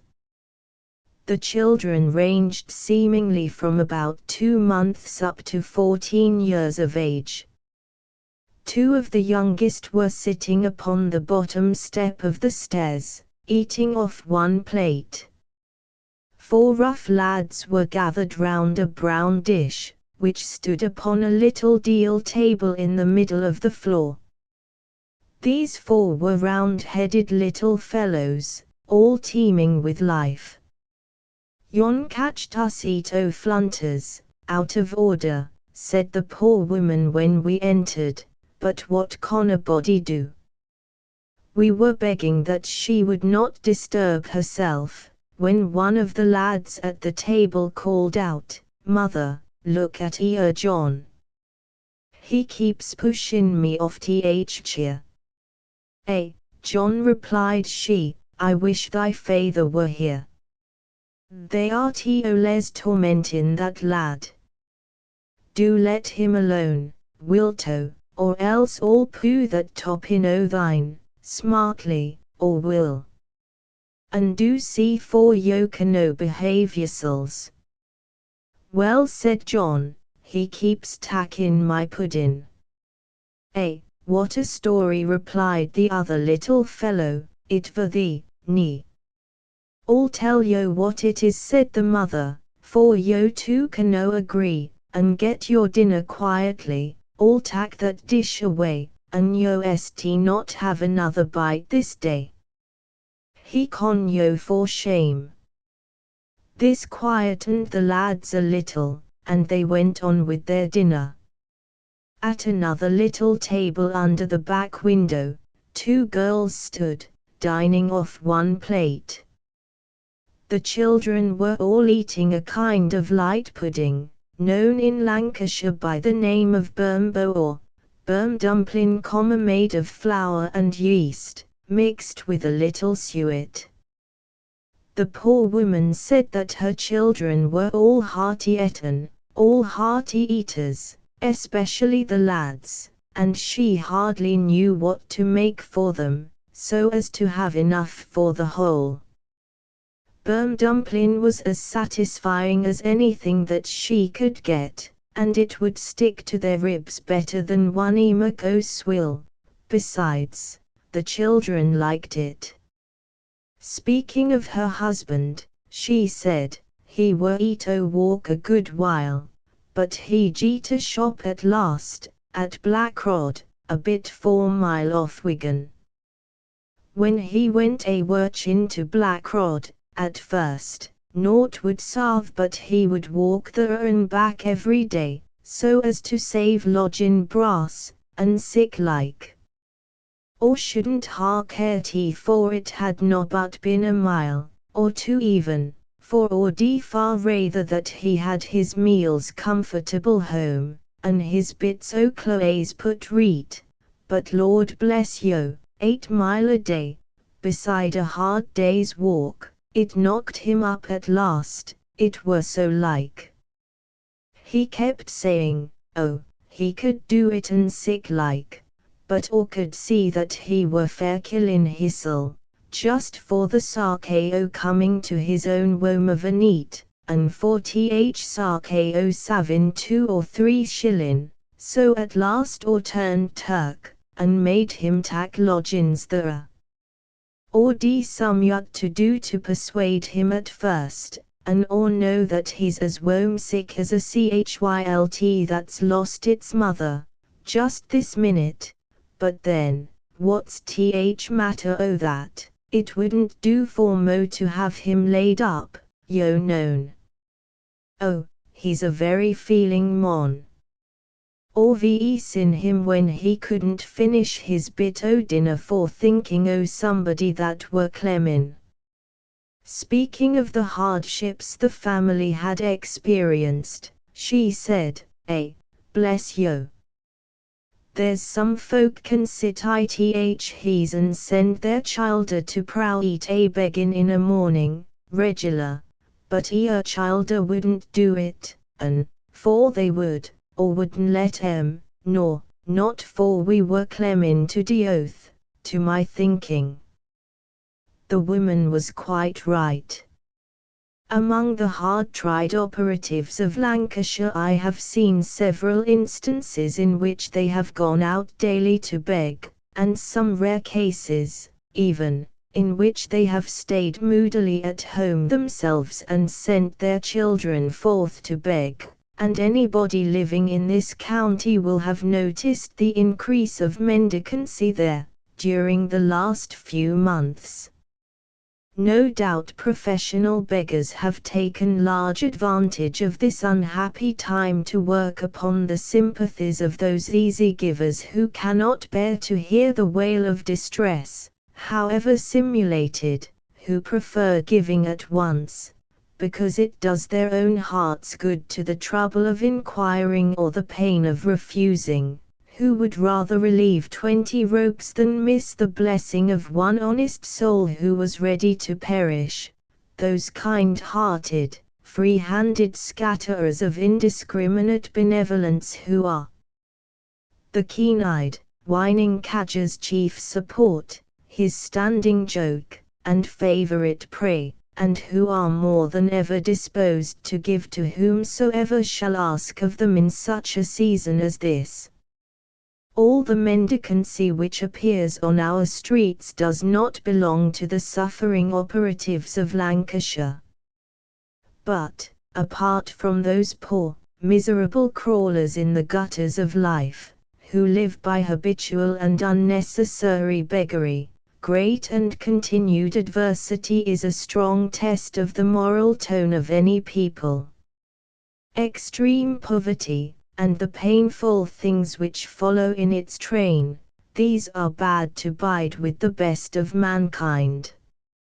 Besides, there are always some people who, from causes within themselves, are continually at their wits' end to keep the wolf from the door, even when employment is plentiful with them, and there are some natures too weak to bear any long strain of unusual poverty without falling back upon means of living which, in easy circumstances, they would have avoided, if not despised. It is one evil of the heavy pressure of the times, for there is fear that among such as these, especially the young and plastic, some may become so familiar with that beggarly element which was offensive to their minds at first, may so lose the tone of independent pride, and become subdued to what they work in, like the dyer's hand, that they may learn to look upon mendicancy as an easy source of support hereafter, even in times of less difficulty than the present. Happily, such weakness as this is not characteristic of the English people, but they are well kept that God keeps, and perhaps it would not be wise to cramp the hand of relief too much at a time like this, to a people who have been, and will be yet, the hope and glory of the land. Chapter XX. Poor Tom's a cold. Who gives anything to poor Tom? King Lear. One sometimes meets with remarkable differences of condition in the households of poor folk, which stand side by side in the same street.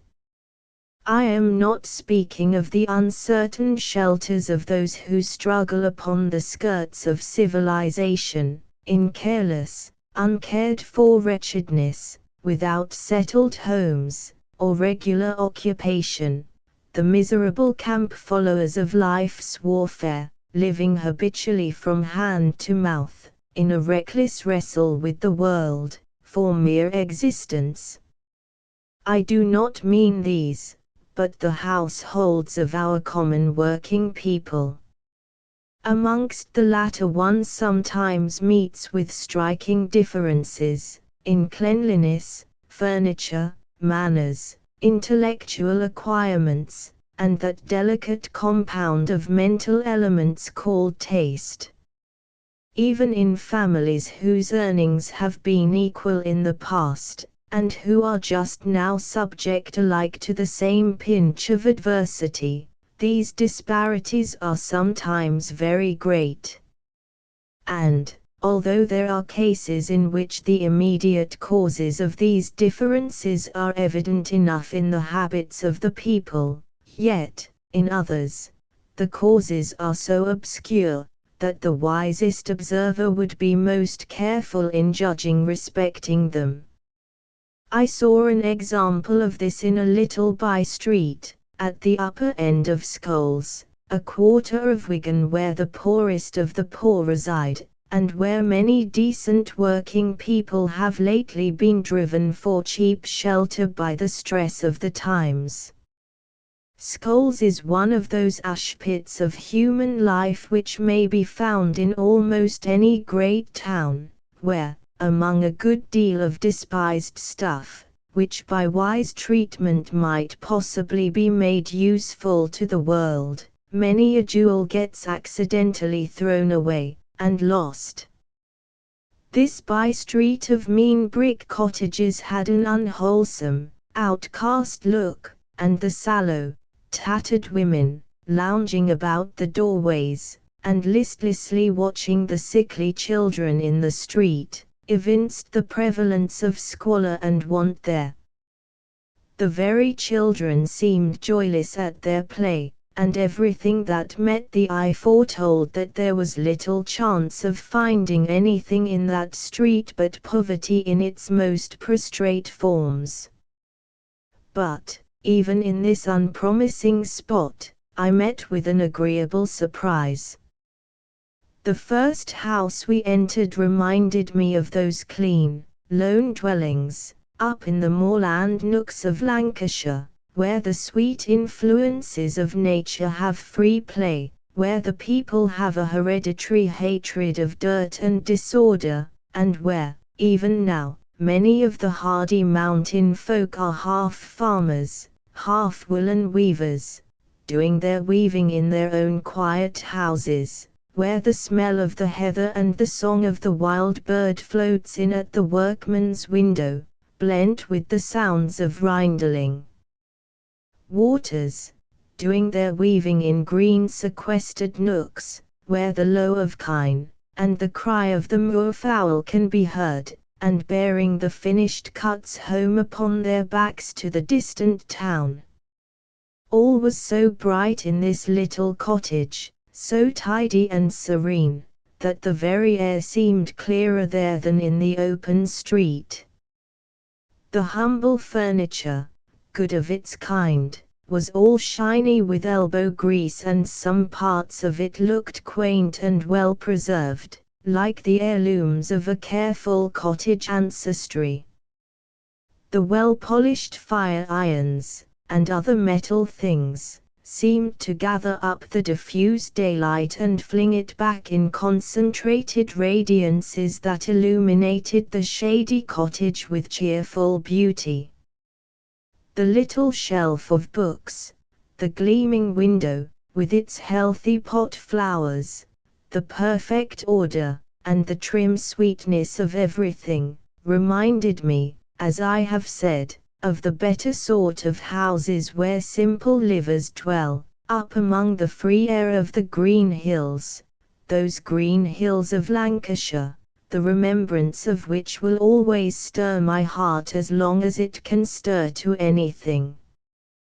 This cottage, in comparison with most of those which I had seen in Scoles, looked like a glimpse of the starlit blue peeping through the clouds on a gloomy night. I found that it was the house of a widower, a weaver of diaper, who was left with a family of 8 children to look after. 2 little girls were in the house, and they were humbly but cleanly clad. One of them called her father up from the cellar, where he was working at his looms. He was a mild, thoughtful-looking man, something past middle age.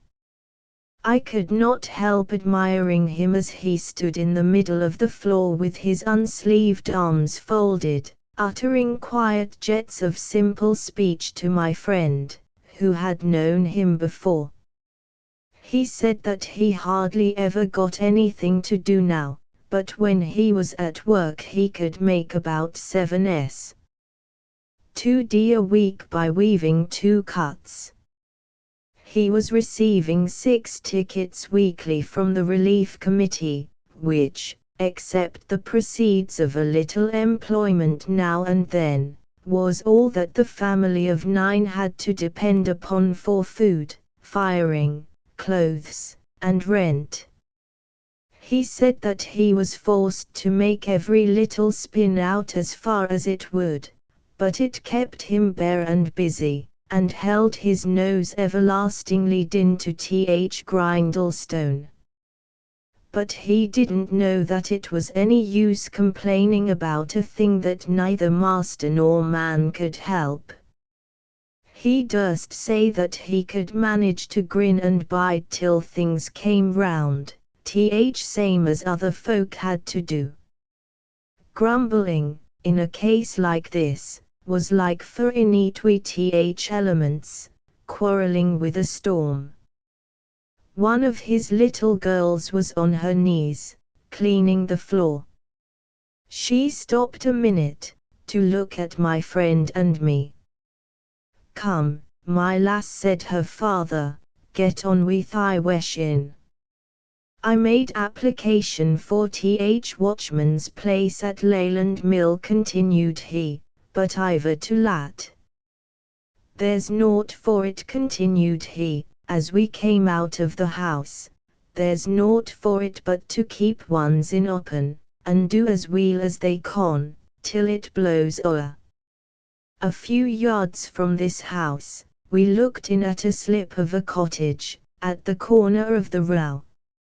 It was like a slice off some other cottage, stuck on at the end of the rest, to make up the measure of the street, for it was less than 2 yards wide, by about 4 yards long.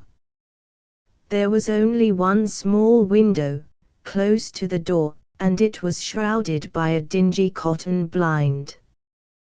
When we first entered, I could hardly see what there was in that gloomy cell, but when the eyes became acquainted with the dimness within, we found that there was neither fire nor furniture in the place, except at the far end, where an old sick woman lay gasping upon 3 chairs, thinly covered from the cold. She was dying of asthma. At her right hand there was another rickety chair, by the help of which she raised herself up from her hard bed.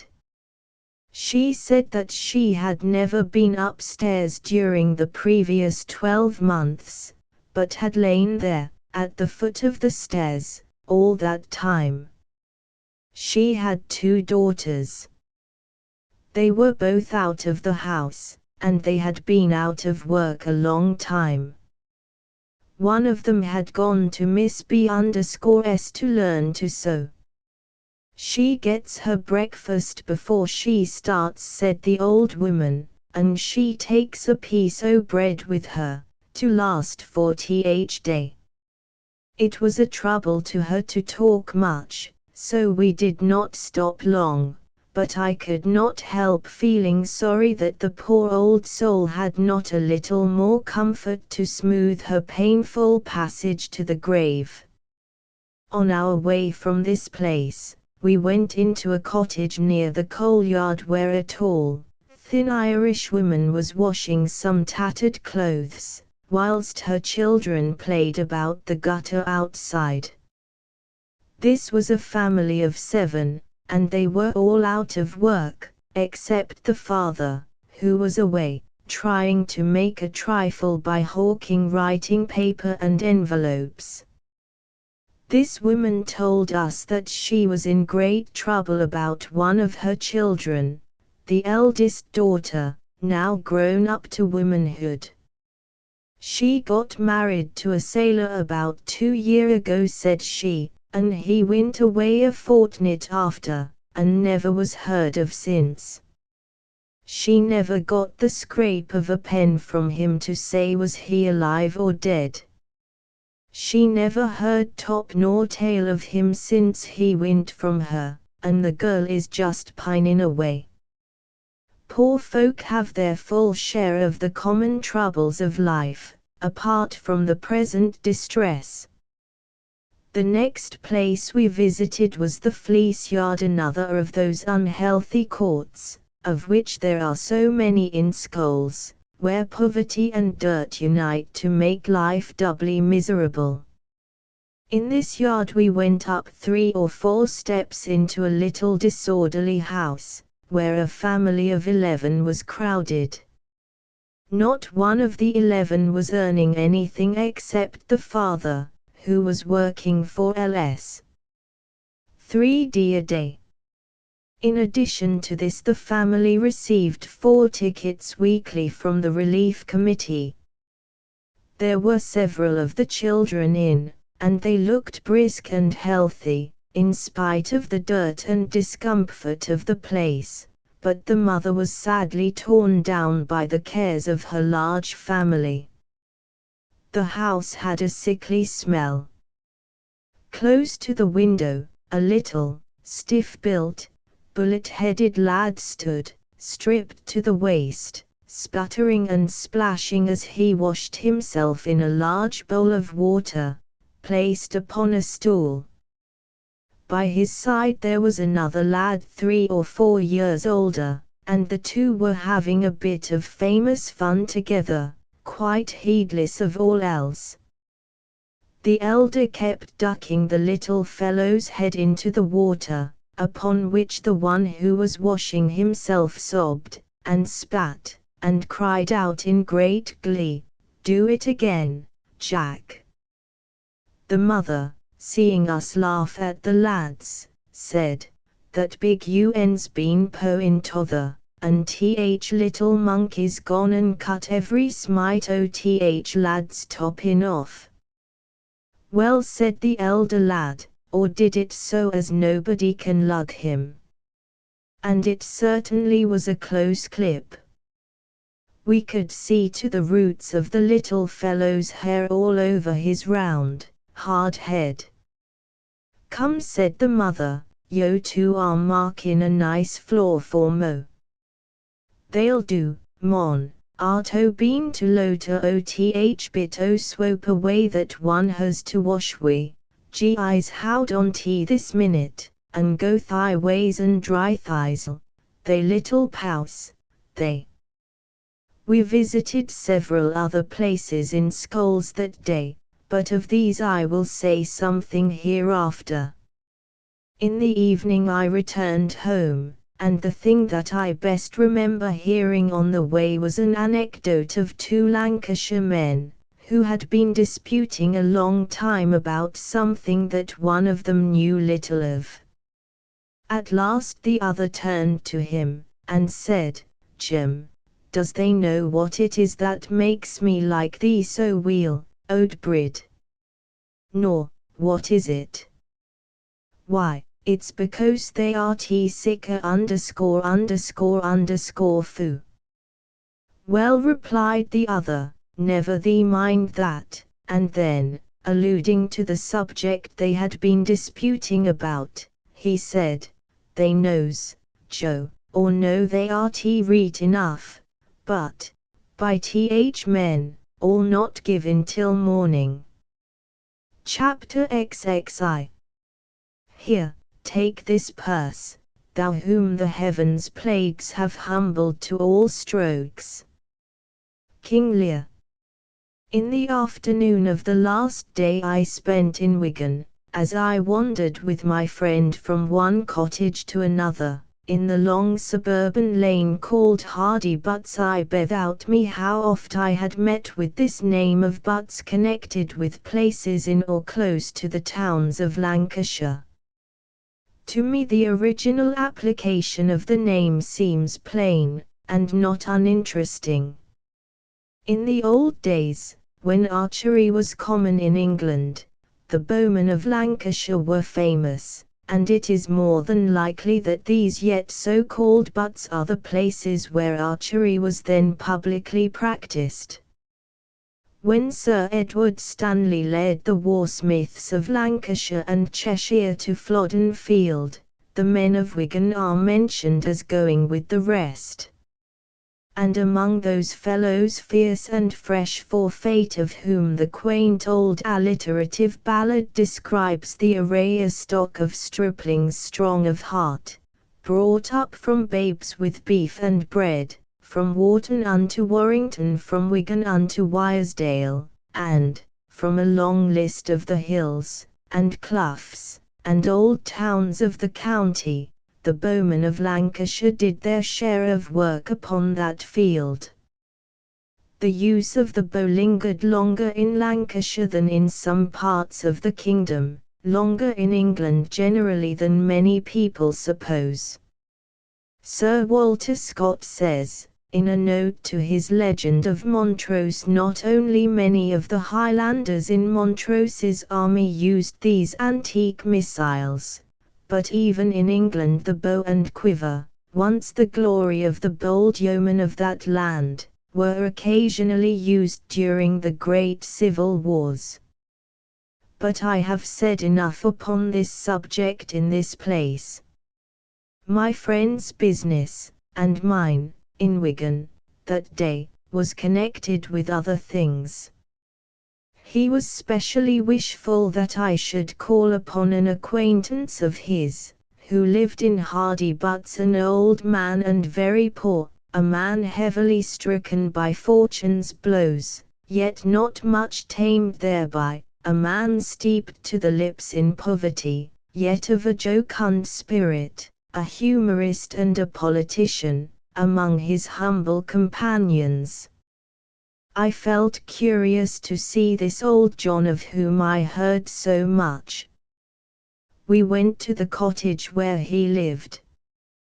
There was very little furniture in the place, and, like the house itself, it was neither good nor clean, but then the poverty-stricken pair were very old, and, so far as household comfort went, they had to look after themselves. When we entered, the little wrinkled woman sat with her back to us, smoking, and gazing at the dirty grate, where a few hot cinders glowed dimly in the lowest bars. "Where's John?" said my friend. "He hasn't been gone yet aboon 5 minutes," said she, turning round to look at us. "Were you wanting him?" "Yes, I should like to see him." She looked hard at my friend again, and then cried out, "Is it yo? Come, and sit yo din. I'll go and see for or can root him up for yo." But we thought it as well to visit some other houses in the neighborhood, calling at old John's again afterwards, so we told the old woman, and came away. My friend was well known to the poor people of that neighborhood as a member of the Relief Committee, and we had not gone many yards down Hardy Butts before we drew near where 3 Irish women were sitting upon the doorsteps of a miserable cottage, chattering, and looking vacantly up and down the slutty street. As soon as they caught sight of my friend, one of the women called out, "Here's Mr. Lee. Come here, now, Mr. Lee, till I spake to ye.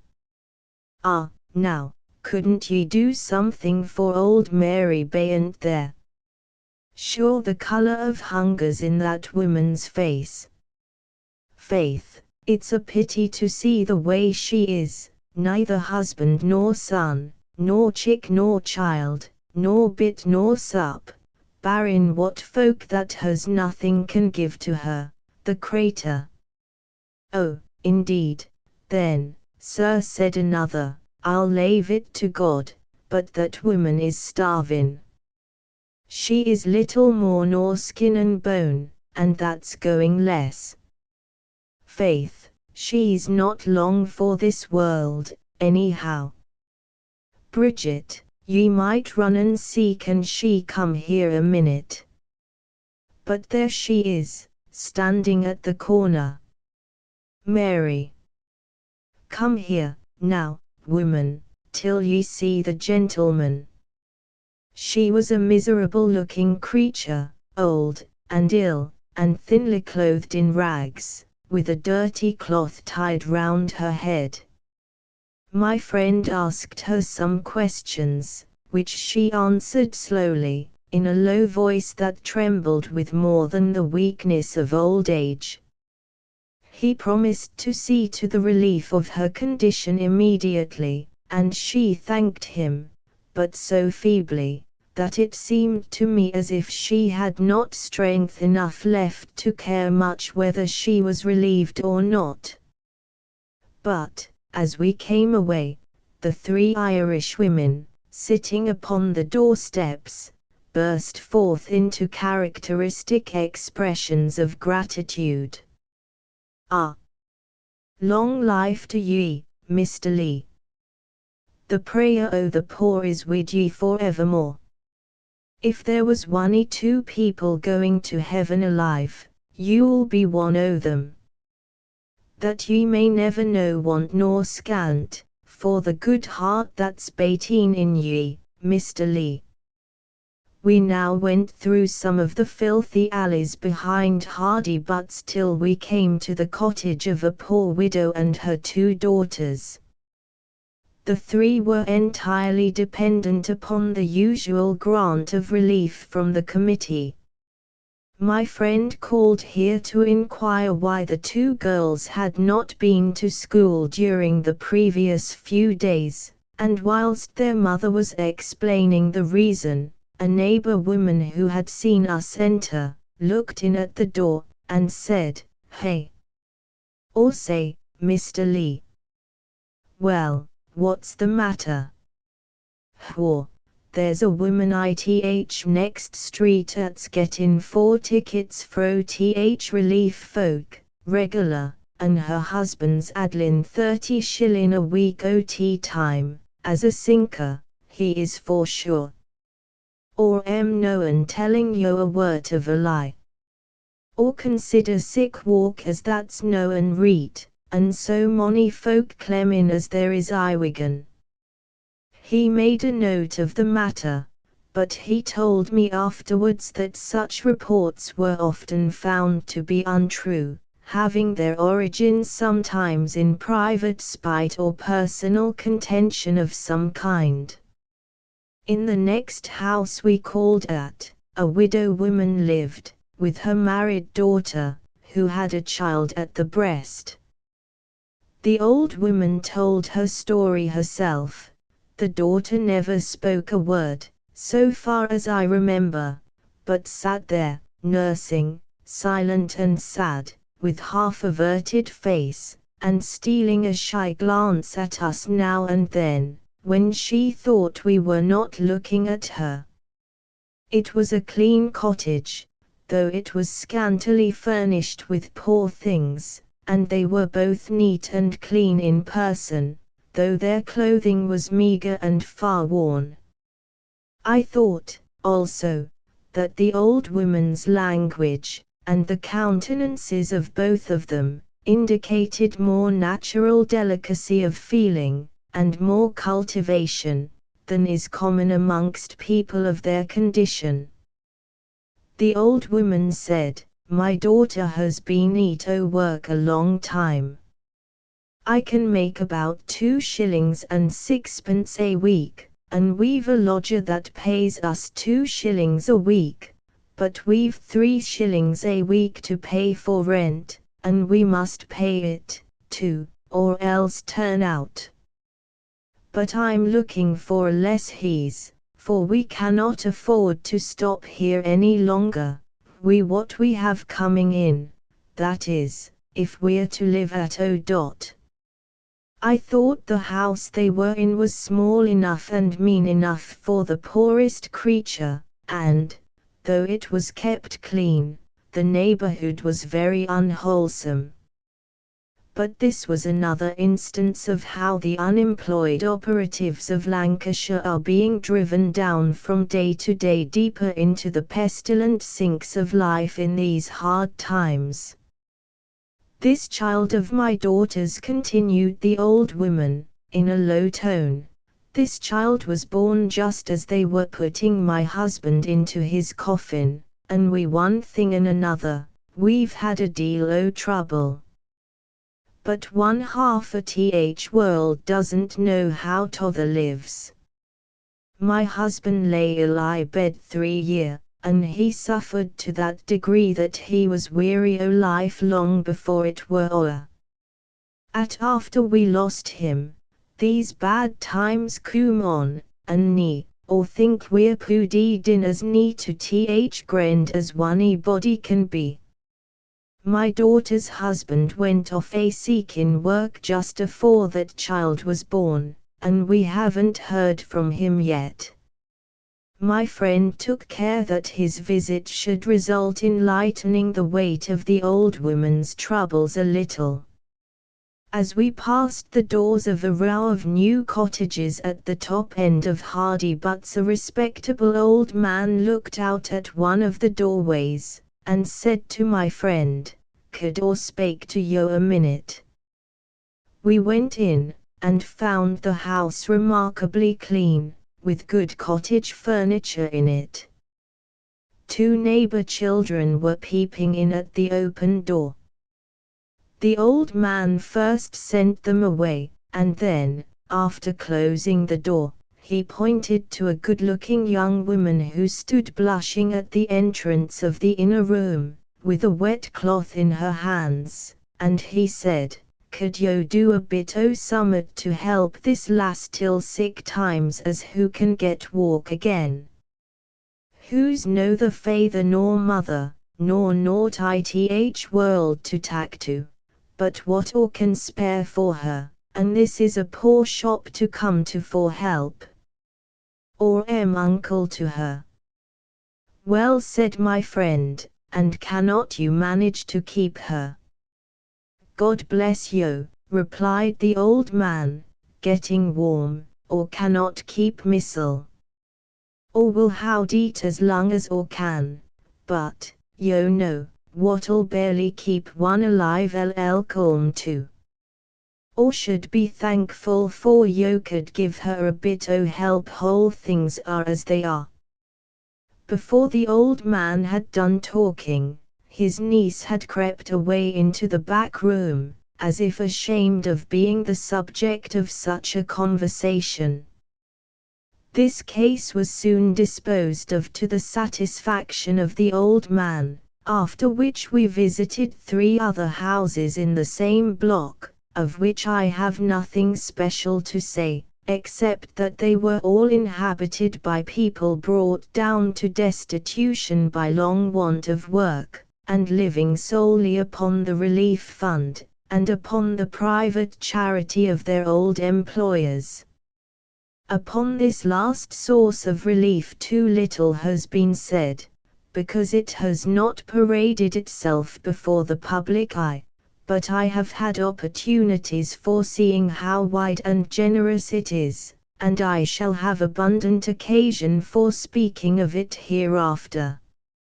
On our way back, we looked in at old John's again, to see if he had returned home.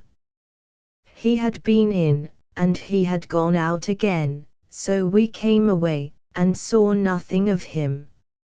Farther down towards the town, we passed through Acton Square, which is a cleaner place than some of the abominable nooks of Scols, though I can well believe that there is many a miserable dwelling in it, from what I saw of the interiors and about the doorways, in passing.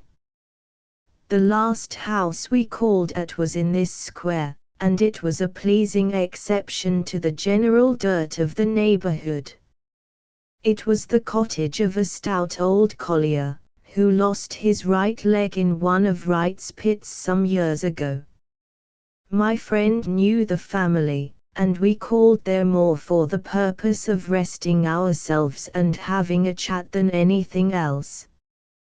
The old man was grey-haired, but he looked very hale and hearty, save the lack of his leg. His countenance was expressive of intelligence and good humor, and there was a touch of quiet majesty about his massive features. There was, to me, a kind of rude hint of Christopher North in the old collier's appearance. His wife, too, was a tall, strong-built woman, with a comely and a gentle face, a fit mate for such a man as he. I thought, as she moved about, her grand bulk seemed to outfist the narrow limits of the cottage, The tiny house was exceedingly clean, and comfortably furnished. Everything seemed to be in its appointed place, even to the sleek cat sleeping on the hearth. There were a few books on a shelf, and a concertina upon a little table in the corner. When we entered, the old collier was busy with the slate and pencil, and an arithmetic before him, but he laid them aside, and, doffing his spectacles, began to talk with us. He said that they were a family of 6, and all out of work, but he said that, ever since he lost his leg, the proprietors of the pit in which the accident happened, writes, had allowed him a pension of 6 shillings a week, which he considered very handsome. This allowance just kept the wolf from their little door in these hard times. In the course of our conversation I found that the old man read the papers frequently, and that he was a man of more than common information in his class. I should have been glad to stay longer with him, but my time was up, so I came away from the town, thus ending my last ramble amongst the unemployed operatives of Wigan. Since then the condition of the poor there has been steadily growing worse, which is sure to be heard of in the papers. Chapter XXII. An incident by the wayside. Take physic, pomp. Expose thyself to feel what wretches feel, that thou mayst shake the superflux to them, and show the heavens more just. King Lear. On the Saturday after my return from Wigan, a little incident fell in my way, which I thought worth taking note of at the time, and perhaps it may not be uninteresting to your readers. On that day I went up to Lancashire, to spend the afternoon with an old friend of mine, a man of studious habits, living in a retired part of that green suburb. The time went pleasantly by whilst I was with the calm old student, conversing upon the state of Lancashire, and the strange events which are upheaving the civilized world in great billows of change, and drinking in the peaceful charm which pervaded everything about the man and his house and the scene which it stood in. After tea, he came with me across the fields to the Midway Inn on Stockport Road, where the omnibuses call on their way to Manchester. It was a lovely evening, very clear and cool, and twilight was sinking upon the scene. Waiting for the next omnibus, we leaned against the long wooden watering trough in front of the inn. The irregular old building looked picturesque in the soft light of declining day, and all around was so still that we could hear the voices of bowlers who were lingering upon the green, off at the north side of the house, and retired from the highway by an intervening garden. The varied tones of animation, and the phrases uttered by the players, on different parts of the green, came through the quiet air with a cheery ring. The language of the bowling green sounds very quaint to people unused to the game.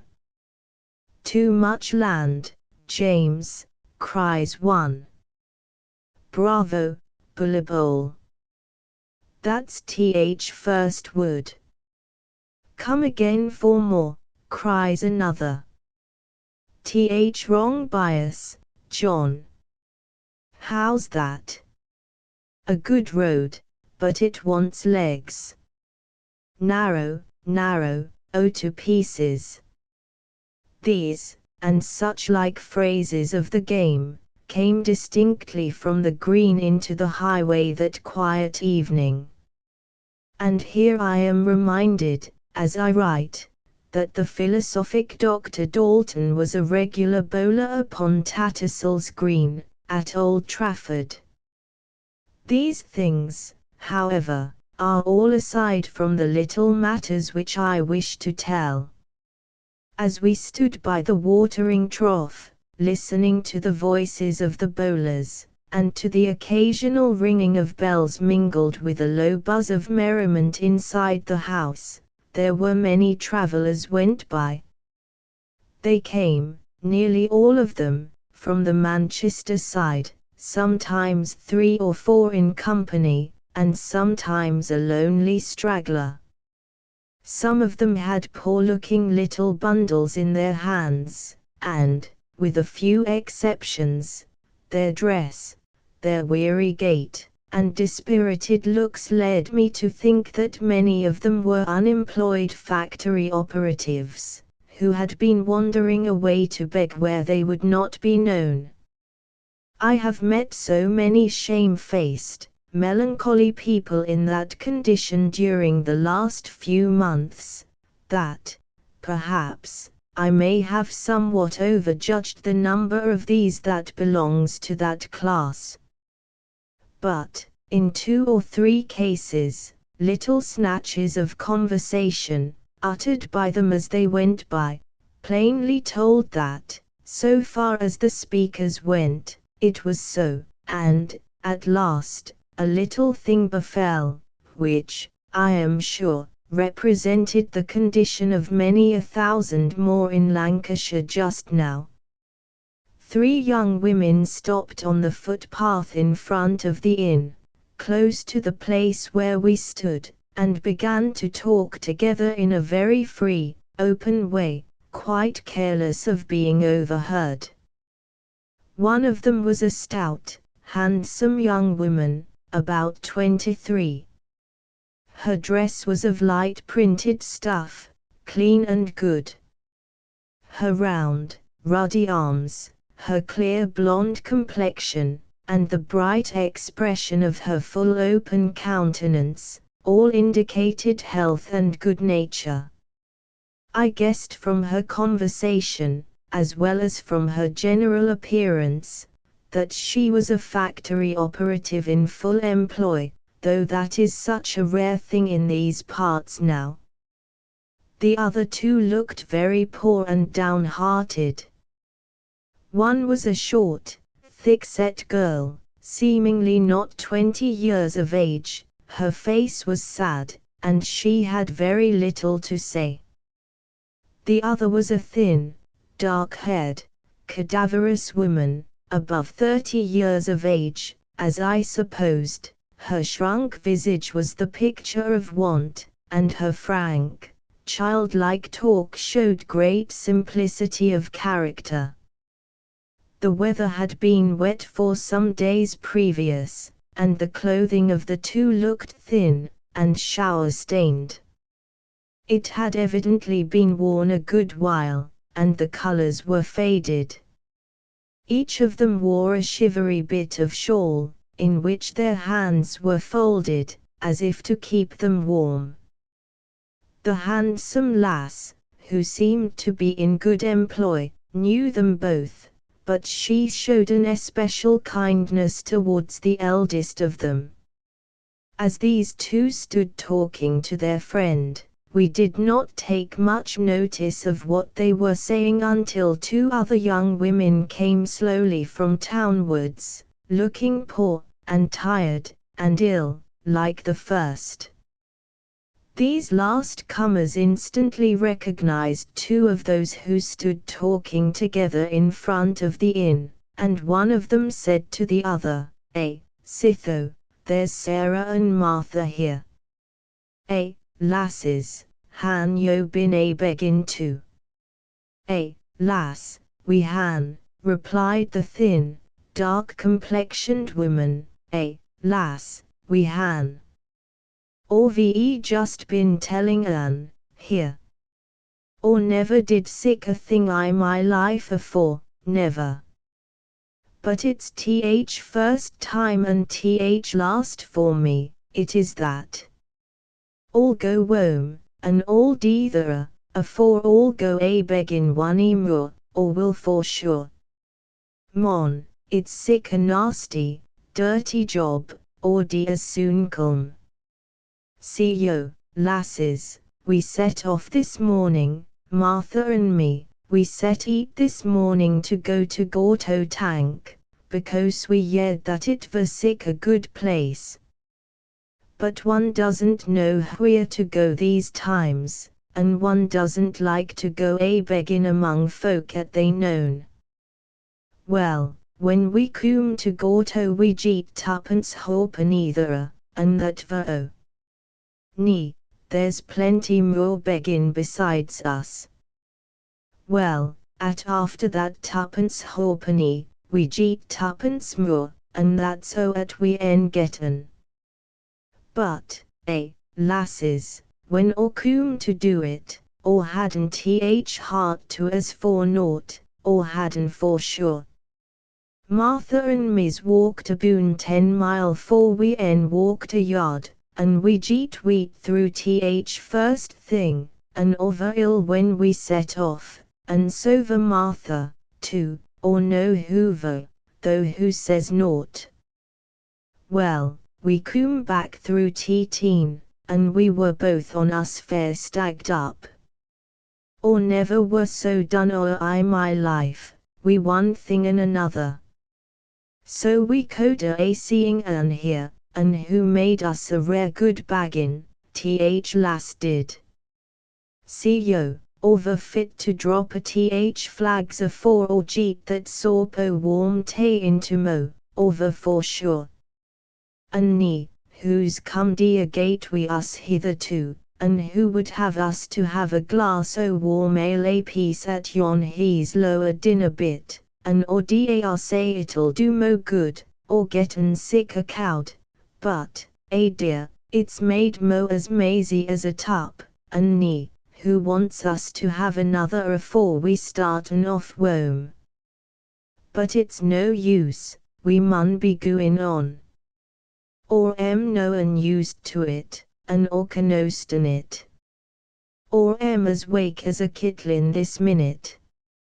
Anne, who had befriended them in this manner, was the handsome young woman who seemed to be in work, and now, the poor woman who had been telling the story, laid her hand upon her friend's shoulder and said, Anne, they's behaved very weel to us o roads, and nee, lass, go thy ways wome, and dunnot fret a bit us, mon. Or feel better nee, or do for sure. Wis be reet enough to mourn, lass. Mon, there's allus some way shapty. That tay's done me a deal o good. Go thy ways wome, Anne, nee do, or else or shan't be yezzy a bit though. But Anne, who was wiping her eyes with her apron, replied, Nor, or will not go yet, Sarah. And then she began to cry, lasses, or dunno like to see yo o this shap, or dunno for sure. Besides, yo en been far enough today. Come back wi me. Or cano find ream for both on yo, but thee come back wi me, Sarah. I'll find thee a good bed, and they are welcome to a share o what there is, as welcome as flee where's I may, they knows that.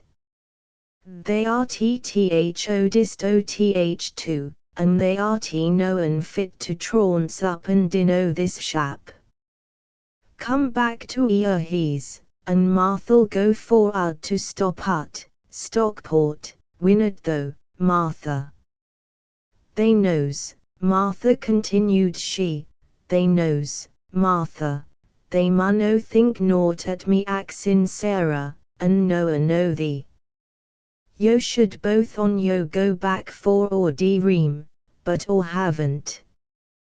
Beside, they are younger and stronger than who is.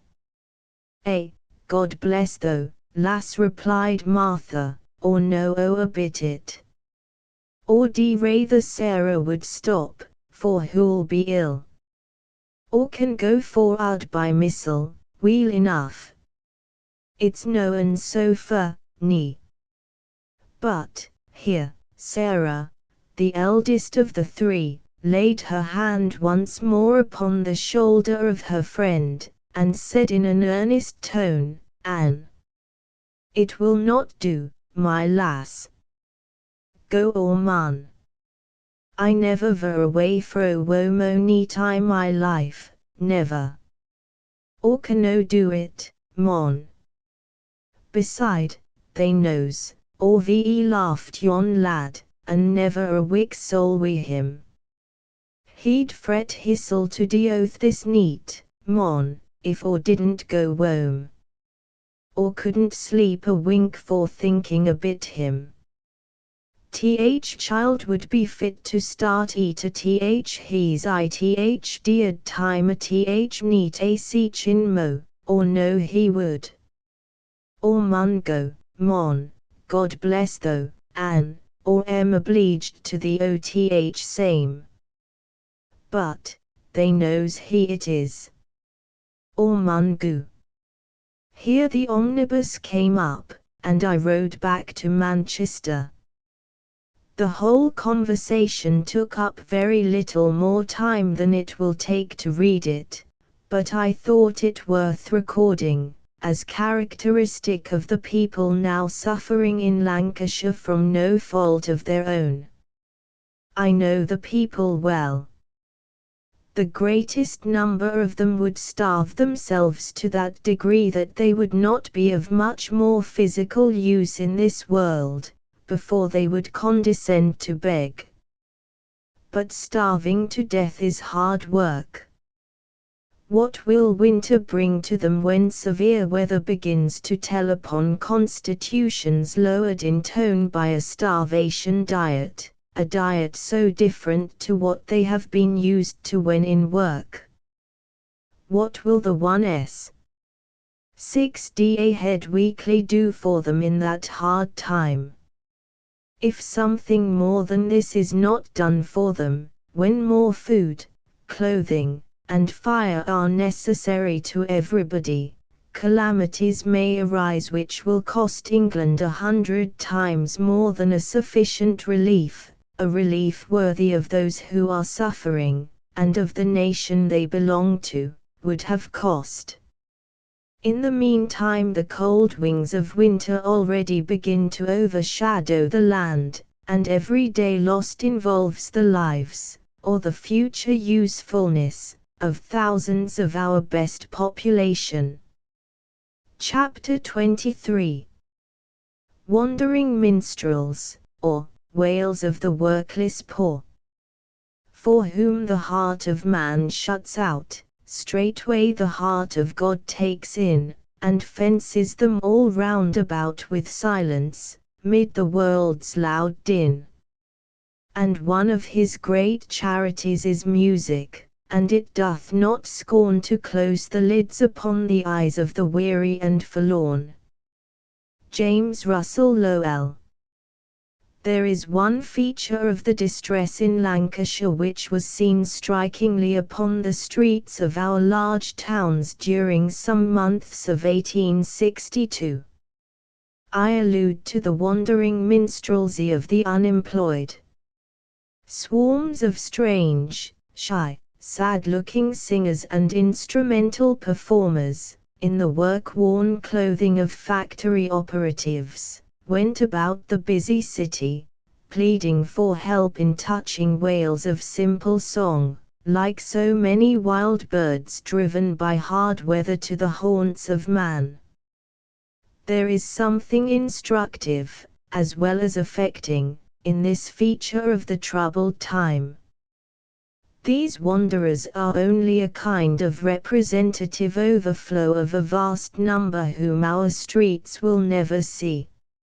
Anyone well acquainted with Lancashire will know how widespread the study of music is among its working population. Even the inhabitants of our large towns know something more about this now than they knew a few months ago. I believe there is no part of England in which the practice of sacred music is so widely and lovingly pursued amongst the working people as in the counties of Lancashire and Yorkshire. There is no part of England where, until lately, there have been so many poor men's pianos, which have been purchased by a long course of careful savings from the workmen's wages.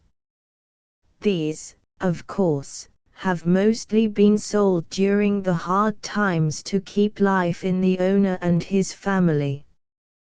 The great works of Handel, Haydn, Beethoven, and Mozart have solaced the toil of thousands of the poorest working people of Lancashire. Anybody accustomed to wander among the moorlands of the country will remember how common it is to hear the people practicing sacred music in their lonely cottages. It is not uncommon to meet working men wandering over the wild hills, where whip and heather grow with their musical instruments, to take part in some village oratorio many miles away. That reminds me, as tale-tellers say, of an incident among the hills, which was interesting, though far from singular in my experience.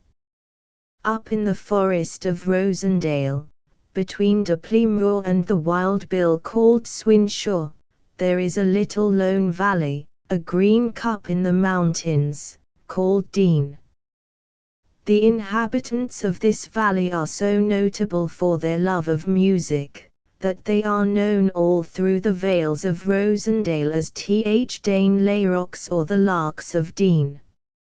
In the twilight of a glorious Sunday evening, in the height of summer, I was roaming over the heathery waste of Swinshaw, towards Dean, in company with a musical friend of mine, who lived in the neighbouring clough, when we saw a little crowd of people coming down a moorland slope, far away in front of us.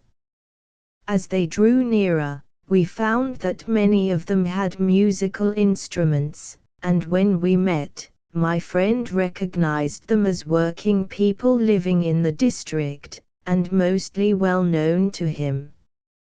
He inquired where they had been, and they told him that they had been to a bit of a sing-din ith Dane. "Well," said he, "can't we have a tune here?" "Sure, yo con, we oth pleasure ith world," replied he who acted as spokesman, and a low buzz of delighted consent ran through the rest of the company. They then ranged themselves in a circle around their conductor, and they played and sang several fine pieces of psalmody upon the heather-scented mountain top. As those solemn strains floated over the wild landscape, startling the moorfowl untimely in his nest, I could not help thinking of the hunted Covenanters of Scotland. The altogether of that scene upon the mountains, between the gloaming and the murk, made an impression upon me which I shall not easily forget. Long after we parted from them we could hear their voices, softening in sound as the distance grew, chanting on their way down the echoing glen, and the effect was wonderfully fine. This little incident upon the top of Swinshaw is representative of things which often occur in the country parts of Lancashire, showing how widespread the love of music is among the working classes there. Even in great manufacturing towns, it is very common, when passing cotton mills at work, to hear some fine psalm tune streaming in chorus from female voices, and mingling with the spume of thousands of spindles.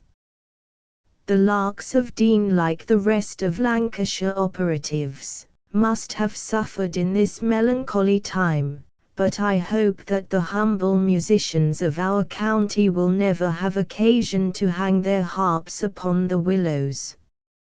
Now, when fortune has laid such a load of sorrow upon the working people of Lancashire, it is a sad thing to see so many workless minstrels of humble life chanting their artless notes in simple guise upon the streets of great towns, amongst a kind of life they are little used to. There is something very touching, too, in their manner and appearance. They may be ill-shod and footsore, they may be hungry, and sick at heart, and forlorn in countenance, but they are almost always clean and wholesome looking in person. They come singing in twos and threes, and sometimes in more numerous bands, as if to keep one another in countenance. Sometimes they come in a large family all together, the females with their hymn books, and the men with their different musical instruments, bits of pet salvage from the wrecks of cottage homes. The women have sometimes children in their arms, or led by the hand, and they sometimes carry music books for the men. I have seen them, too, with little handkerchiefs of rude provender for the day. As I said before, they are almost invariably clean in person, and their clothing is almost always sound and seemly in appearance, however poor and scanty. Amongst these poor wanderers there is none of the reckless personal negligence and filth of hopeless reprobacy, neither is there a shadow of the professional ostentation of poverty amongst them. Their faces are sad, and their manners very often singularly shamefaced and awkward, and any careful observer would see at a glance that these people were altogether unused to the craft of the trained minstrel of the streets.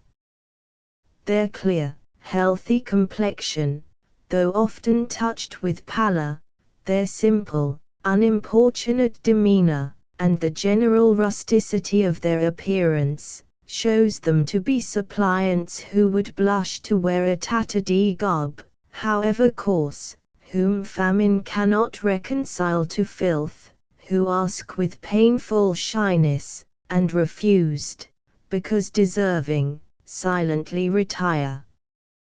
The females, especially the younger ones, generally walk behind, blushing and hiding themselves as much as possible. I have seen the men sometimes walk backwards, with their faces towards those who were advancing, as if ashamed of what they were doing. And thus they went wailing through the busy streets, whilst the listening crowd looks on them pityingly and wonderingly, as if they were so many hungry shepherds from the mountains of Calabria. This flood of strange minstrels partly drowned the slang melodies and the monotonous strains of ordinary street musicians for a while. The professional gleeman paled his ineffectual fire before these mournful songsters. I think there never was so much sacred music heard upon the streets of Manchester before. With the exception of a favourite glee now and then, their music consisted chiefly of fine psalm tunes, often plaintive old strains, known and welcome to all, because they awaken tender and elevating remembrances of life.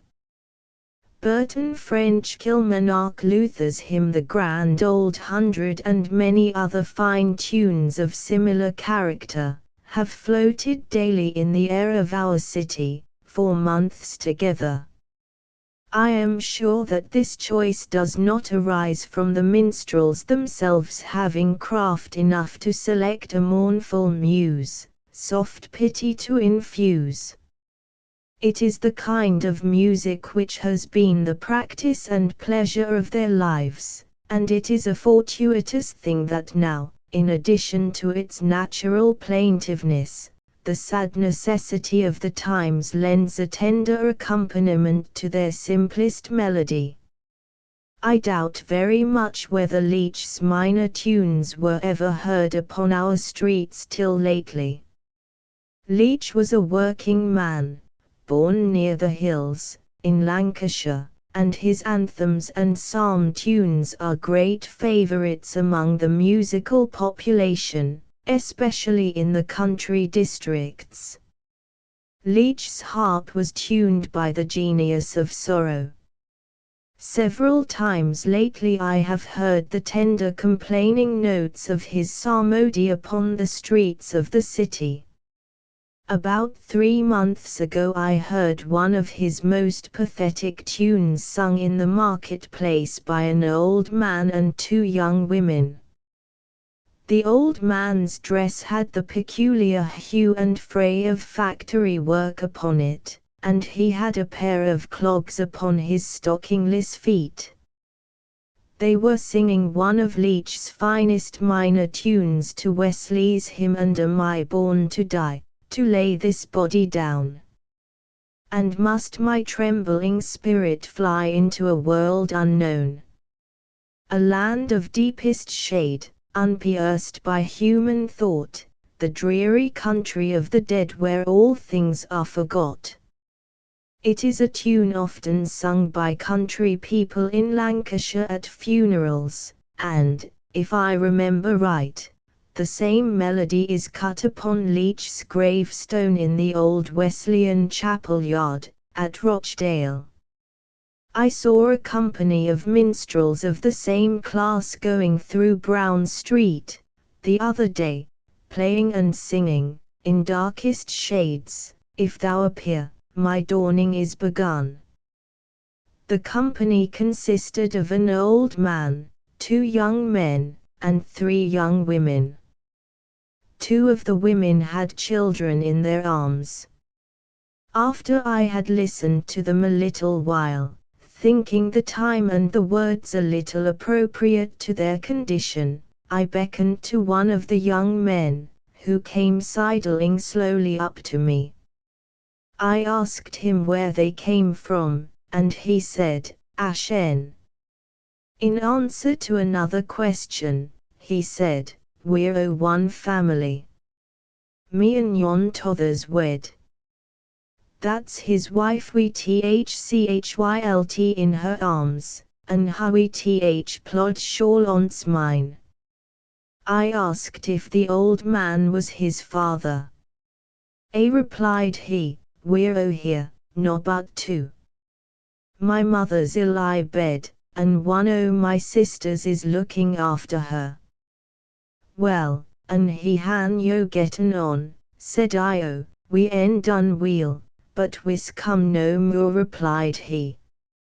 Another day, there was an instrumental band of these operatives playing sacred music close to the exchange lamp. Amongst the crowd around, I met with a friend of mine. He told me that the players were from Stalybridge. They played some fine old tunes, by desire, and, among the rest, they played one called Warrington. When they had played it several times over, my friend turned to me and said, "That tune was composed by Reverend Mr. Harrison, who was once minister of Cross Street Unitarian Chapel, in Manchester, and, one day, an old weaver, who had come down from the hills, many miles, staff in hand, knocked at the minister's door, and asked if there was a gentleman coder Harrison lived there. Yes. Could or see him? Yes. When the minister came to the door, the old weaver looked hard at him, for a minute, and said, "Are yo Monat composed that tune coder Warrington?" "Yes," replied the minister, "I believe I am." "Well," said the old weaver, "give me your hand. It's a good UN." He then shook hands with him heartily again, and saying, "Well, good day to yo," he went his way home again, before the old minister could fairly collect his scattered thoughts. I do not know how it is that these workless minstrels are gradually becoming rarer upon the streets than they were a few months ago. Perhaps it is because the unemployed are more liberally relieved now than they were at first. I know that now many who have concealed their starving condition are ferreted out and relieved as far as possible. Many of these street wanderers have gone home again disgusted, to pinch out the hard time in proud obscurity, and there are some, no doubt, who have wandered away to other parts of England.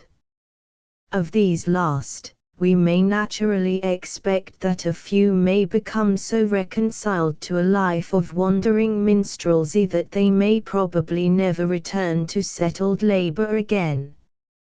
But there's a divinity that shapes our ends, rough hew them how we will. Let us trust that the great Creator may comfort and relieve them, according to their several necessities, giving them patience under their sufferings, and a happy issue out of all their afflictions. Letter and Speeches upon the Cotton Famine. Letters of a Lancashire Lad on the Cotton Famine.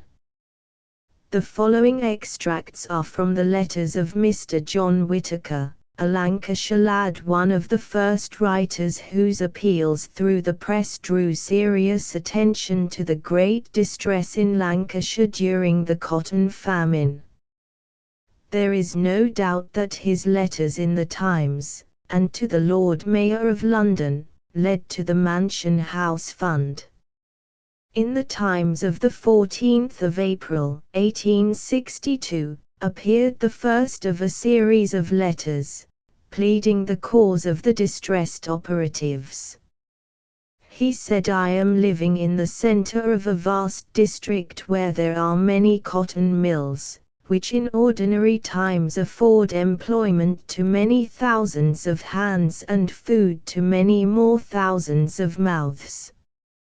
With rare exceptions, quietness reigns at all those mills. It may be that our material atmosphere is somewhat brighter than it was, but our social atmosphere is much darker and denser. Hard times have come, and we have had them sufficiently long to know what they mean. We have fathers sitting in the house at midday, silent and glum, while children look wistfully about, and sometimes whimper for bread which they cannot have. We have the same fathers who, before hard times came, were proud men, who would have thought beggar the most opprobrious epithet you could have hit them with, but who now are made humble by the sight of wife and children almost starving, and who go before relief committees and submit to be questioned about their wants with a patience and humility which it is painful, almost sickening, to witness. And some others of these fathers turn out in the morning with long besoms as street sweepers, while others again go to breaking stones in the town's yard or open roadside, where they are unprotected from the keen east winds, which add a little more to the burden of misery which they have to bear just now. But, harder even than this, our factory women and girls have had to turn out, and, plodding a weary way from door to door, beg a bit of bread or a stray copper, that they may eke out the scanty supply at home. Only the other day, while taking a long stroll in the country lying about the town in which I live, I met a few of these factory girls, and was stopped by their not very beggar-like question of "Con yo help us a bit?" They were just such as my own sisters, and as I saw and heard them, I was almost choked as I fancied my sisters come to such a pass as that. "Con yo help us a bit?" asked these factory girls.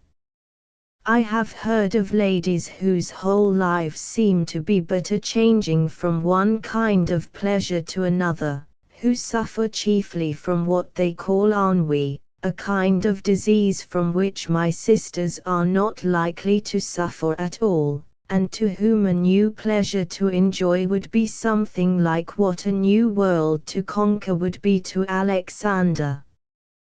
Why should they not hear our Lancashire girls' cry of "Conyo, help us a bit"? Why should not they be reminded that these girls in cotton gowns and wooden clogs are wending their way towards the same heaven, or, alas, towards the same hell, whither wend all the daughters of Eve, no matter what their outer condition and dress? Why should not they be asked to think how these striving girls have to pray daily, "Lead us not into temptation," while temptations innumerable stand everywhere about them? Those of us who are men would rather do much than let our sisters go begging. May not some of us take to doing more to prevent it? I remember some poetry about the sister bloodhounds, want and sin, and know that they hunt oftener together than singly. We have felt the fangs of the first, upon how many of us will the second pounce?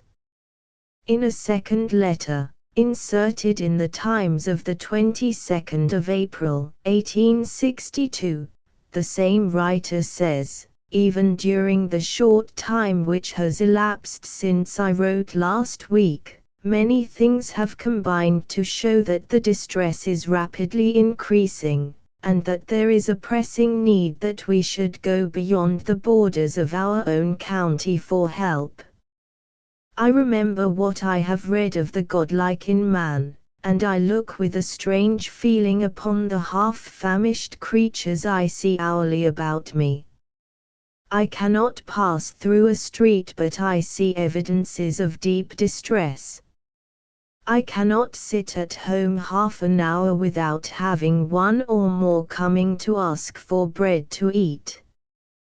But what comes casually before me is as nothing when compared with that deeper distress which can only be seen by those who seek it. There have been families who have been so reduced that the only food they have had has been a porridge made of Indian meal. They could not afford oatmeal, and even of their Indian meal porridge they could only afford to have 2 meals a day. They have been so ashamed of their coarser food that they have done all that was possible to hide their desperate state from those about them. It has only been by accident that it has been found out, and then they have been caught hurriedly putting away the dishes that contained their loathsome food. A woman, whose name I could give, and whose dwelling I could point to, was said not only to be in deep distress, but to be also ill of fever. She was visited. On entering the lower room of the house, the visitors saw that there was not a scrap of furniture. The woman, fever-stricken, sat on an orange box before a low fire, and to prevent the fire from going quite out, she was pulling her seat to pieces for fuel bit by bit. The visitors looked upstairs. There was no furniture there, only a bit of straw in a corner, which served as the bed of the woman's 4 children. In another case a woman, who was said to be too weak to apply for relief, was visited. Her husband had been out of work a long time by reason of his illness. He was now of a fashion recovered, and had gone off to seek for work. He left his wife and 3 children in their cellar home. The wife was very near her confinement, and had not tasted food for 2 or 3 days. There are in this town some hundreds of young single women who have been self-dependent, but who are now entirely without means. Nearly all of these are good English girls, who have quietly fought their own life battle, but who now have hard work to withstand the attacks this grim poverty is making. I am told of a case in which one of these girls was forced to become one of that class of whom Poor Hood sang in his Bridge of Sighs. She was an orphan, had no relations here, and was tossed about from place to place till she found her way to a brothel. Thank God, she has been rescued. Our relief fund has been the means of relieving her from that degradation, but cannot those who read my letter see how strong are the temptations which their want places in the way of these poor girls? On the 25th of April a number of city merchants, most of whom were interested in the cotton manufacture, waited upon the Lord Mayor of London, with a view to interest him, and through him the public at large, in the increasing distress among the operative population in the manufacturing districts of Lancashire. Previous to this, the Lancashire lad had made a private appeal, by letter, to the Lord Mayor, in which he said local means are nearly exhausted, and I am convinced that if we have not help from without, our condition will soon be more desperate than I or anyone else who possesses human feelings can wish it to become. To see the homes of those whom we know and respect, though they are but working men, stripped of every bit of furniture, to see long-cherished books and pictures sent one by one to the pawn shop, that food may be had, and to see that food almost loathsome in kind, and insufficient in quantity, are hard, very hard things to bear. But those are not the worst things. In many of our cottage homes there is now nothing left by the pawning of which a few pence may be raised, and the mothers and sisters of we Lancashire lads have turned out to beg, and oft-times knock at the doors of houses in which there is as much destitution as there is in our own, while the fathers and the lads themselves think they are very fortunate if they can earn a shilling or two by street sweeping or stone breaking. Will you not do for us what you have done for others? Become the recipient of whatever moneys those who are inclined to help us may send to you. The Lord Mayor, having listened to the deputation, read them the personal appeal, and, before separating, the deputation engaged to form themselves into a provisional committee, to correspond with any local one which circumstances might render it desirable to set on foot in some central part of the distressed districts. Immediately afterwards, the Lord Mayor, on taking his seat in the Justice Room, stated that he was ready, with the assistance of the gentlemen of the deputation, to act in the way desired. He could not himself take any part in the distribution. All he could do was to be the medium of transmission, and as soon as he knew that some organization had been formed, either in the great city of Manchester, or in some other part of Lancashire, in which the public might feel confidence, he should be ready to send the small sums he had already received, and any others that might be entrusted to him from time to time. And thus originated the first general subscription for the cotton operatives, and which, before it closed, reached the magnificent sum of £528,336, 9s. 9d. Mr. Cobden's speech on the cotton famine. On the 29th of April, 1862, a meeting of gentlemen residents, called by Thomas Goadsby, Esquire, Mayor of Manchester, was held in the town hall of that city, to consider the propriety of forming a relief committee.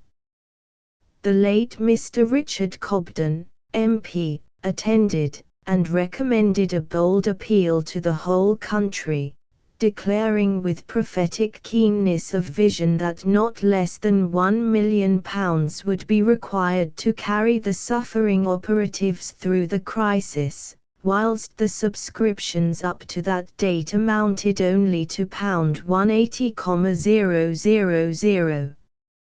On the motion of a vote of thanks to the Mayor of Manchester, who was retiring from the mayoralty, Mr. Cobden said, "Before that resolution is passed, I will take the opportunity of making an observation.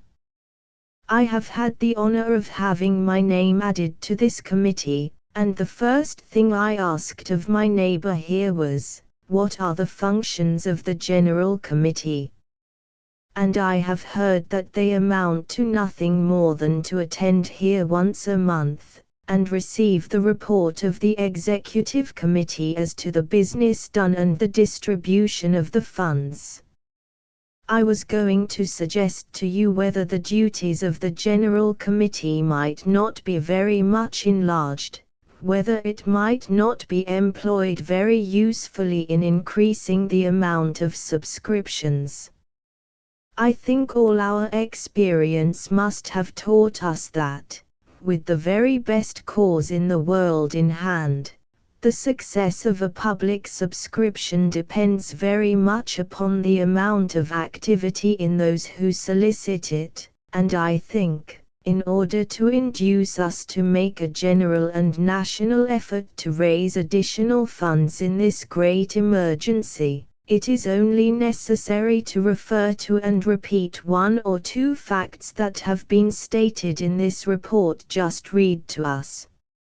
I find it stated that it is estimated that the loss of wages at present is at the rate of £136,094 per week, and there is no doubt that the savings of the working classes are almost exhausted. Now, £136,094 per week represents upwards of £7 million per annum, and that is the rate at which the deduction is now being made from the wages of labour in this district. I see it stated in this report that the resources which this committee can at present foresee that it will possess to relieve this amount of distress are £25,000 a month for the next 5 months, which is at the rate of £300,000 per annum, so that we foresee at present the means of affording a relief of something less than 5% upon the actual amount of the loss of wages at present incurred by the working classes of this country. But I need not tell honourable gentlemen present, who are so practically acquainted with this district, that loss of 7 millions in wages per annum is a very imperfect measure of the amount of suffering and loss which will be inflicted on this community 3 or 4 months hence. It may be taken to be £10 million, and that £10 million of loss of wages before the next spring is by no means a measure of the loss this district will incur. For you must take it that the capitalists will be incurring also a loss on their fixed machinery and buildings, and though perhaps not so much as that of the labourer, it will be a very large amount, and possibly, in the opinion of some people, will very nearly approach it. That is not all. Mr. Farrell has told us that at present the increase of the rates in this district is at the rate of £10,000 per week. That will be at the rate of £500,000 per annum, and, of course, if this distress goes on, that rate must be largely increased, perhaps doubled. This shows the amount of pressure which is threatening this immediate district. I have always been of opinion that this distress and suffering must be cumulative to a degree which few people have ever foreseen, because your means of meeting the difficulty will diminish just in proportion as the difficulty will increase. Mr. Farnell has told us that 1/3 of the rateable property will fall out of existence, as it were, and future rates must be levied upon 2/3. But that will be by no means the measure of the condition of things 2 or 3 months hence, because every additional rate forces out of existence a large amount of saleable property, and the more you increase your rates the more you diminish the area over which those rates are to be productive. This view of the case has a very important bearing, also, upon the condition of the shopkeeping class as well as the classes of mill owners and manufacturers who have not a large amount of floating capital.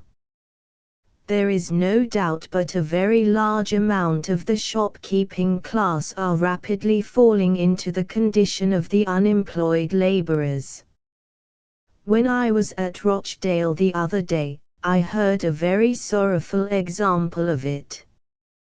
There was a poor woman who kept a shop, and she was threatened with a distraint for her poor rate. She sold the Sunday clothes of her son to pay the poor rate, and she received a relief ticket when she went to leave her rate. That is a sad and sorrowful example, but I am afraid it will not be a solitary one for a long time. Then you have the shopkeeping class descending to the rank of the operatives. It must be so.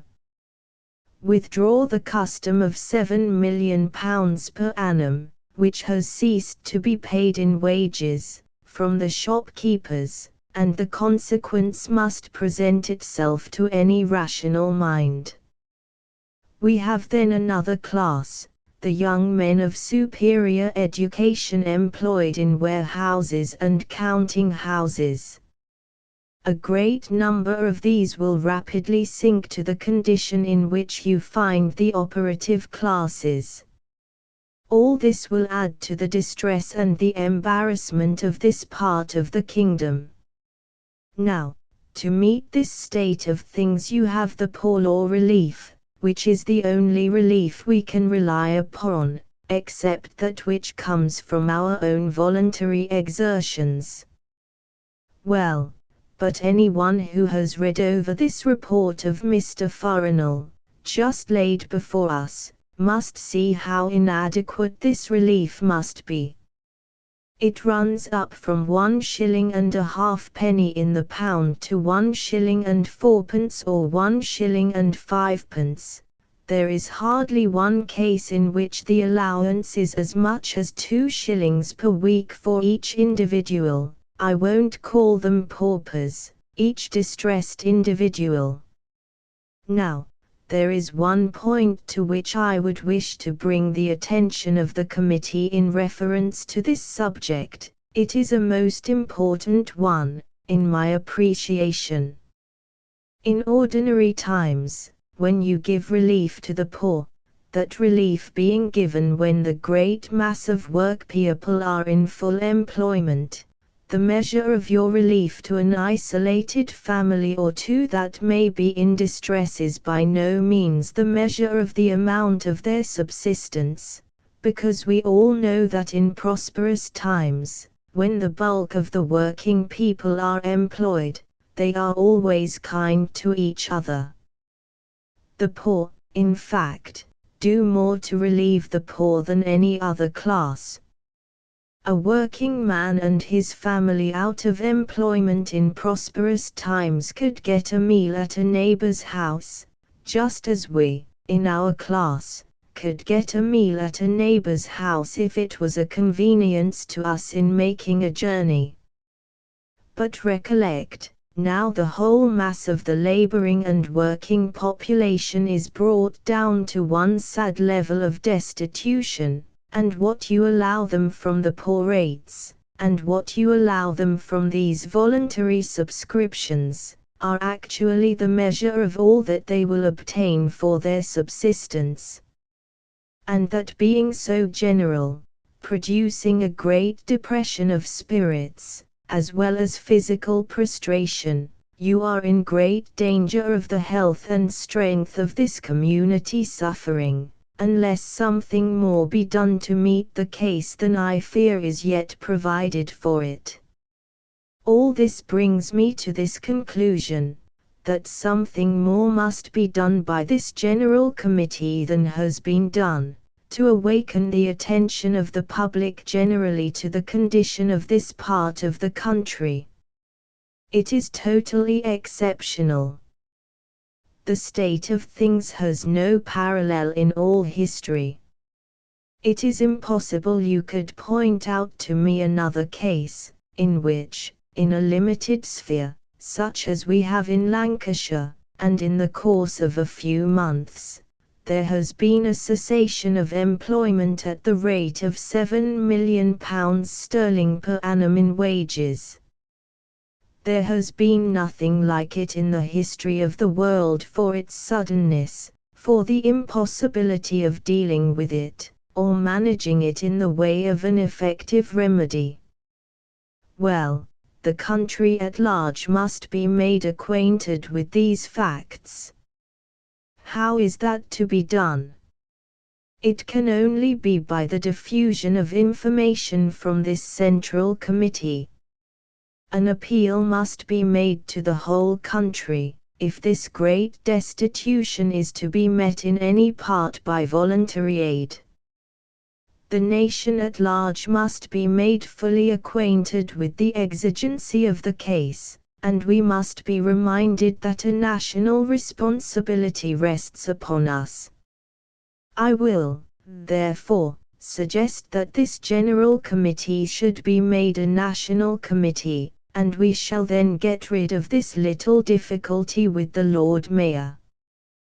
We shall want all the cooperation of the Lord Mayor and the City of London, and I say that this committee, instead of being a Manchester or Lancashire Central Committee, should be made a national committee, that from this should go forth invitations to all parts of the country, beginning with the Lords Lieutenant, inviting them to be vice-presidents of this committee. Let the noble Lord continue to be at the head of the General Committee, the National Committee, and invite every mayor to take part. We are going to have new mayors in the course of the week, and, though I am sorry to lose our present one, yet when new mayors come in, they may be probably more ready to take up a new undertaking than if they had just been exhausted with a year's labor. Let every mayor in the kingdom be invited to become a member of this committee. Let subscription circulars be dispatched to them asking them to organize a committee in every borough, and let there be a secretary and honorary secretary employed. Through these bodies you might communicate information, and counteract those misrepresentations that have been made with regard to the condition of this district. You might, if necessary, send an ambassador to some of those more important places, but better still, if you could induce them to send someone here to look into the state of things for themselves. Because I am sure if they did, so far from finding the calumnies that have been uttered against the propertied classes in this county being well founded, they would find instances, and not a few, of great liberality and generosity, such as I think would surprise anyone who visited this district from the southern part of the kingdom. This would only be done by an active effort from the centre here, and I submit that we shall not be doing justice to this effort unless we give to the whole country an opportunity of cooperating in that way, and throw upon every part of the kingdom a share of the responsibility of this great crisis and emergency. I submit that there is every motive why this community, as well as the whole kingdom, should wish to preserve this industrious population in health and in the possession of their energies. There is every motive why we should endeavor to keep this working population here rather than drive them away from here, as you will do if they are not sufficiently fed and clothed during the next winter. They will be wanted again if this district is to revive, as we all hope and believe it will revive. Your fixed capital here is of no use without the population. It is of no use without your raw material. Lancashire is the richest county in the kingdom when its machinery is employed. It is the poorest county in the kingdom when its machinery and fixed capital are paralyzed, as at present. Therefore, I say it is the interest, not only of this community, but of the kingdom, that this population should be preserved for the time, I hope not a distant time, when the raw material of their industry will be supplied to this region. I submit, then, to the whole kingdom, this district as well as the rest, that it will be advisable, until Parliament meets, that such an effort should be made as will make a national subscription amount probably to £1,000,000.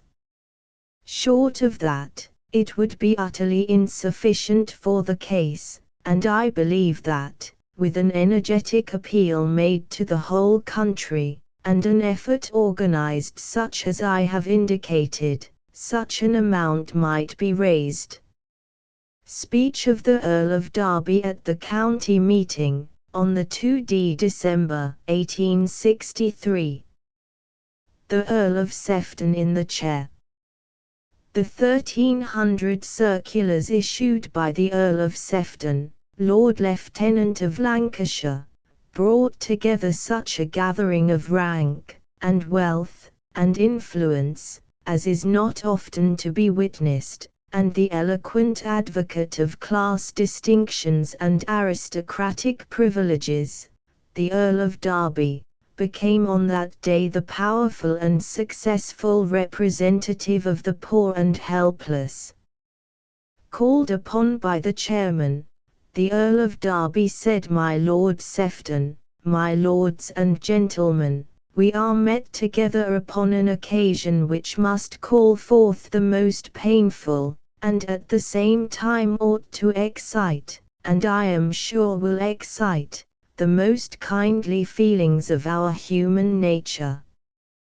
We are met to consider the best means of palliating, would to God that I could say removing, a great national calamity, the like whereof in modern times has never been witnessed in this favoured land, a calamity which it was impossible for those who are the chief sufferers by it to foresee, or, if they had foreseen, to have taken any steps to avoid, a calamity which, though shared by the nation at large, falls more peculiarly and with the heaviest weight upon this hitherto prosperous and wealthy district, a calamity which has converted this teeming hive of industry into a stagnant desert of compulsory inaction and idleness, a calamity which has converted that which was the source of our greatest wealth into the deepest abyss of impoverishment, a calamity which has impoverished the wealthy,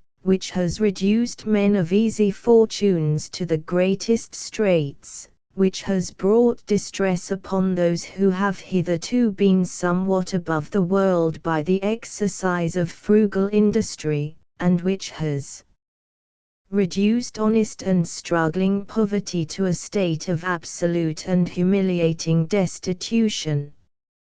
Gentlemen, it is to meet this calamity that we are met together this day, to add our means and our assistance to those efforts which have been so nobly made throughout the country generally, and, I am bound to say, in this county also, as I shall prove to you before I conclude my remarks. Gentlemen, I know how impossible it is by any figures to convey an idea of the extent of the destitution which now prevails, and I know also how impatient large assemblies are of any extensive use of figures, or even of figures at all, but at the same time, it is impossible for me to lay before you the whole state of the case, in opening this resolution, and asking you to resolve with regard to the extent of the distress which now prevails, without trespassing on your attention by a few, and they shall be a very few, figures, which shall show the extent, if not the pressure, throughout this district, of the present distress.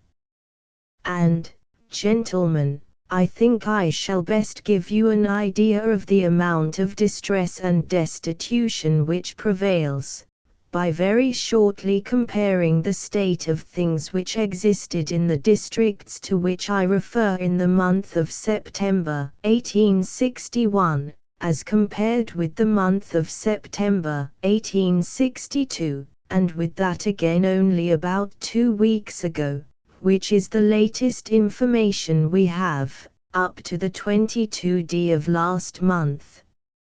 I find then, gentlemen, that in a district comprising, in round numbers, 2 million inhabitants, for that is about the number in that district, in the 4th week of September, 1861, there were 43,500 persons receiving parochial relief. In the 4th week of September, 1862, there were 163,498 persons receiving parochial relief, and in the short space which elapsed between the last week of September and the 3rd week of November the number of 163,498 had increased to 259,385 persons.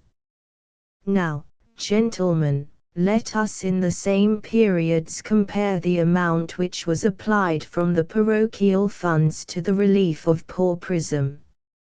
In September, 1861, the amount so applied was £2,259. In September, 1862, it was £9,674. That is by the week. What is now the amount? In November, 1862 it was £17,681 for the week. The proportion of those receiving parochial relief to the total population was 2 3/10% in September, 1861, and 8 5/10% in September, 1862. And that had become 13 5/10% in the population in November, 1862. Here, therefore, is 13% of the whole population at the present moment depending for their subsistence upon parochial relief alone. Of these 259,000, I give only round numbers. There were 36,800 old or infirm. There were nearly 98,000 able-bodied adults receiving parochial relief, and there were under 16 years of age nearly 24,000 persons. But it would be very far from giving you an estimate of the extent of the distress if we were to confine our observations to those who are dependent upon parochial relief alone. We have evidence from the local committees, whom we have extensively employed, and whose services have been invaluable to us, that of persons not relieved from the poor rates there are relieved also by local committees no fewer in this district than 172,000 persons, making a total of 431,395 persons out of 2 millions, or 21.7% on the whole population, that is, more than 1 in every 5 persons depend for their daily existence either upon parochial relief or public charity.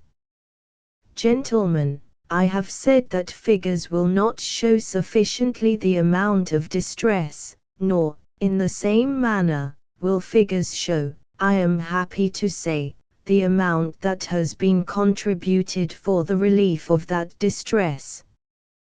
But let us take another test, let us examine what has been the result, not upon the poor who are dependent for their daily bread upon their daily labor, and many of whom are upon the very verge of pauperism, from day to day, but let us take a test of what has been the effect upon the well-to-do artisan, upon the frugal, industrious, saving men, who have been hitherto somewhat above the world, and I have here but an imperfect test, because I am unable to obtain the whole amount of deposits withdrawn from the savings banks, the best of all possible tests, if we could carry the account up to the present day, but I have only been able to obtain it to the middle of June last, when the distress could hardly be said to have begun,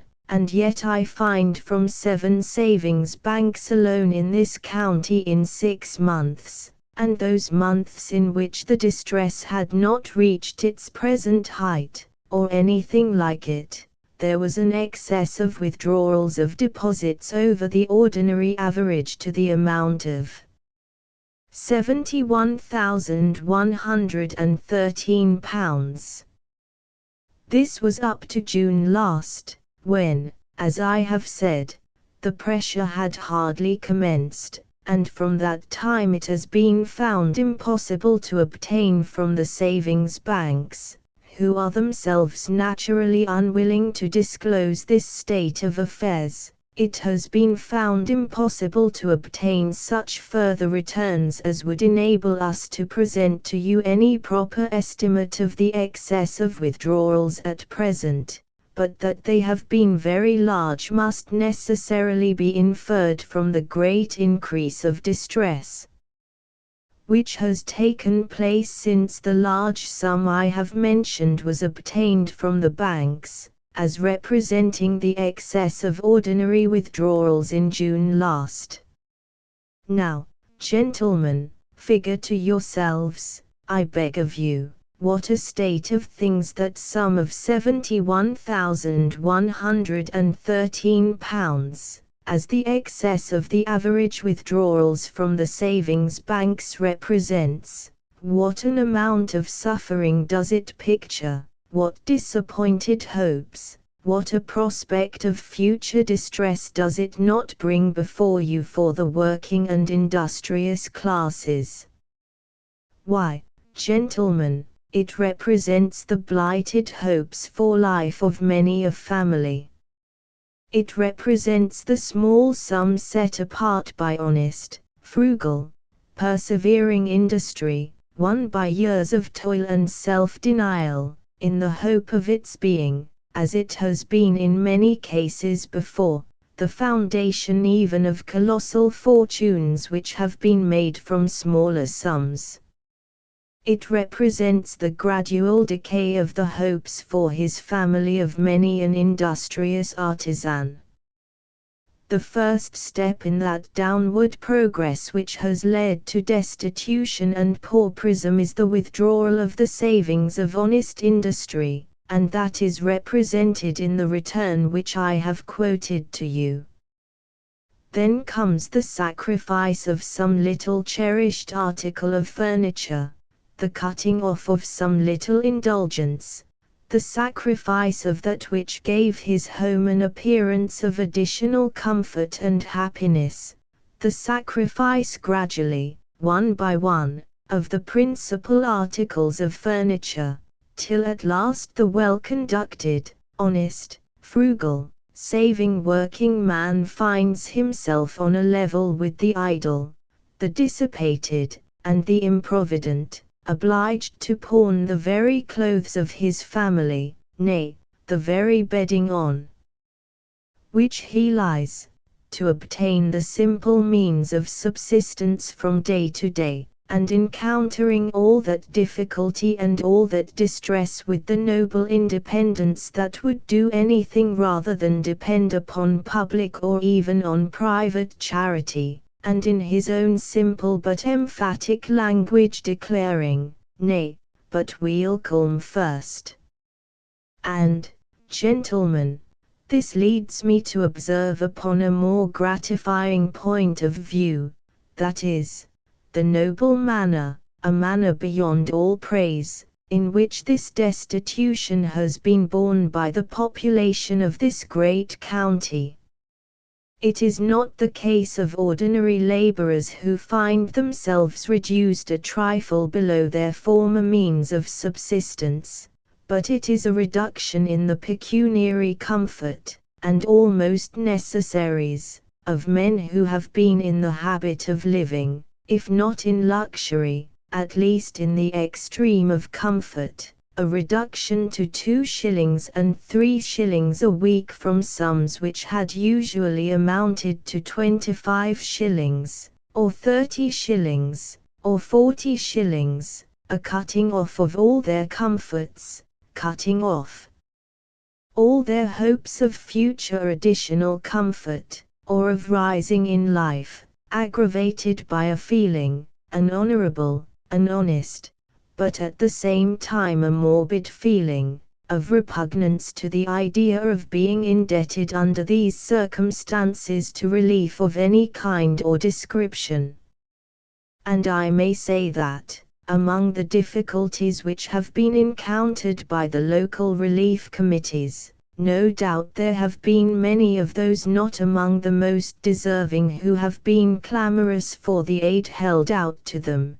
But one of the great difficulties of local relief committees has been to find out and relieve struggling and really distressed merit, and to overcome that feeling of independence which, even under circumstances like these, leads them to shrink from being relieved by private charity. I know that instances of this kind have happened. I know that cases have occurred where it has been necessary to press upon individuals, themselves upon the point of starvation, the necessity of accepting this relief, and from this place I take the opportunity of saying, and I hope it will go far and wide, that in circumstances like the present, discreditable as habitual dependence upon parochial relief may be, it is no degradation, it is no censure, it is no possible cause of blame, that any man, however great his industry, however high his character, however noble his feeling of self-dependence, should feel himself obliged to have recourse to that Christian charity which I am sure we are all prepared to give. Gentlemen, I might perhaps here, as far as my resolution goes, close the observations I have to make to you. The resolution I have to move, indeed, is one which calls for no extensive argument, and a plain statement of facts, such as that I have laid before you, is sufficient to obtain for it your unanimous assent. The resolution is that the manufacturing districts of Lancashire and the adjoining counties are suffering from an extent of destitution happily hitherto unknown, which has been borne by the working classes with a patient submission and resolution entitling them to the warmest sympathy of their fellow countrymen. But, Gentlemen, I cannot, in the first place, lose the opportunity of asking this great assembly with what feelings this state of things should be contemplated by us who are in happier circumstances. Let me say with all reverence that it is a subject for deep national humiliation, and, above all, for deep humiliation for this great county.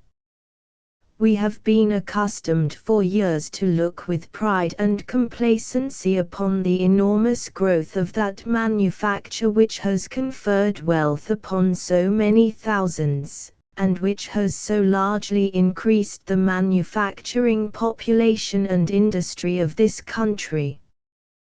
We have seen within the last 12 or 14 years the consumption of cotton in Europe increase from 50,000 to 90,000 bales a week. We have seen the weight of cotton goods exported from this country in the shape of yarn and manufactured goods amount to no less than £983 million in a single year. We have seen, in spite of all opposing circumstances, this trade constantly and rapidly extending. We have seen colossal fortunes made, and we have as a county, perhaps, been accustomed to look down on those less fortunate districts whose wealth and fortunes were built upon a less secure foundation. We have reckoned upon this great manufacture as the pride of our country, and as the best security against the possibility of war, in consequence of the mutual interest between us and the cotton producing districts. We have held that in the cotton manufacture was the pride, the strength, and the certainty of our future national prosperity and peace.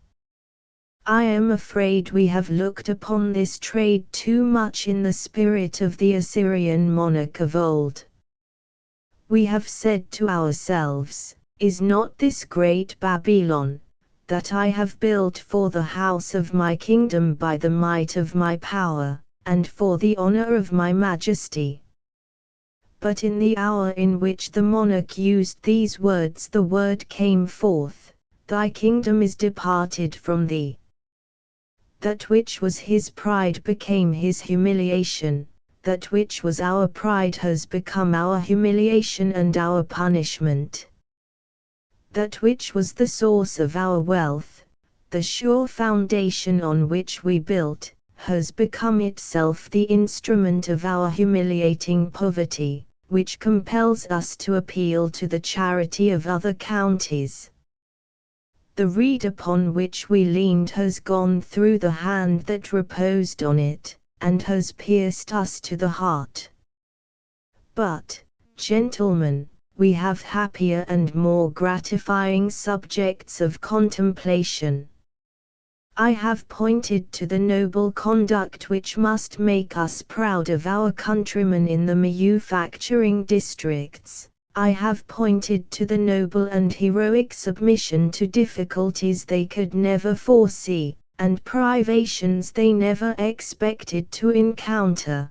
But again, we have another feeling which I am sure will not be disappointed, which the country has nobly met, that this is an opportunity providentially given to those who are blessed with wealth and fortune to show their sympathy, their practical, active, earnest sympathy, with the sufferings of their poorer brethren, and, with God's blessing, used as I trust by God's blessing it will be, it may be a link to bind together more closely than ever the various classes in this great community, to satisfy the wealthy that the poor have a claim, not only to their money, but to their sympathy, to satisfy the poor also that the rich are not overbearing, grinding tyrants, but men like themselves, who have hearts to feel for suffering,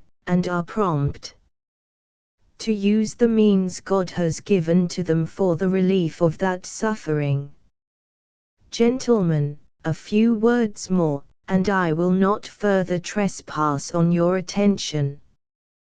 But I feel myself called on, as chairman of that executive committee to which my noble friend in the chair has paid so just a compliment, to lay before you some answer to objections which have been made, and which in other counties, if not in this, may have a tendency to check the contributions which have hitherto so freely flowed in.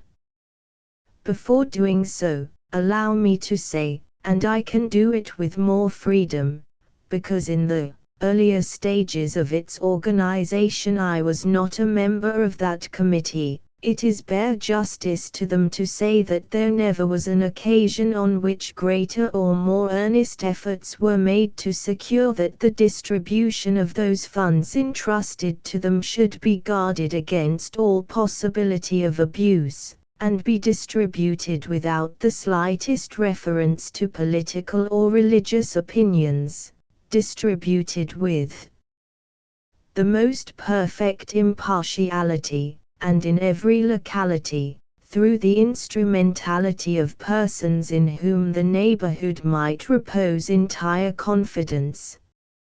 Such has been our endeavor, and I think to a great extent we have been successful. I may say that, although the Central Executive Committee is composed of men of most discordant opinions in politics and religion, nothing for a single moment has interfered with the harmony, I had almost said with the unanimity, of our proceedings. There has been nothing to produce any painful feelings among us, nor any desire on the part of the representatives of different districts to obtain an undue share for the districts they represented from the common fund. But there are 3 points on which objection has been taken to the course we have adopted. One has been, that the relief we have given has not been given with a sufficiently liberal hand. The next, and I think I shall show you that these two are inconsistent, the one answering the other, is, that there has not been a sufficient pressure on the local rates, and the third is, that Lancashire has not hitherto done its duty with reference to the subscriptions from other parts of the country. Allow me a few words on each of these subjects. First, the amount to which we have endeavoured to raise our subscriptions has been to the extent of from 2 shillings to 2 shillings and 6pence weekly per head. In this late cold weather an additional 6pence has been provided, mainly for coal and clothing. Our endeavour has been to raise the total income of each individual to at least 2 shillings or 2 shillings and 6pence a week. Now, I am told that this is a very inadequate amount, and no doubt it is an amount very far below that which many of the recipients were in the habit of obtaining. But in the first place, I think there is some misapprehension when we speak of the sum of 2 shillings a week. If anybody supposes that 2 shillings a week is the maximum to each individual, he will be greatly mistaken. 2 shillings a head per week is the sum we endeavoured to arrive at as the average receipt of every man, woman, and child receiving assistance.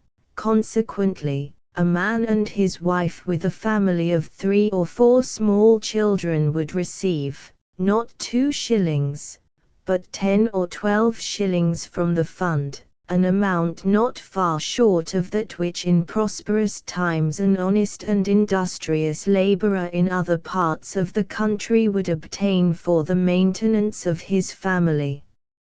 I am not in the least afraid that, if we had fixed the amount at 4 shillings or 5 shillings per head, such is the liberality of the country, we should not have had sufficient means of doing so. But were we justified in doing that? If we had raised their income beyond that of the laboring man in ordinary times, we should have gone far to destroy the most valuable feeling of the manufacturing population, namely, that of honest self-reliance, and we should have done our best, to a great extent, to demoralize a large portion of the population, and induce them to prefer the wages of charitable relief to the return of honest industry. But then we are told that the rates are not sufficiently high in the distressed districts, and that we ought to raise them before we come on the fund.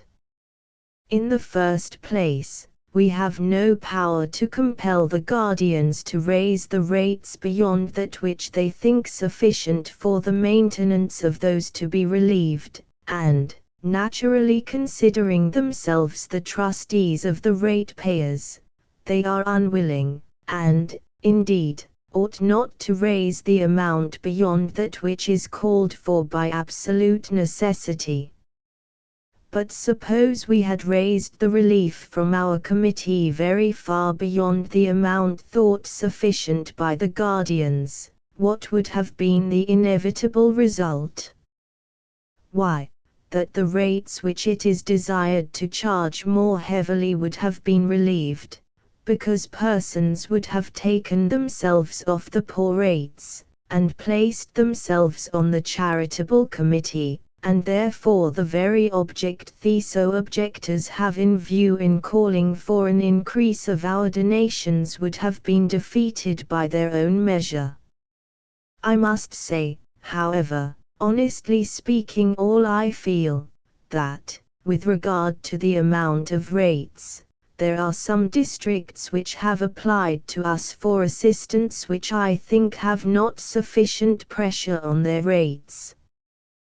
Where I find, for example, that the total assessment on the net rateable value does not exceed 9d or 10d in the pound, I really think such districts ought to be called upon to increase their rates before applying for extraneous help.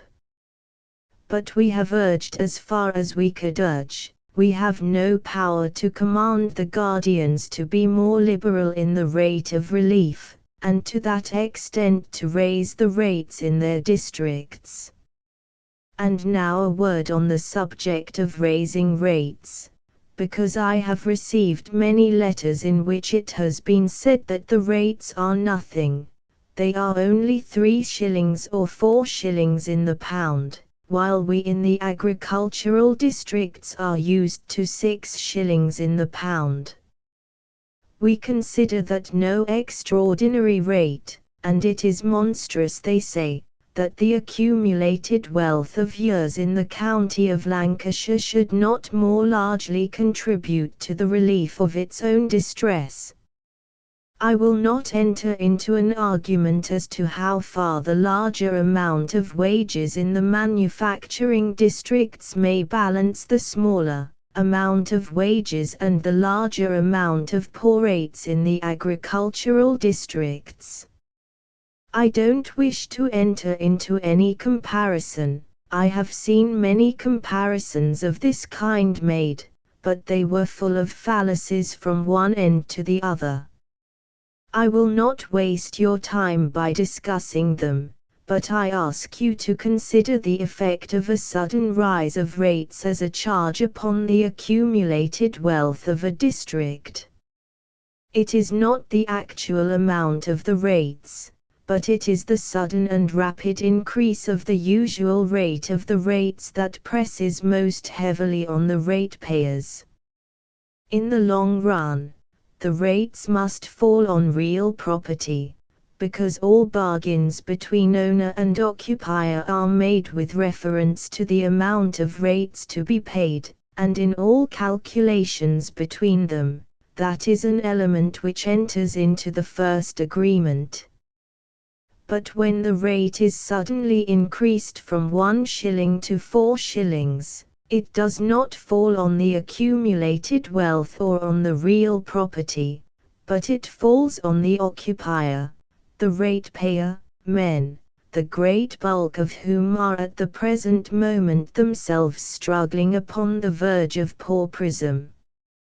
Therefore, if in those districts it should appear to persons accustomed to agricultural districts that the amount of our rates was very small, I would say to them that any attempt to increase those rates would only increase the pauperism, diminish the number of solvent ratepayers, and greatly aggravate the distress.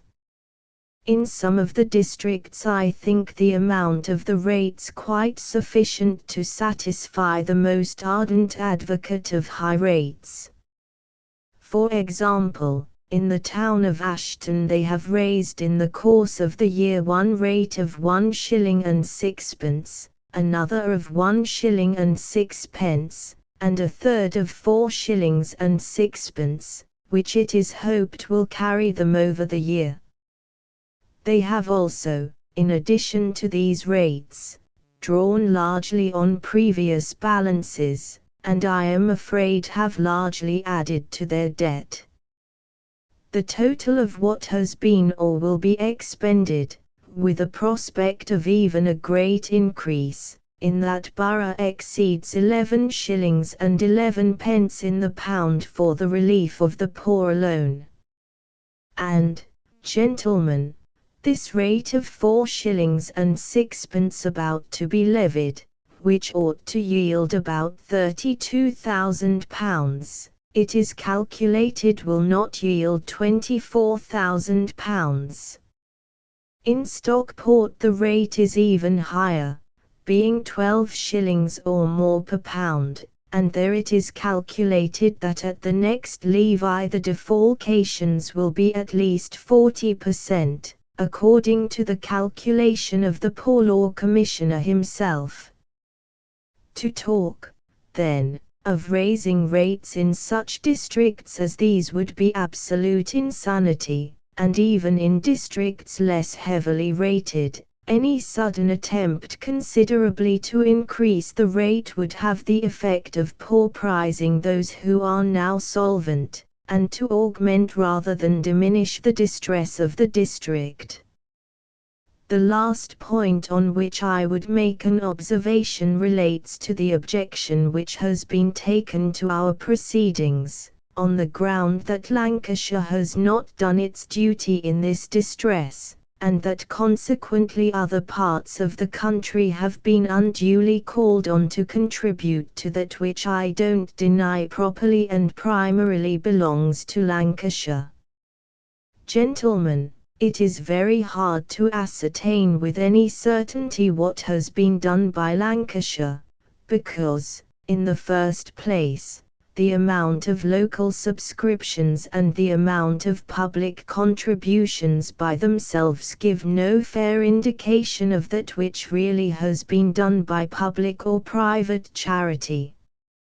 I don't mean to say that there are not individuals who have grossly neglected their duty in Lancashire. On the other hand, we know there are many, though I am not about to name them, who have acted with the most princely munificence, liberality, and generous feeling, involving an amount of sacrifice of which no persons out of this county can possibly have the slightest conception. I am not saying there are not instances of niggard feeling, though I am not about to name them, which really it was hardly possible to believe could exist. Will you forgive me if I trespass for a few moments by reading 2 or 3 extracts from confidential reports made to us every week from the different districts by a gentleman whose services were placed at our disposal by the government? These reports being, as I have said, confidential, I will not mention the names of the persons, firms, or localities alluded to, though in some instances they may be guessed at. This report was made to us on the 25th of November, and I will quote some of the remarks made in it. The writer observes, It must not be inferred when such remarks are absent from the reports that nothing is done. I have great difficulty sometimes in overcoming the feeling that my questions on these points are a meddlesome interference in private matters. Bearing that remark in mind, I say here are instances which I am sure reflect as much credit on the individuals as on the interest they represent and the county to which they belong. I am sure I shall be excused for trespassing on your patience by reading a few examples. He says, under number 1, nearly 3,000 operatives out of the whole, most of them the hands of Messrs. and Mr. At his own cost, employs 555 girls in sewing 5 days a week, paying them 8d. a day, sends 76 youths from 13 to 14 years old, and 332 adults above 15, 5 days a week to school, paying them from 4d. to 8d. per day, according to age. He also pays the school pence of all the children. Mr.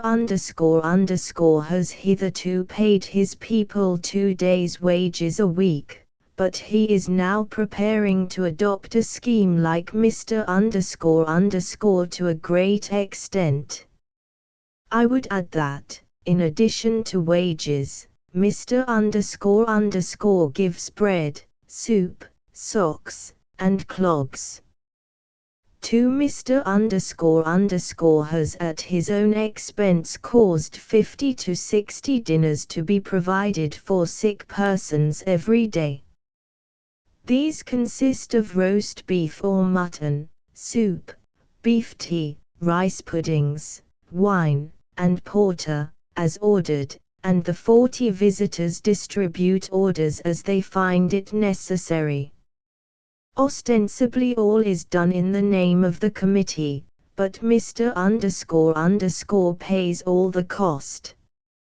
An admirable soup kitchen is being fitted up, where the poor man may purchase a good hot meal for 1 penny, and either carry it away or consume it on the premises.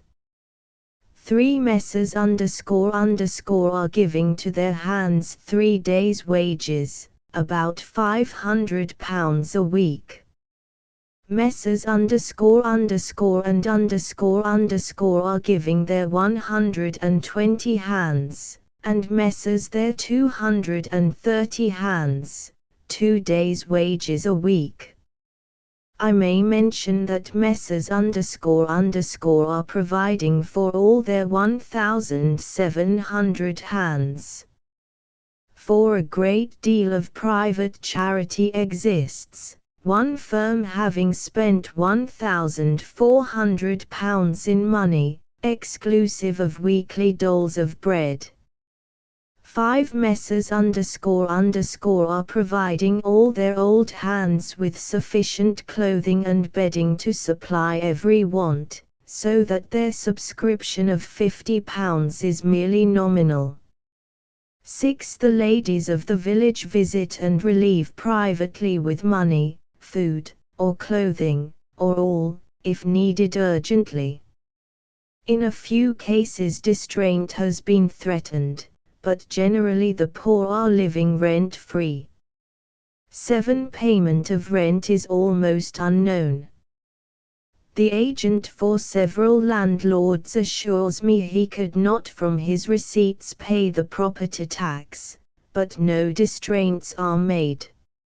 8 The bulk of the rents are not collected, and distraints are unknown. 9 The millowners are chiefly cottage owners, and are asking for no rents. That leads me to call your attention to the fact that, in addition to the sacrifices they are making, the millowners are themselves to a large extent the owners of cottages, and I believe, without exception, they are at the present moment receiving no rent, thereby losing a large amount of income they had a right to count upon. I know one case which is curious as showing how great is the difficulty of ascertaining what is really done. It is required in the executive committee that every committee should send in an account of the local subscriptions. We received an application from a small district where there was one mill, occupied by some young men who had just entered into the business. We returned a refusal, inasmuch as there was no local subscription, but when we came to inquire, we found that from last February, when the mill closed, these young men had maintained the whole of their hands, that they paid 1/3 of the rates of the whole district, and that they were at that moment suffering a yearly loss of £300 in the rent of cottages for which they were not drawing a single halfpenny. That was a case in which we thought it right in the first instance to withhold any assistance, because there appeared to be no local subscription, and it shows how persons at a distance may be deceived by the want apparently of any local subscription.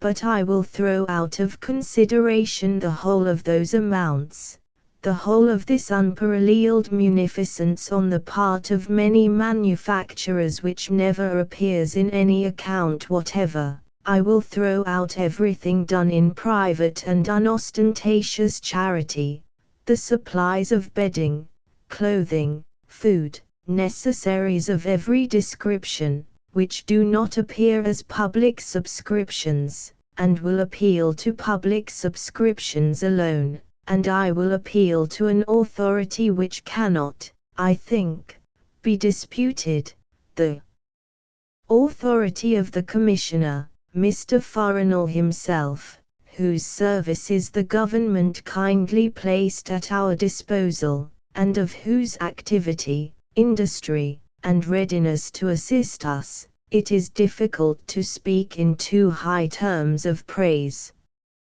A better authority could not be quoted on the subject of the comparative support given in aid of this distress in Lancashire and other districts. I find that, excluding altogether the subscriptions in the Lord Mayor's Mansion House list, of which we know the general amount, but not the sources from which it is derived, or how it is expended, but excluding it from consideration, and dealing only with the funds which have been given or promised to be administered through the Central Executive Committee, I find that, including some of the subscriptions which we know are coming in this day, the total amount which has been contributed is about £540,000 of that amount we received, and it is a most gratifying fact, £40,000 from the colonies. We received from the rest of the United Kingdom £100,000, and from the county of Lancaster itself, in round numbers, £400,000 out of £540,000. Now, I hope that these figures, upon the estimate and authority of the Government Poor Law Commissioner, will be sufficient, at all events, to do away with the imputation that Lancashire, at this crisis, is not doing its duty. But if Lancashire has been doing its duty, if it is doing its duty, that is no reason why Lancashire should relax its efforts, and of that I trust the result of this day's proceedings will afford a sufficient testimony. We are not yet at the height of the distress. It is estimated that at the present moment there are 355,000 persons engaged in the different manufactories. Of these 40,000 only are in full work, 135,000 are at short work, and 180,000 are out of work altogether. In the course of the next 6 weeks this number is likely to be greatly increased, and the loss of wages is not less than £137,000 a week. This, I say then, is a state of things that calls for the most active exertions of all classes of the community, who, I am happy to say, have responded to the call which has been made upon them most nobly, from the Queen down to the lowest individual in the community. At the commencement of the distress, the Queen, with her usual munificence, sent us a donation of £2,000. The first act of His Royal Highness the Prince of Wales, upon attaining his majority, was to write from Rome, and to request that his name should be put down for £1,000. And to go to the other end of the scale, I received 2 days ago, from Lord Shaftesbury, a donation of £1,200 from some thousands of working men, readers of a particular periodical which he mentioned, the British Workman. To that sum Lord Shaftesbury stated many thousands of persons had subscribed, and it embraced contributions even from the brigade of shoe-black boys. On the part of all classes there has been the greatest liberality displayed, and I should be unjust to the working men, I should be unjust to the poor in every district, if I did not say that in proportion to their means they have contributed more than their share. In no case hardly which has come to my knowledge has there been any grudging, and in many cases I know that poor persons have contributed more than common prudence would have dictated.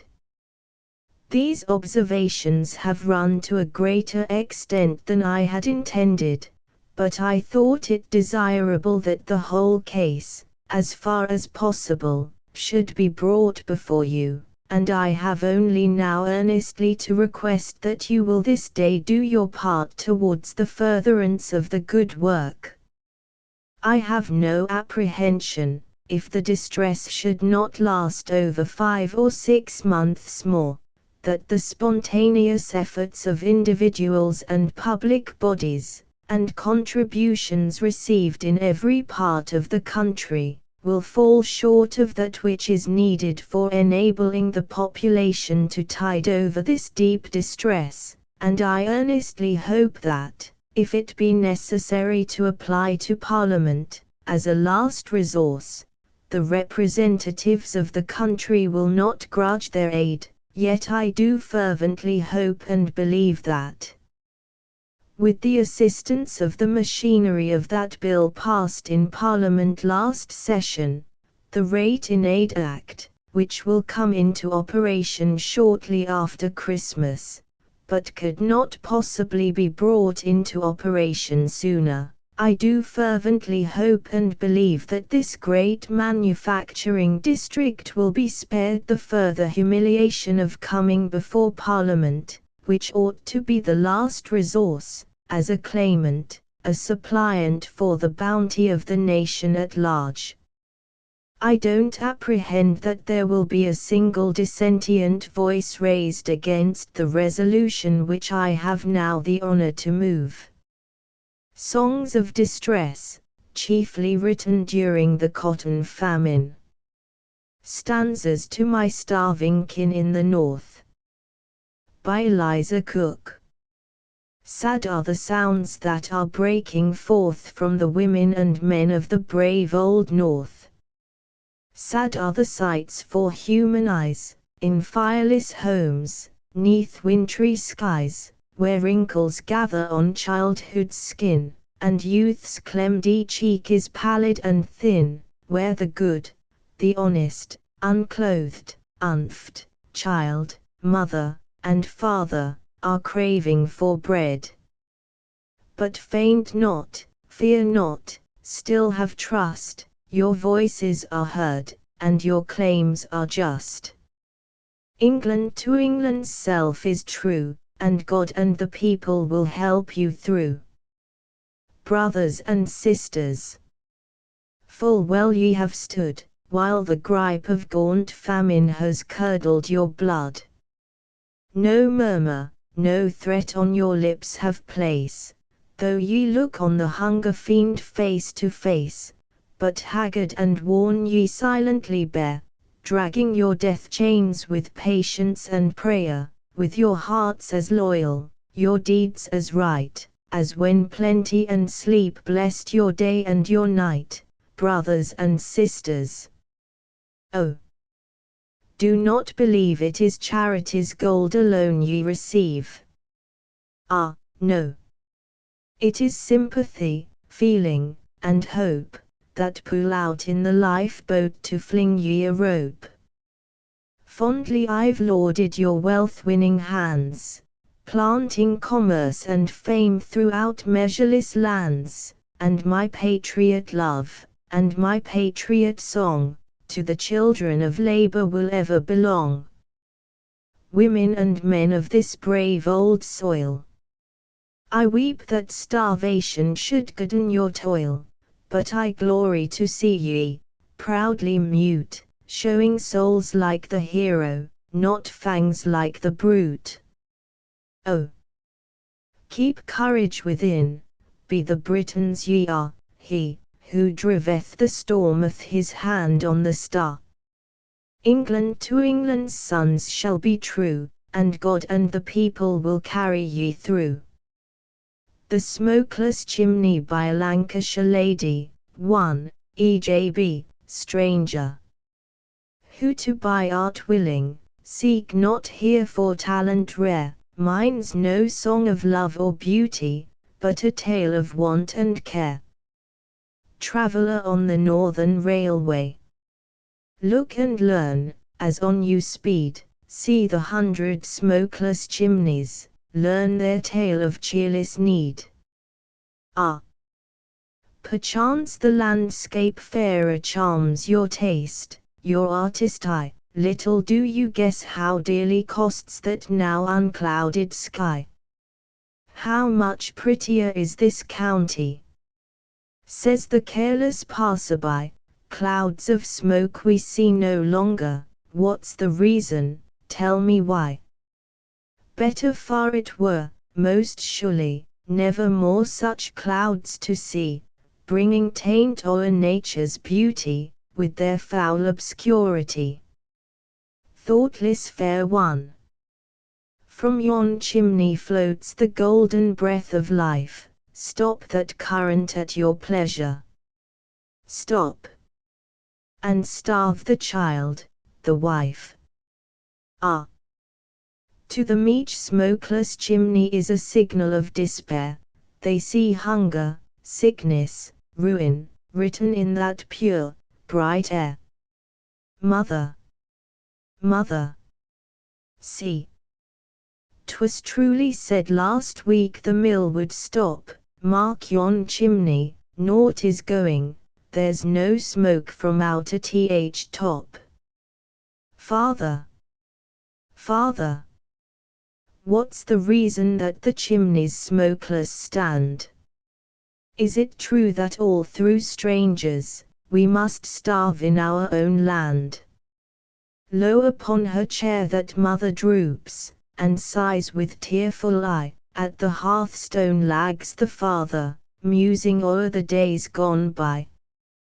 Days which saw him glad and hearty, punctual at his work of love, when the week's end brought him plenty, and he thanked the Lord above. When his wages, earned so justly, gave him clothing, home, and food, when his wife, with fond caresses, blessed his heart, so kind and good. Neat and clean each Sunday saw them, in their place of prayer and praise, little dreaming that the morrow piteous cries for help would raise. Weeks roll on, and still yon chimney gives of better times no sign, men by thousands cry for labor, daily cry, and daily pine. Now the things, so long and dearly prized before, are pledged away, clock and Bible, marriage presents, both must go, how sad to say. Charlie trots to school no longer, Nellie grows more pale each day, nay, the baby's shoes, so tiny, must be sold, for bread to pay. They who loathe to be dependent now for alms are forced to ask hard is mill work, but, believe me, begging is the bitterest task. Soon will come the doom most dreaded, with a horror that appalls, lo! Before their downcast faces grimly stare the workhouse walls. Stranger, if these sorrows touch you, widely bid your bounty flow, and assist my poor endeavors to relieve this load of woe. Let no more the smokeless chimneys draw from you one word of praise. Think, oh, think upon the thousands who are moaning out their days. Rather pray that peace, soon bringing work and plenty in her train, we may see these smokeless chimneys blackening all the land again. 1862 The Mill Hands Petition.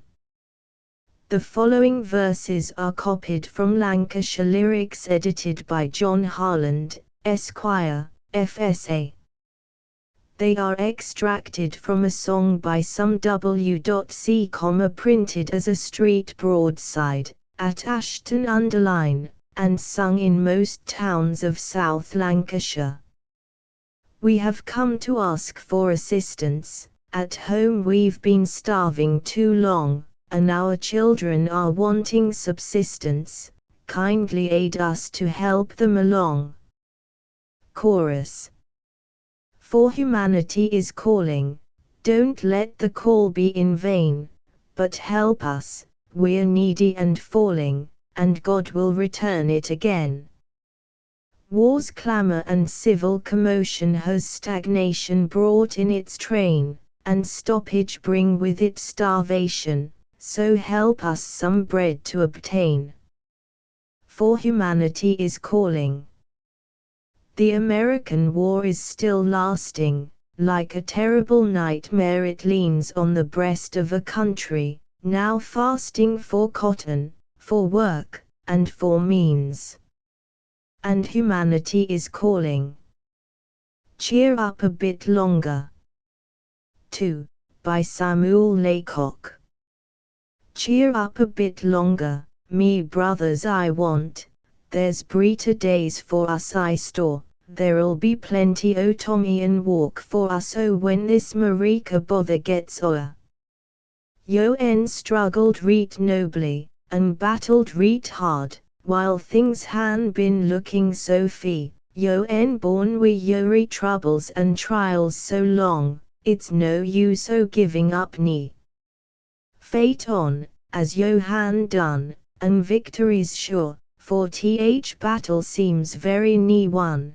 Be firm I yori suffering, and do no give way, they are nout no but seawards at run. Yo know he they praised us for stondin so firm, and shall we nie stagger and fu. Now to sort, for we no but brace up and be hard, we can stond a bit longer, or no. It's hard to keep clemmin and starvin so long, and one's hurt to see little things fret, because there's no butter cakes for to eat. But we ain't allus kept pooin' through yet. As bad as twums are, and as fee as things look, we're certain they met ha been worse. We ain't had Tommy to eat, and clothes to put on, they ain't only been roughish, or no. Or ve begged on yo to keep up yori courage afore, and nee let me ax yo once more, let's no and get disheartened. There's hope for us yet, we needn't despair though we're poor. We cannot expect it'll allus be fine, it's dark for a while, and then clear, we en mirth mixed we sadness, and pleasure we pain, and shall have as long as we're here. This world's full o' changes for better and vo, and this is one change among th ruck, we en a twelm o' prosperity, twelm o' success, and then we en a reend o' bad luck. We're bask in I sunshine, at one twelm a th day, at other twelms see we're in ith dark, we're some twelms as hearty and busy as oat, at other twelms ill, and beat walk. Good bless yo. Me brothers, we're not but on th tramp, we never stay long at one spot, and while we keep knocking a bit I this world, disappointments will fall to where a lot, so th best thing we can do, for we mon to get through, is to wrestle we cares as they come. We shall feel rather tired, but let's never heed that, we can rest us wheel when we get home. Cheer up, then, or say, and keep hoping for th best, and things ll soon alter, you'll see, there'll be oceans o' butties for Tommy and Fred, and th little un perched on your knee. Bide on a bit longer, tak heart once ogen, and do give o' looking Sophie, as we en battled, and struggled, and suffered so long, it's no use o' giving up knee. Frettin'. From Phases of Distress, Lancashire Rhymes. By Joseph Ramsbottom. Fro years to days, a dreary length, fro days to weeks one idle stands, and slowly sinks fro pride and strength to weeny heart and wakely honds, and still one hopes, and ever tries to think at better days mun come, bo th sun may set, and th sun may rise, nos three colete one finds a wome. Or want to see those days again, when folk can win waiter they need, O God. To think at worchin men should be poor things to pet and feed. There's some to th Bastille hand to go, to live at th rates they en help d to pay, and some get dow, 3, to help em through, and some are ta'en or sent away. What is there here, at one should live, or wish to live, way deed in we grief, through weary weeks and months, at give not one short here o sweet relief. A sudden plunge, a little blow, would end at once me care and pain. And why no duty, for weal or no aws lose bo ills, if nout or gain. And why no duty? It ill you'd tell o thus for laughed beheed, or fear, its ring, at fust, to kill missile, its ring to lie of me childer here.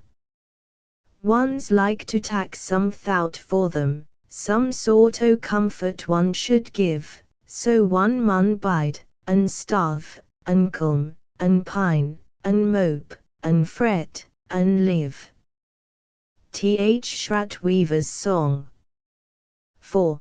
By Samuel Laycock. Tune, Rory Amore. Confound it. Or never so woven afore, my back's welly broken, me fingers are sore, or ve been starin' and rootin' among this shrat, till or am very near gettin' as bloint as a bat. Or wish or the fur enough off, eat a th road, for o weavin' this rubbish or am gettin' reet stody, or ve nout I this world to lie din on but straw, for or ve no but 8 shillin' this fortnight to draw. Ni, or haven't me family under me hat, or ve a wife and 6 childer to keep eat o that, so or am rather among it just ni, yo may see, for ever a fellow the puzzle t, it's me. For or turn eat to steal, folk'll call me a thief, and or conno put th cheek onto axe for relief, as or said he's t'other neat to me wife, or never did nout o this mackay my life. Oh dear! For yon Yankees could not but just see, they a clemmin' and starvin' poor weavers like me, or think they'd soon settle their bother, and strive to send us some cotton to keep us alive. There's thousands o' folk, just ith best o' their days, we traces o' want plainly sin I their face, and a future afore 'em as dreary and dark, for, when cotton gets done, wispy o' eat o' walk. We en been patient and quiet as long as we con, bits o' things we had by us are wellly o gone, me clogs and me shoon are both gettin' worn eat, and my holiday clothes are o gone up speet. Mony a time I my days or sin things looking fee, but never as awkward as what they are nie, for there isn't some help for us factory folk soon, or sure at we so be knock de reteat o tune. God help the poor. 5. By Samuel Bamford. God help the poor, who in this wintry morn, come forth of alleys dim and courts obscure. God help yon poor, pale girl, who droops forlorn, and meekly her affliction doth endure. God help the outcast lamb. She trembling stands, all wan her lips, and frozen red her hands, her mournful eyes are modestly downcast, her night black hair streams on the fitful blast, her bosom, passing fair, is half revealed and oh! So cold the snow lies there congealed her feet benumbed her shoes all rent and worn. God help thee, outcast lamb, who standest forlorn. God help the poor. God help the poor. An infant's feeble wail comes from yon narrow gateway. And behold a female crouching there, so deathly pale, huddling her child, to screen it from the cold, her vesture scant, her bonnet crushed and torn, a thin shawl doth her baby dear enfold. And there she bides the ruthless gale of morn, which almost to her heart hath sent its cold. And now she sudden darts a ravening look, as one with new hot bread comes past the nook, and, as the tempting load is onward borne, she weeps. God help thee, hapless one forlorn. God help the poor. God help the poor. Behold yon famished lad, no shoes, no hose, his wounded feet protect, with limping gait, and looks so dreamy sad, he wanders onward, stopping to inspect each window, stored with articles of food, he yearns but to enjoy one cheering meal. Oh! To his hungry palate, viands rude would yield a zest the famished only feel. He now devours a crust of mouldy bread, with teeth and hands the precious spoon is torn, unmindful of the storm which round his head impetuous sweeps. God help thee, child forlorn, God help the poor. God help the poor. Another have I found, a body and venerable man is he, his slouched hat with faded crape is bound, his coat is grey, and threadbare, too, I see, the rude winds seem to mock his hoary hair, his shirtless bosom to the blast is bare. Anon he turns, and casts a wistful eye, and with scant napkin wipes the blinding spray, and looks again, as if he fain would spy friends he hath feasted in his better day are. Some are dead, and some have long forborne to know the poor, and he is left forlorn. God help the poor. God help the poor who in lone valleys dwell, or by far hills, where whin and heather grow. Theirs is a story sad indeed to tell. Yet little cares the world, nor seeks to know the toil and want poor weavers undergo. The irksome loom must have them up at morn. They work till worn out nature will have sleep. They taste, but are not fed. Cold snow drifts deep around the fireless cot, and blocks the door. The night storm howls a dirge o'er moss and moor. And shall they perish thus, oppressed and lorn? Shall toil and famine hopeless still be borne? No. God will yet arise, and help the poor. Tickle Times by Edwin Waugh. Times are so tickle, no wonder one's heart should be deny his shoon. But, dang it, we mun o knock under to free no misfortune too soon. The robin looks fearfully gloomy, and Jamie keeps staring at grend, and thinking a table at's empty, and little things yarmerin reend. For a mon be both honest and willin', and never a stroke to be had, and clemmin' for want of a shillin', it's likely to make him feel sad. It troubles his heart to keep seeing his little brids feed in a and it feels very hard to be dine, and never a mortal to care.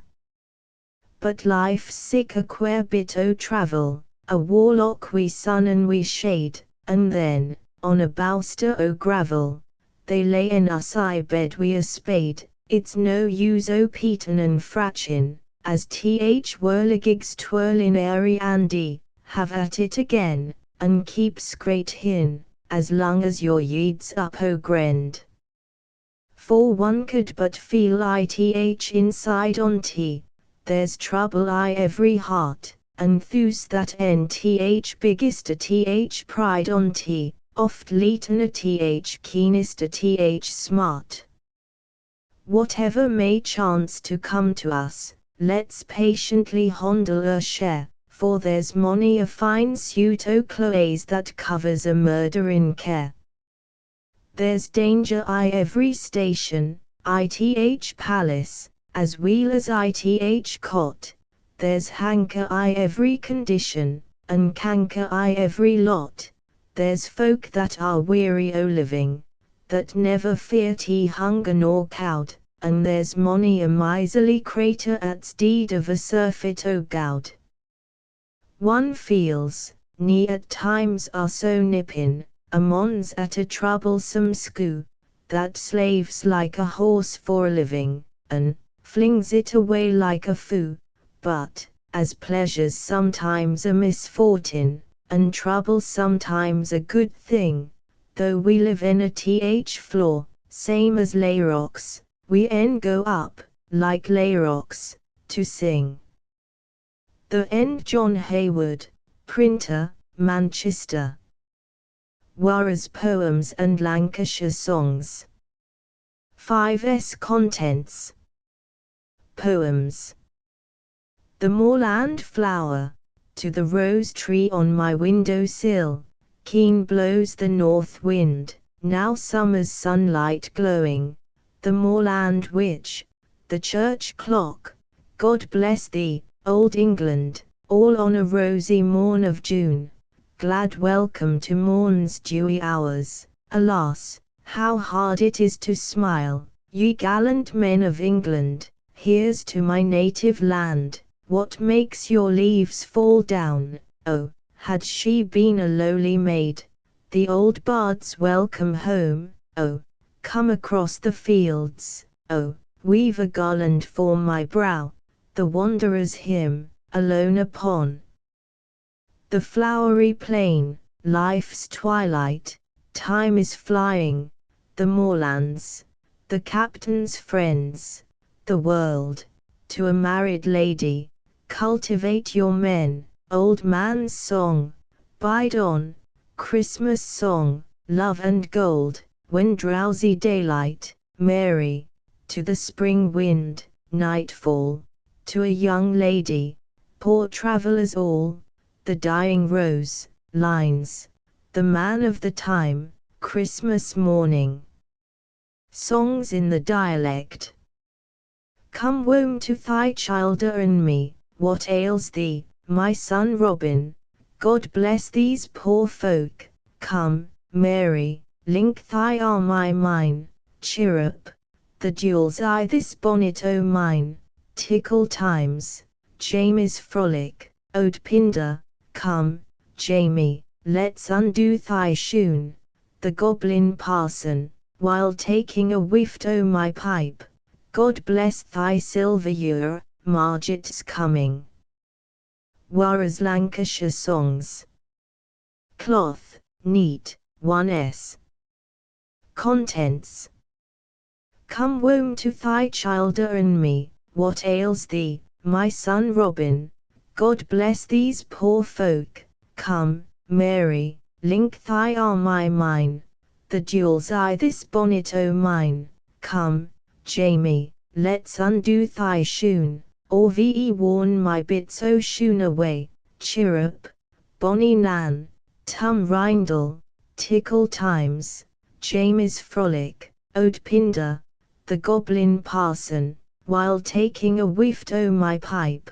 Yester neat, God bless thy silver ewer, Marget's coming. Ear folk, th sweetheart gate, gentle Joan, neat for a lift on th way.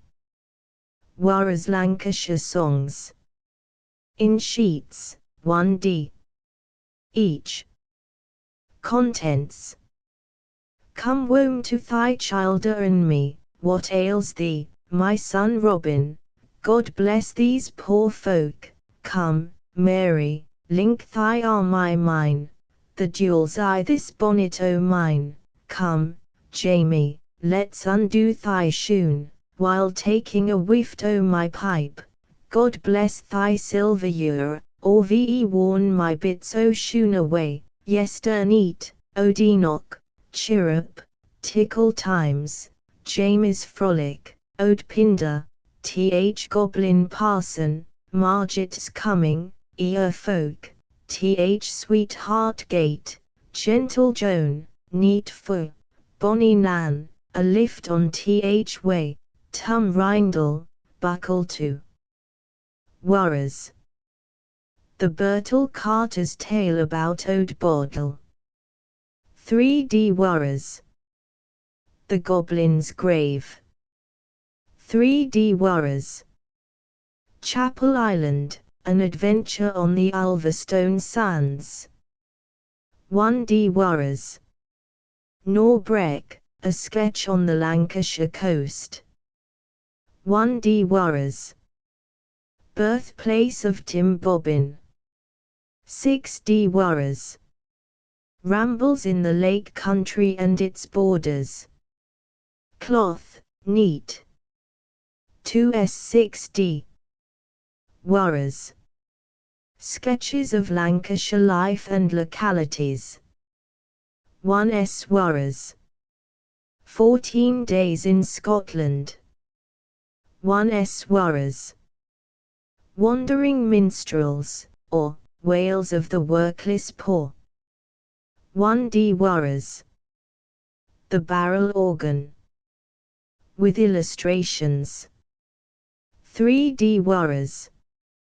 Tatlin Matty. 3d. Waugh's. The Dead Man's Dinner. 3d. Waugh's. Over Sands to the Lakes. 6d. Waugh's. Seaside Lakes and Mountains of Cumberland. 6d. Waugh's.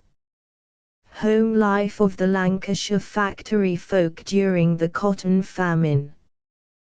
3s. 6d. Waugh's. Tufts of heather from the northern moors.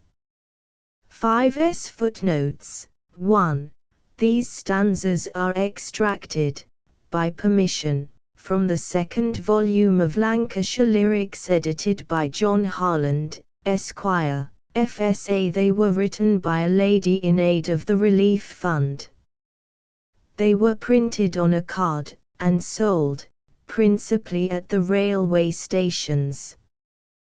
Their sale there, and elsewhere, is known to have realized the sum of £160. Their authoress is the wife of Mr. Sergeant Bellasis, and the only daughter of the late William Garnett, Esquire of Quernmore Park and Bleasdale, Lancashire. Notes in Lancashire Lyrics.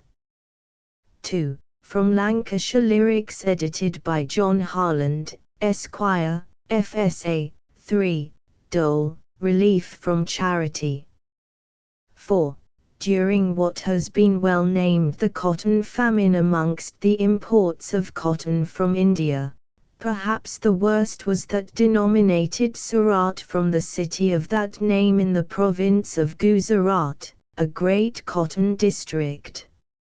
Short in staple, and often rotten, bad in quality, and dirty in condition, the result too often of dishonest packers, it was found to be exceedingly difficult to work up, and from its various defects, it involved considerable deductions, or baitings for bad work, from the spinners' and weavers' wages. This naturally led to a general dislike of the Surat cotton, and to the application of the word Surat to designate any inferior article. One action was tried at the assizes, the offence being the applying to the beverage of a particular brewer the term of Surat beer. Besides the song given above, several others were written on the subject. One called Surat Warps and said to be the production of a Rossendale rhymester, T.N., of Bacup, appeared in Notes and Queries of 3 June, 1865, 3rd Series, Volume 7, p. 432, and is there stated to be a great favourite amongst the old Dane Layrocs, Anglice, the larks of Dean in the forest of Rossendale, who sing it to one of the easygoing psalm tunes with much gusto. One verse runs thus: I look at th yields, and there they stick, I ne'er seen the likes in either wick.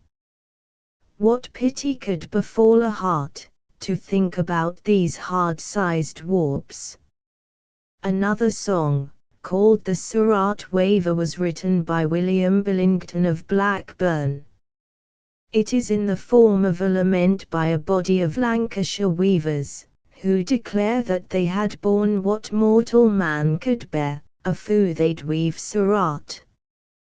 But they had been compelled to weave it, those transportations not as ill as wave and rotten Sue.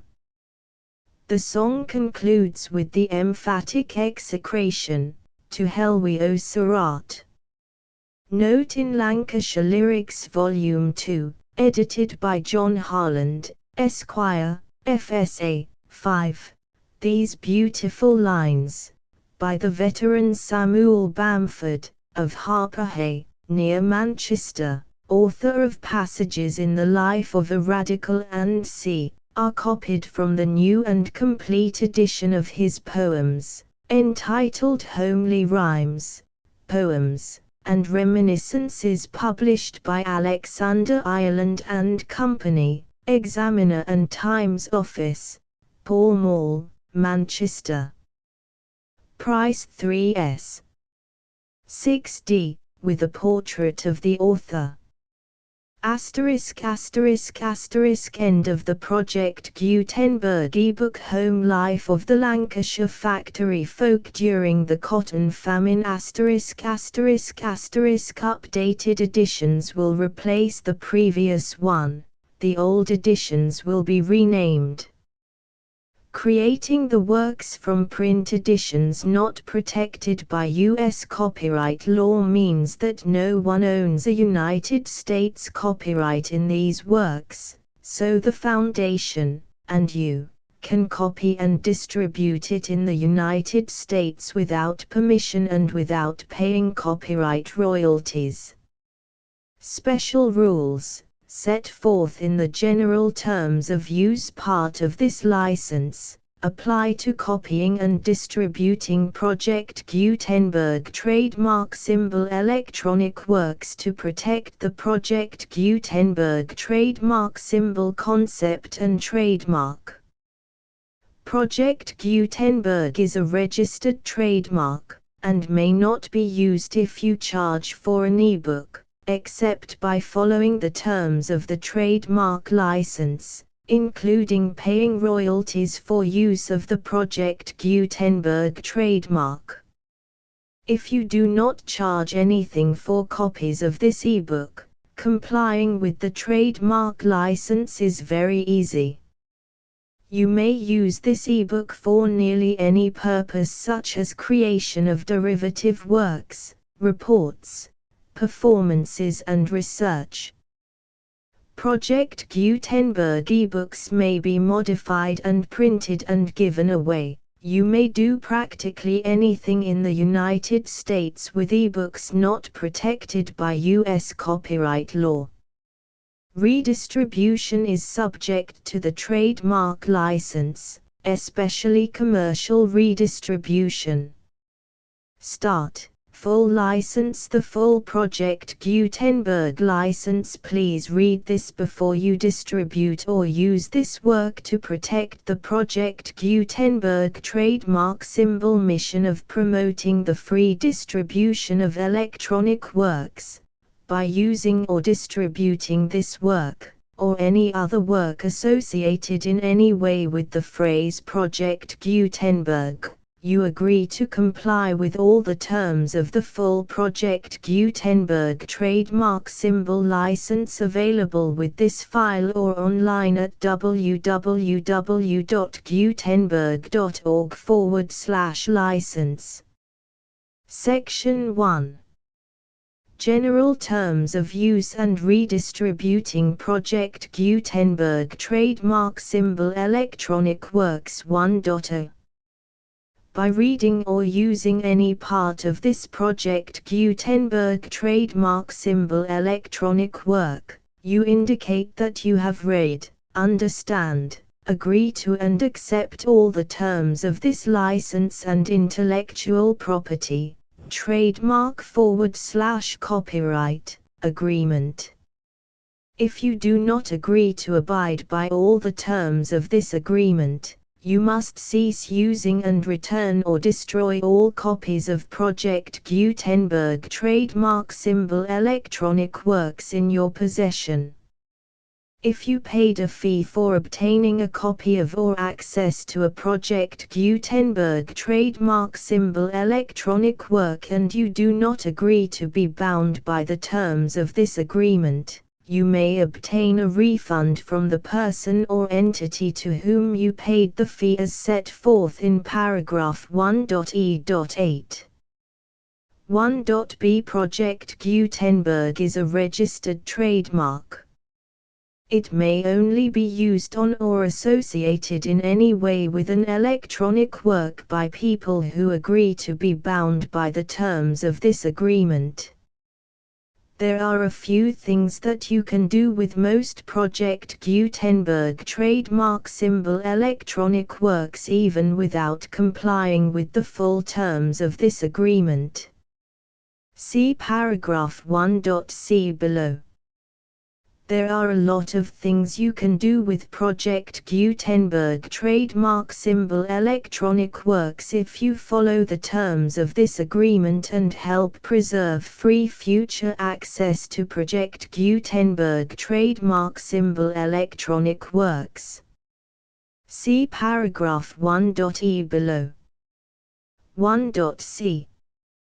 The Project Gutenberg Literary Archive Foundation, the Foundation or PGLAF, owns a compilation copyright in the collection of Project Gutenberg trademark symbol electronic works. Nearly all the individual works in the collection are in the public domain in the United States. If an individual work is unprotected by copyright law in the United States and you are located in the United States, we do not claim a right to prevent you from copying, distributing, performing, displaying or creating derivative works based on the work as long as all references to Project Gutenberg are removed. Of course, we hope that you will support the Project Gutenberg trademark symbol mission of promoting free access to electronic works by freely sharing Project Gutenberg trademark symbol works in compliance with the terms of this agreement for keeping the Project Gutenberg trademark symbol name associated with the work. You can easily comply with the terms of this agreement by keeping this work in the same format with its attached full Project Gutenberg trademark symbol license when you share it without charge with others. 1.d.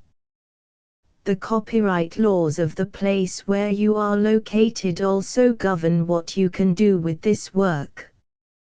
Copyright laws in most countries are in a constant state of change. If you are outside the United States, check the laws of your country in addition to the terms of this agreement before downloading, copying, displaying, performing, distributing or creating derivative works based on this work or any other Project Gutenberg trademark symbol work. The Foundation makes no representations concerning the copyright status of any work in any country other than the United States. 1.e. Unless you have removed all references to Project Gutenberg, 1.e.1. The following sentence, with active links to, or other immediate access to, the full Project Gutenberg trademark symbol license must appear prominently whenever any copy of a Project Gutenberg trademark symbol work, any work on which the phrase Project Gutenberg appears, or with which the phrase Project Gutenberg is associated, is accessed, displayed, performed, viewed, copied or distributed. This ebook is for the use of anyone anywhere in the United States and most other parts of the world at no cost and with almost no restrictions whatsoever. You may copy it, give it away or reuse it under the terms of the Project Gutenberg license included with this ebook or online at www.gutenberg.org. If you are not located in the United States, you will have to check the laws of the country where you are located before using this ebook. 1.e.2. If an individual Project Gutenberg trademark symbol electronic work is derived from texts not protected by U.S. copyright law, does not contain a notice indicating that it is posted with permission of the copyright holder, the work can be copied and distributed to anyone in the United States without paying any fees or charges. If you are redistributing or providing access to a work with the phrase Project Gutenberg associated with or appearing on the work, you must comply either with the requirements of paragraphs 1.e.1 through 1.e.7 or obtain permission for the use of the work and the Project Gutenberg trademark symbol trademark as set forth in paragraphs 1.e.8 or 1.e.9. 1.e.3. If an individual Project Gutenberg trademark symbol electronic work is posted with the permission of the copyright holder, your use and distribution must comply with both paragraphs 1.e.1 through 1.e.7 and any additional terms imposed by the copyright holder. Additional terms will be linked to the Project Gutenberg trademark symbol license for all works posted with the permission of the copyright holder found at the beginning of this work. 1.e.4 Do not unlink or detach or remove the full Project Gutenberg trademark symbol license terms from this work, or any files containing a part of this work or any other work associated with Project Gutenberg trademark symbol. 1.e.5 Do not copy, display, perform, distribute or redistribute this electronic work, or any part of this electronic work, without prominently displaying the sentence set forth in paragraph 1.e.1 with active links or immediate access to the full terms of the Project Gutenberg trademark symbol license.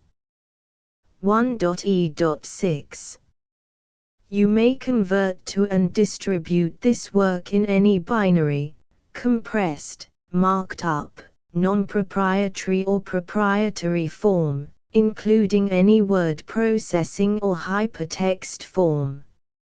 However, if you provide access to or distribute copies of a Project Gutenberg trademark symbol work in a format other than plain vanilla ASCII or other format used in the official version posted on the official Project Gutenberg trademark symbol website, www.gutenberg.org, you must, at no additional cost, fee or expense to the user, provide a copy, a means of exporting a copy, or a means of obtaining a copy upon request, of the work in its original plain vanilla ASCII or other form.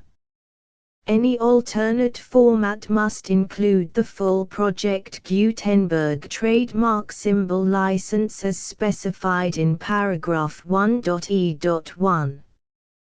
1.e.7 Do not charge a fee for access to, viewing, displaying, performing, copying or distributing any Project Gutenberg trademark symbol works unless you comply with paragraph 1.e.8 or 1.e.9.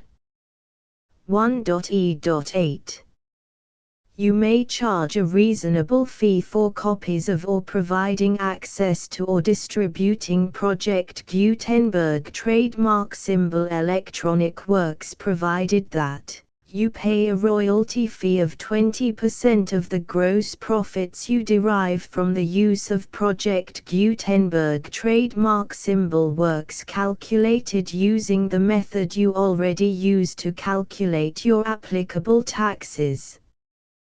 The fee is owed to the owner of the Project Gutenberg trademark symbol trademark, but he has agreed to donate royalties under this paragraph to the Project Gutenberg Literary Archive Foundation.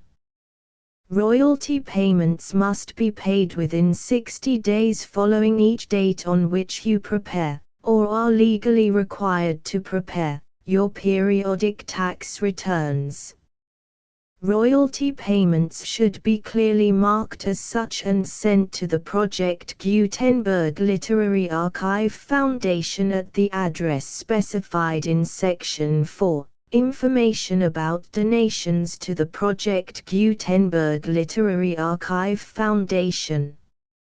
You provide a full refund of any money paid by a user who notifies you in writing, or by email, within 30 days of receipt that he does not agree to the terms of the full Project Gutenberg trademark symbol license. You must require such a user to return or destroy all copies of the works possessed in a physical medium and discontinue all use of and all access to other copies of Project Gutenberg trademark symbol works.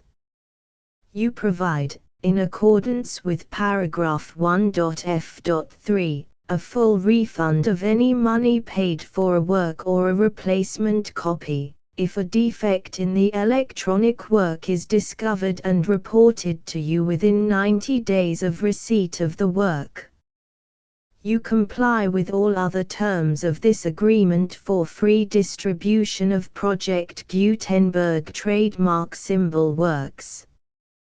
1.e.9.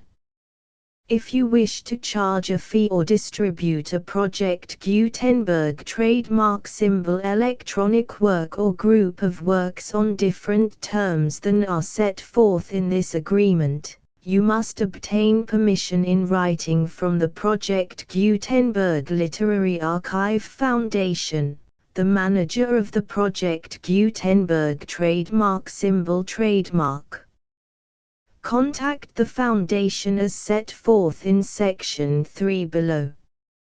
1.f1.f.1 Project Gutenberg volunteers and employees expend considerable effort to identify, do copyright research on, transcribe and proofread works not protected by U.S. copyright law in creating the Project Gutenberg trademark symbol collection.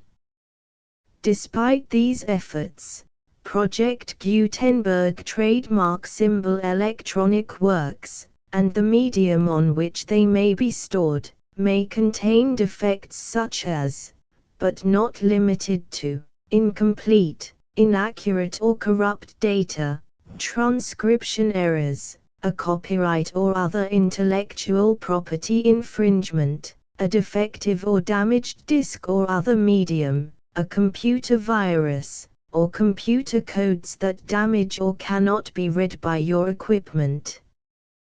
1.f.2 Limited warranty, disclaimer of damages, except for the right of replacement or refund described in paragraph 1.f.3, the Project Gutenberg Literary Archive Foundation, the owner of the Project Gutenberg trademark symbol trademark, and any other party distributing a Project Gutenberg trademark symbol electronic work under this agreement, disclaim all liability to you for damages, costs and expenses, including legal fees.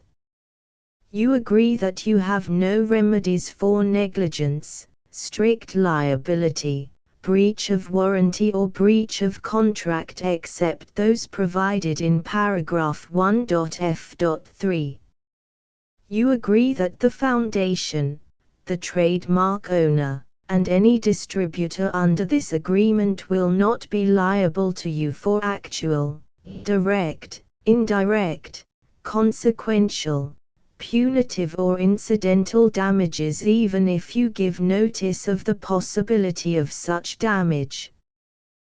1.f.3 Limited right of replacement or refund. If you discover a defect in this electronic work within 90 days of receiving it, you can receive a refund of the money, if any, you paid for it by sending a written explanation to the person you received the work from. If you received the work on a physical medium, you must return the medium with your written explanation. The person or entity that provided you with the defective work may elect to provide a replacement copy in lieu of a refund. If you received the work electronically, the person or entity providing it to you may choose to give you a second opportunity to receive the work electronically in lieu of a refund. If the second copy is also defective, you may demand a refund in writing without further opportunities to fix the problem. 1.f.4 Except for the limited right of replacement or refund set forth in paragraph 1.f.3, this work is provided to you as is, with no other warranties of any kind, express or implied, including but not limited to warranties of merchantability or fitness for any purpose.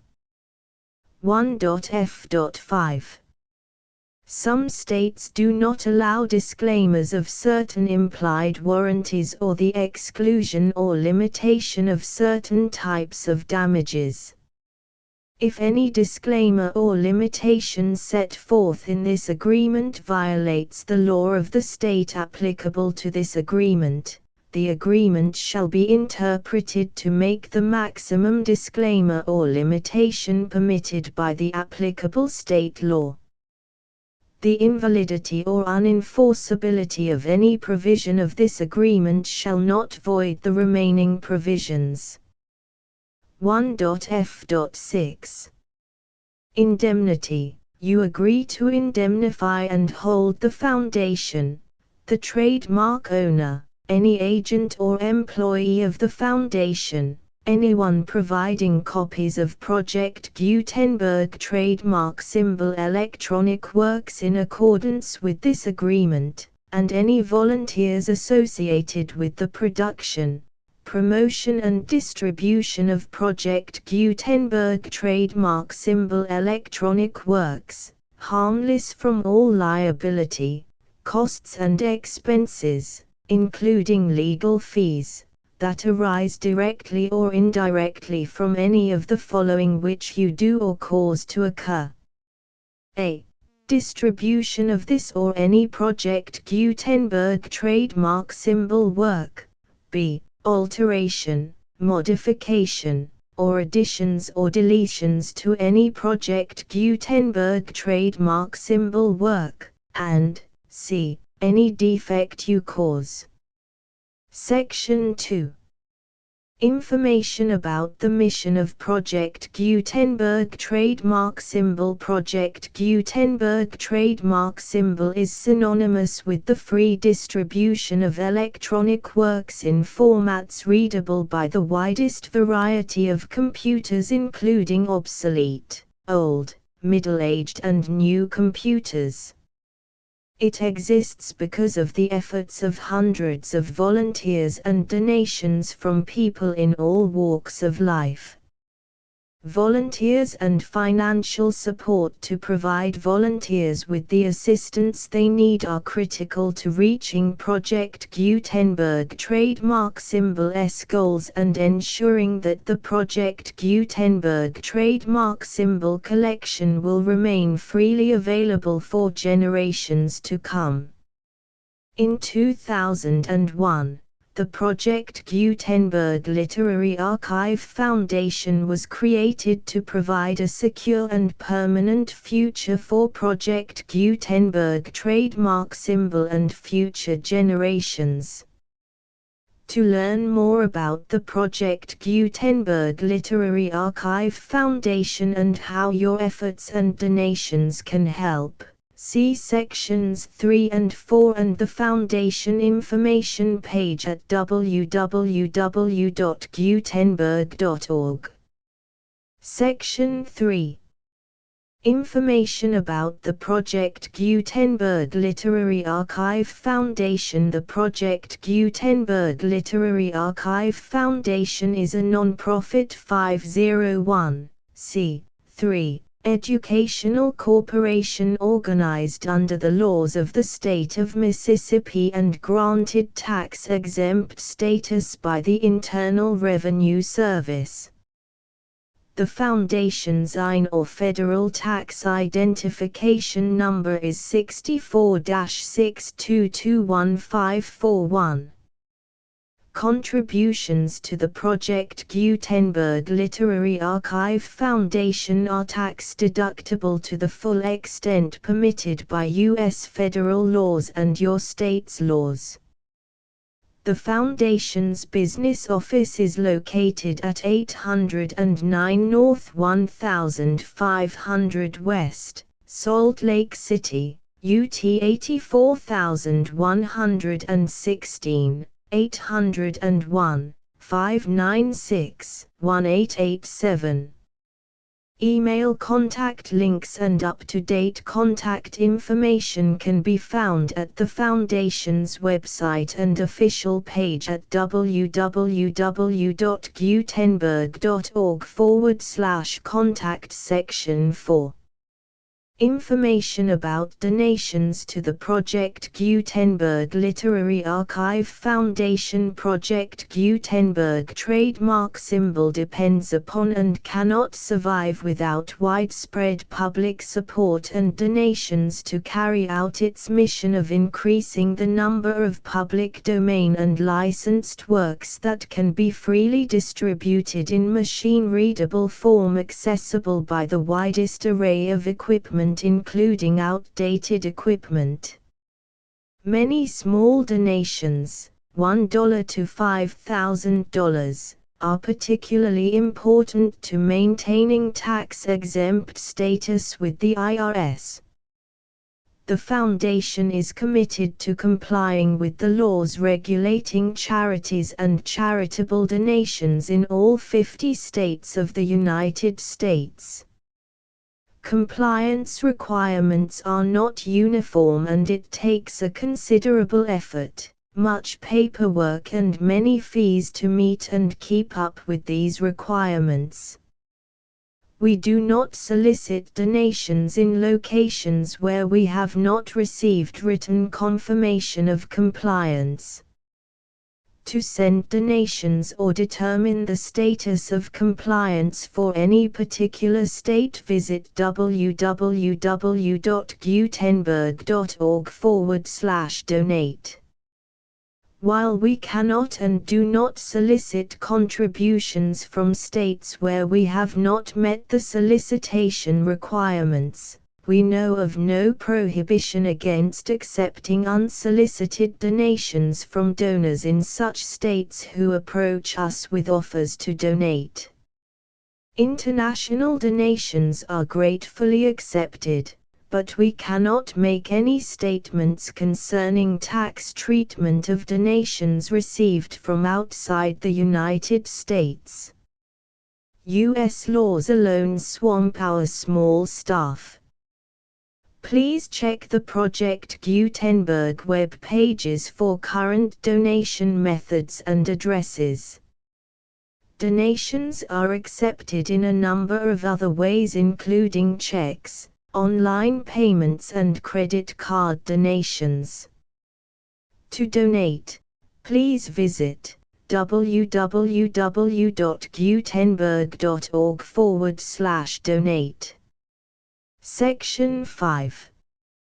General information about Project Gutenberg trademark symbol electronic works. Professor Michael S. Hart was the originator of the Project Gutenberg trademark symbol concept of a library of electronic works that could be freely shared with anyone.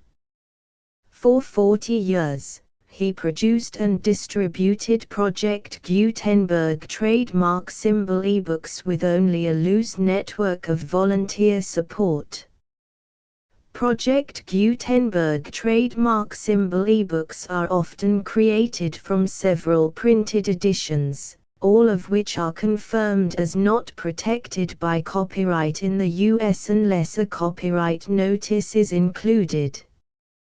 Thus, we do not necessarily keep ebooks in compliance with any particular paper edition. Most people start at our website, which has the main PG search facility, www.gutenberg.org.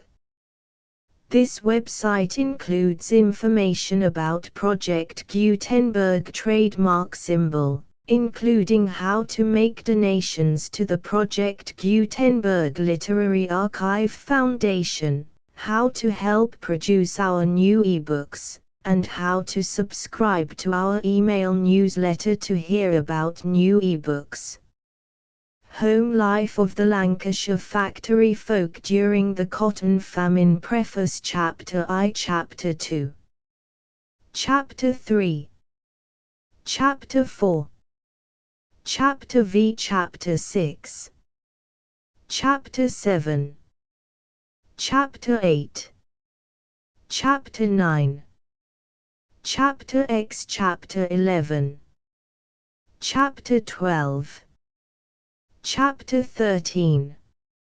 Chapter 14. Chapter 15. Chapter 16. Chapter 17. Chapter 18. Chapter 19. Chapter XX. Chapter XXI. Chapter XXII. Chapter 23. Letter and Speeches upon the Cotton Famine. Letters of a Lancashire Lad on the Cotton Famine. Mr. Cobden's Speech on the Cotton Famine. Speech of the Earl of Derby. Songs of Distress, chiefly written during the Cotton Famine. Stanzas to My Starving Kin in the North. By Eliza Cook. The Smokeless Chimney by a Lancashire Lady. 1. EJB, The Mill Hands Petition. Cheer Up a Bit Longer. 2. By Samuel Laycock. Frettin'. T.H. Shratweaver's Song. 4. God Help the Poor. 5. Tickle Times. The full Project Gutenberg license.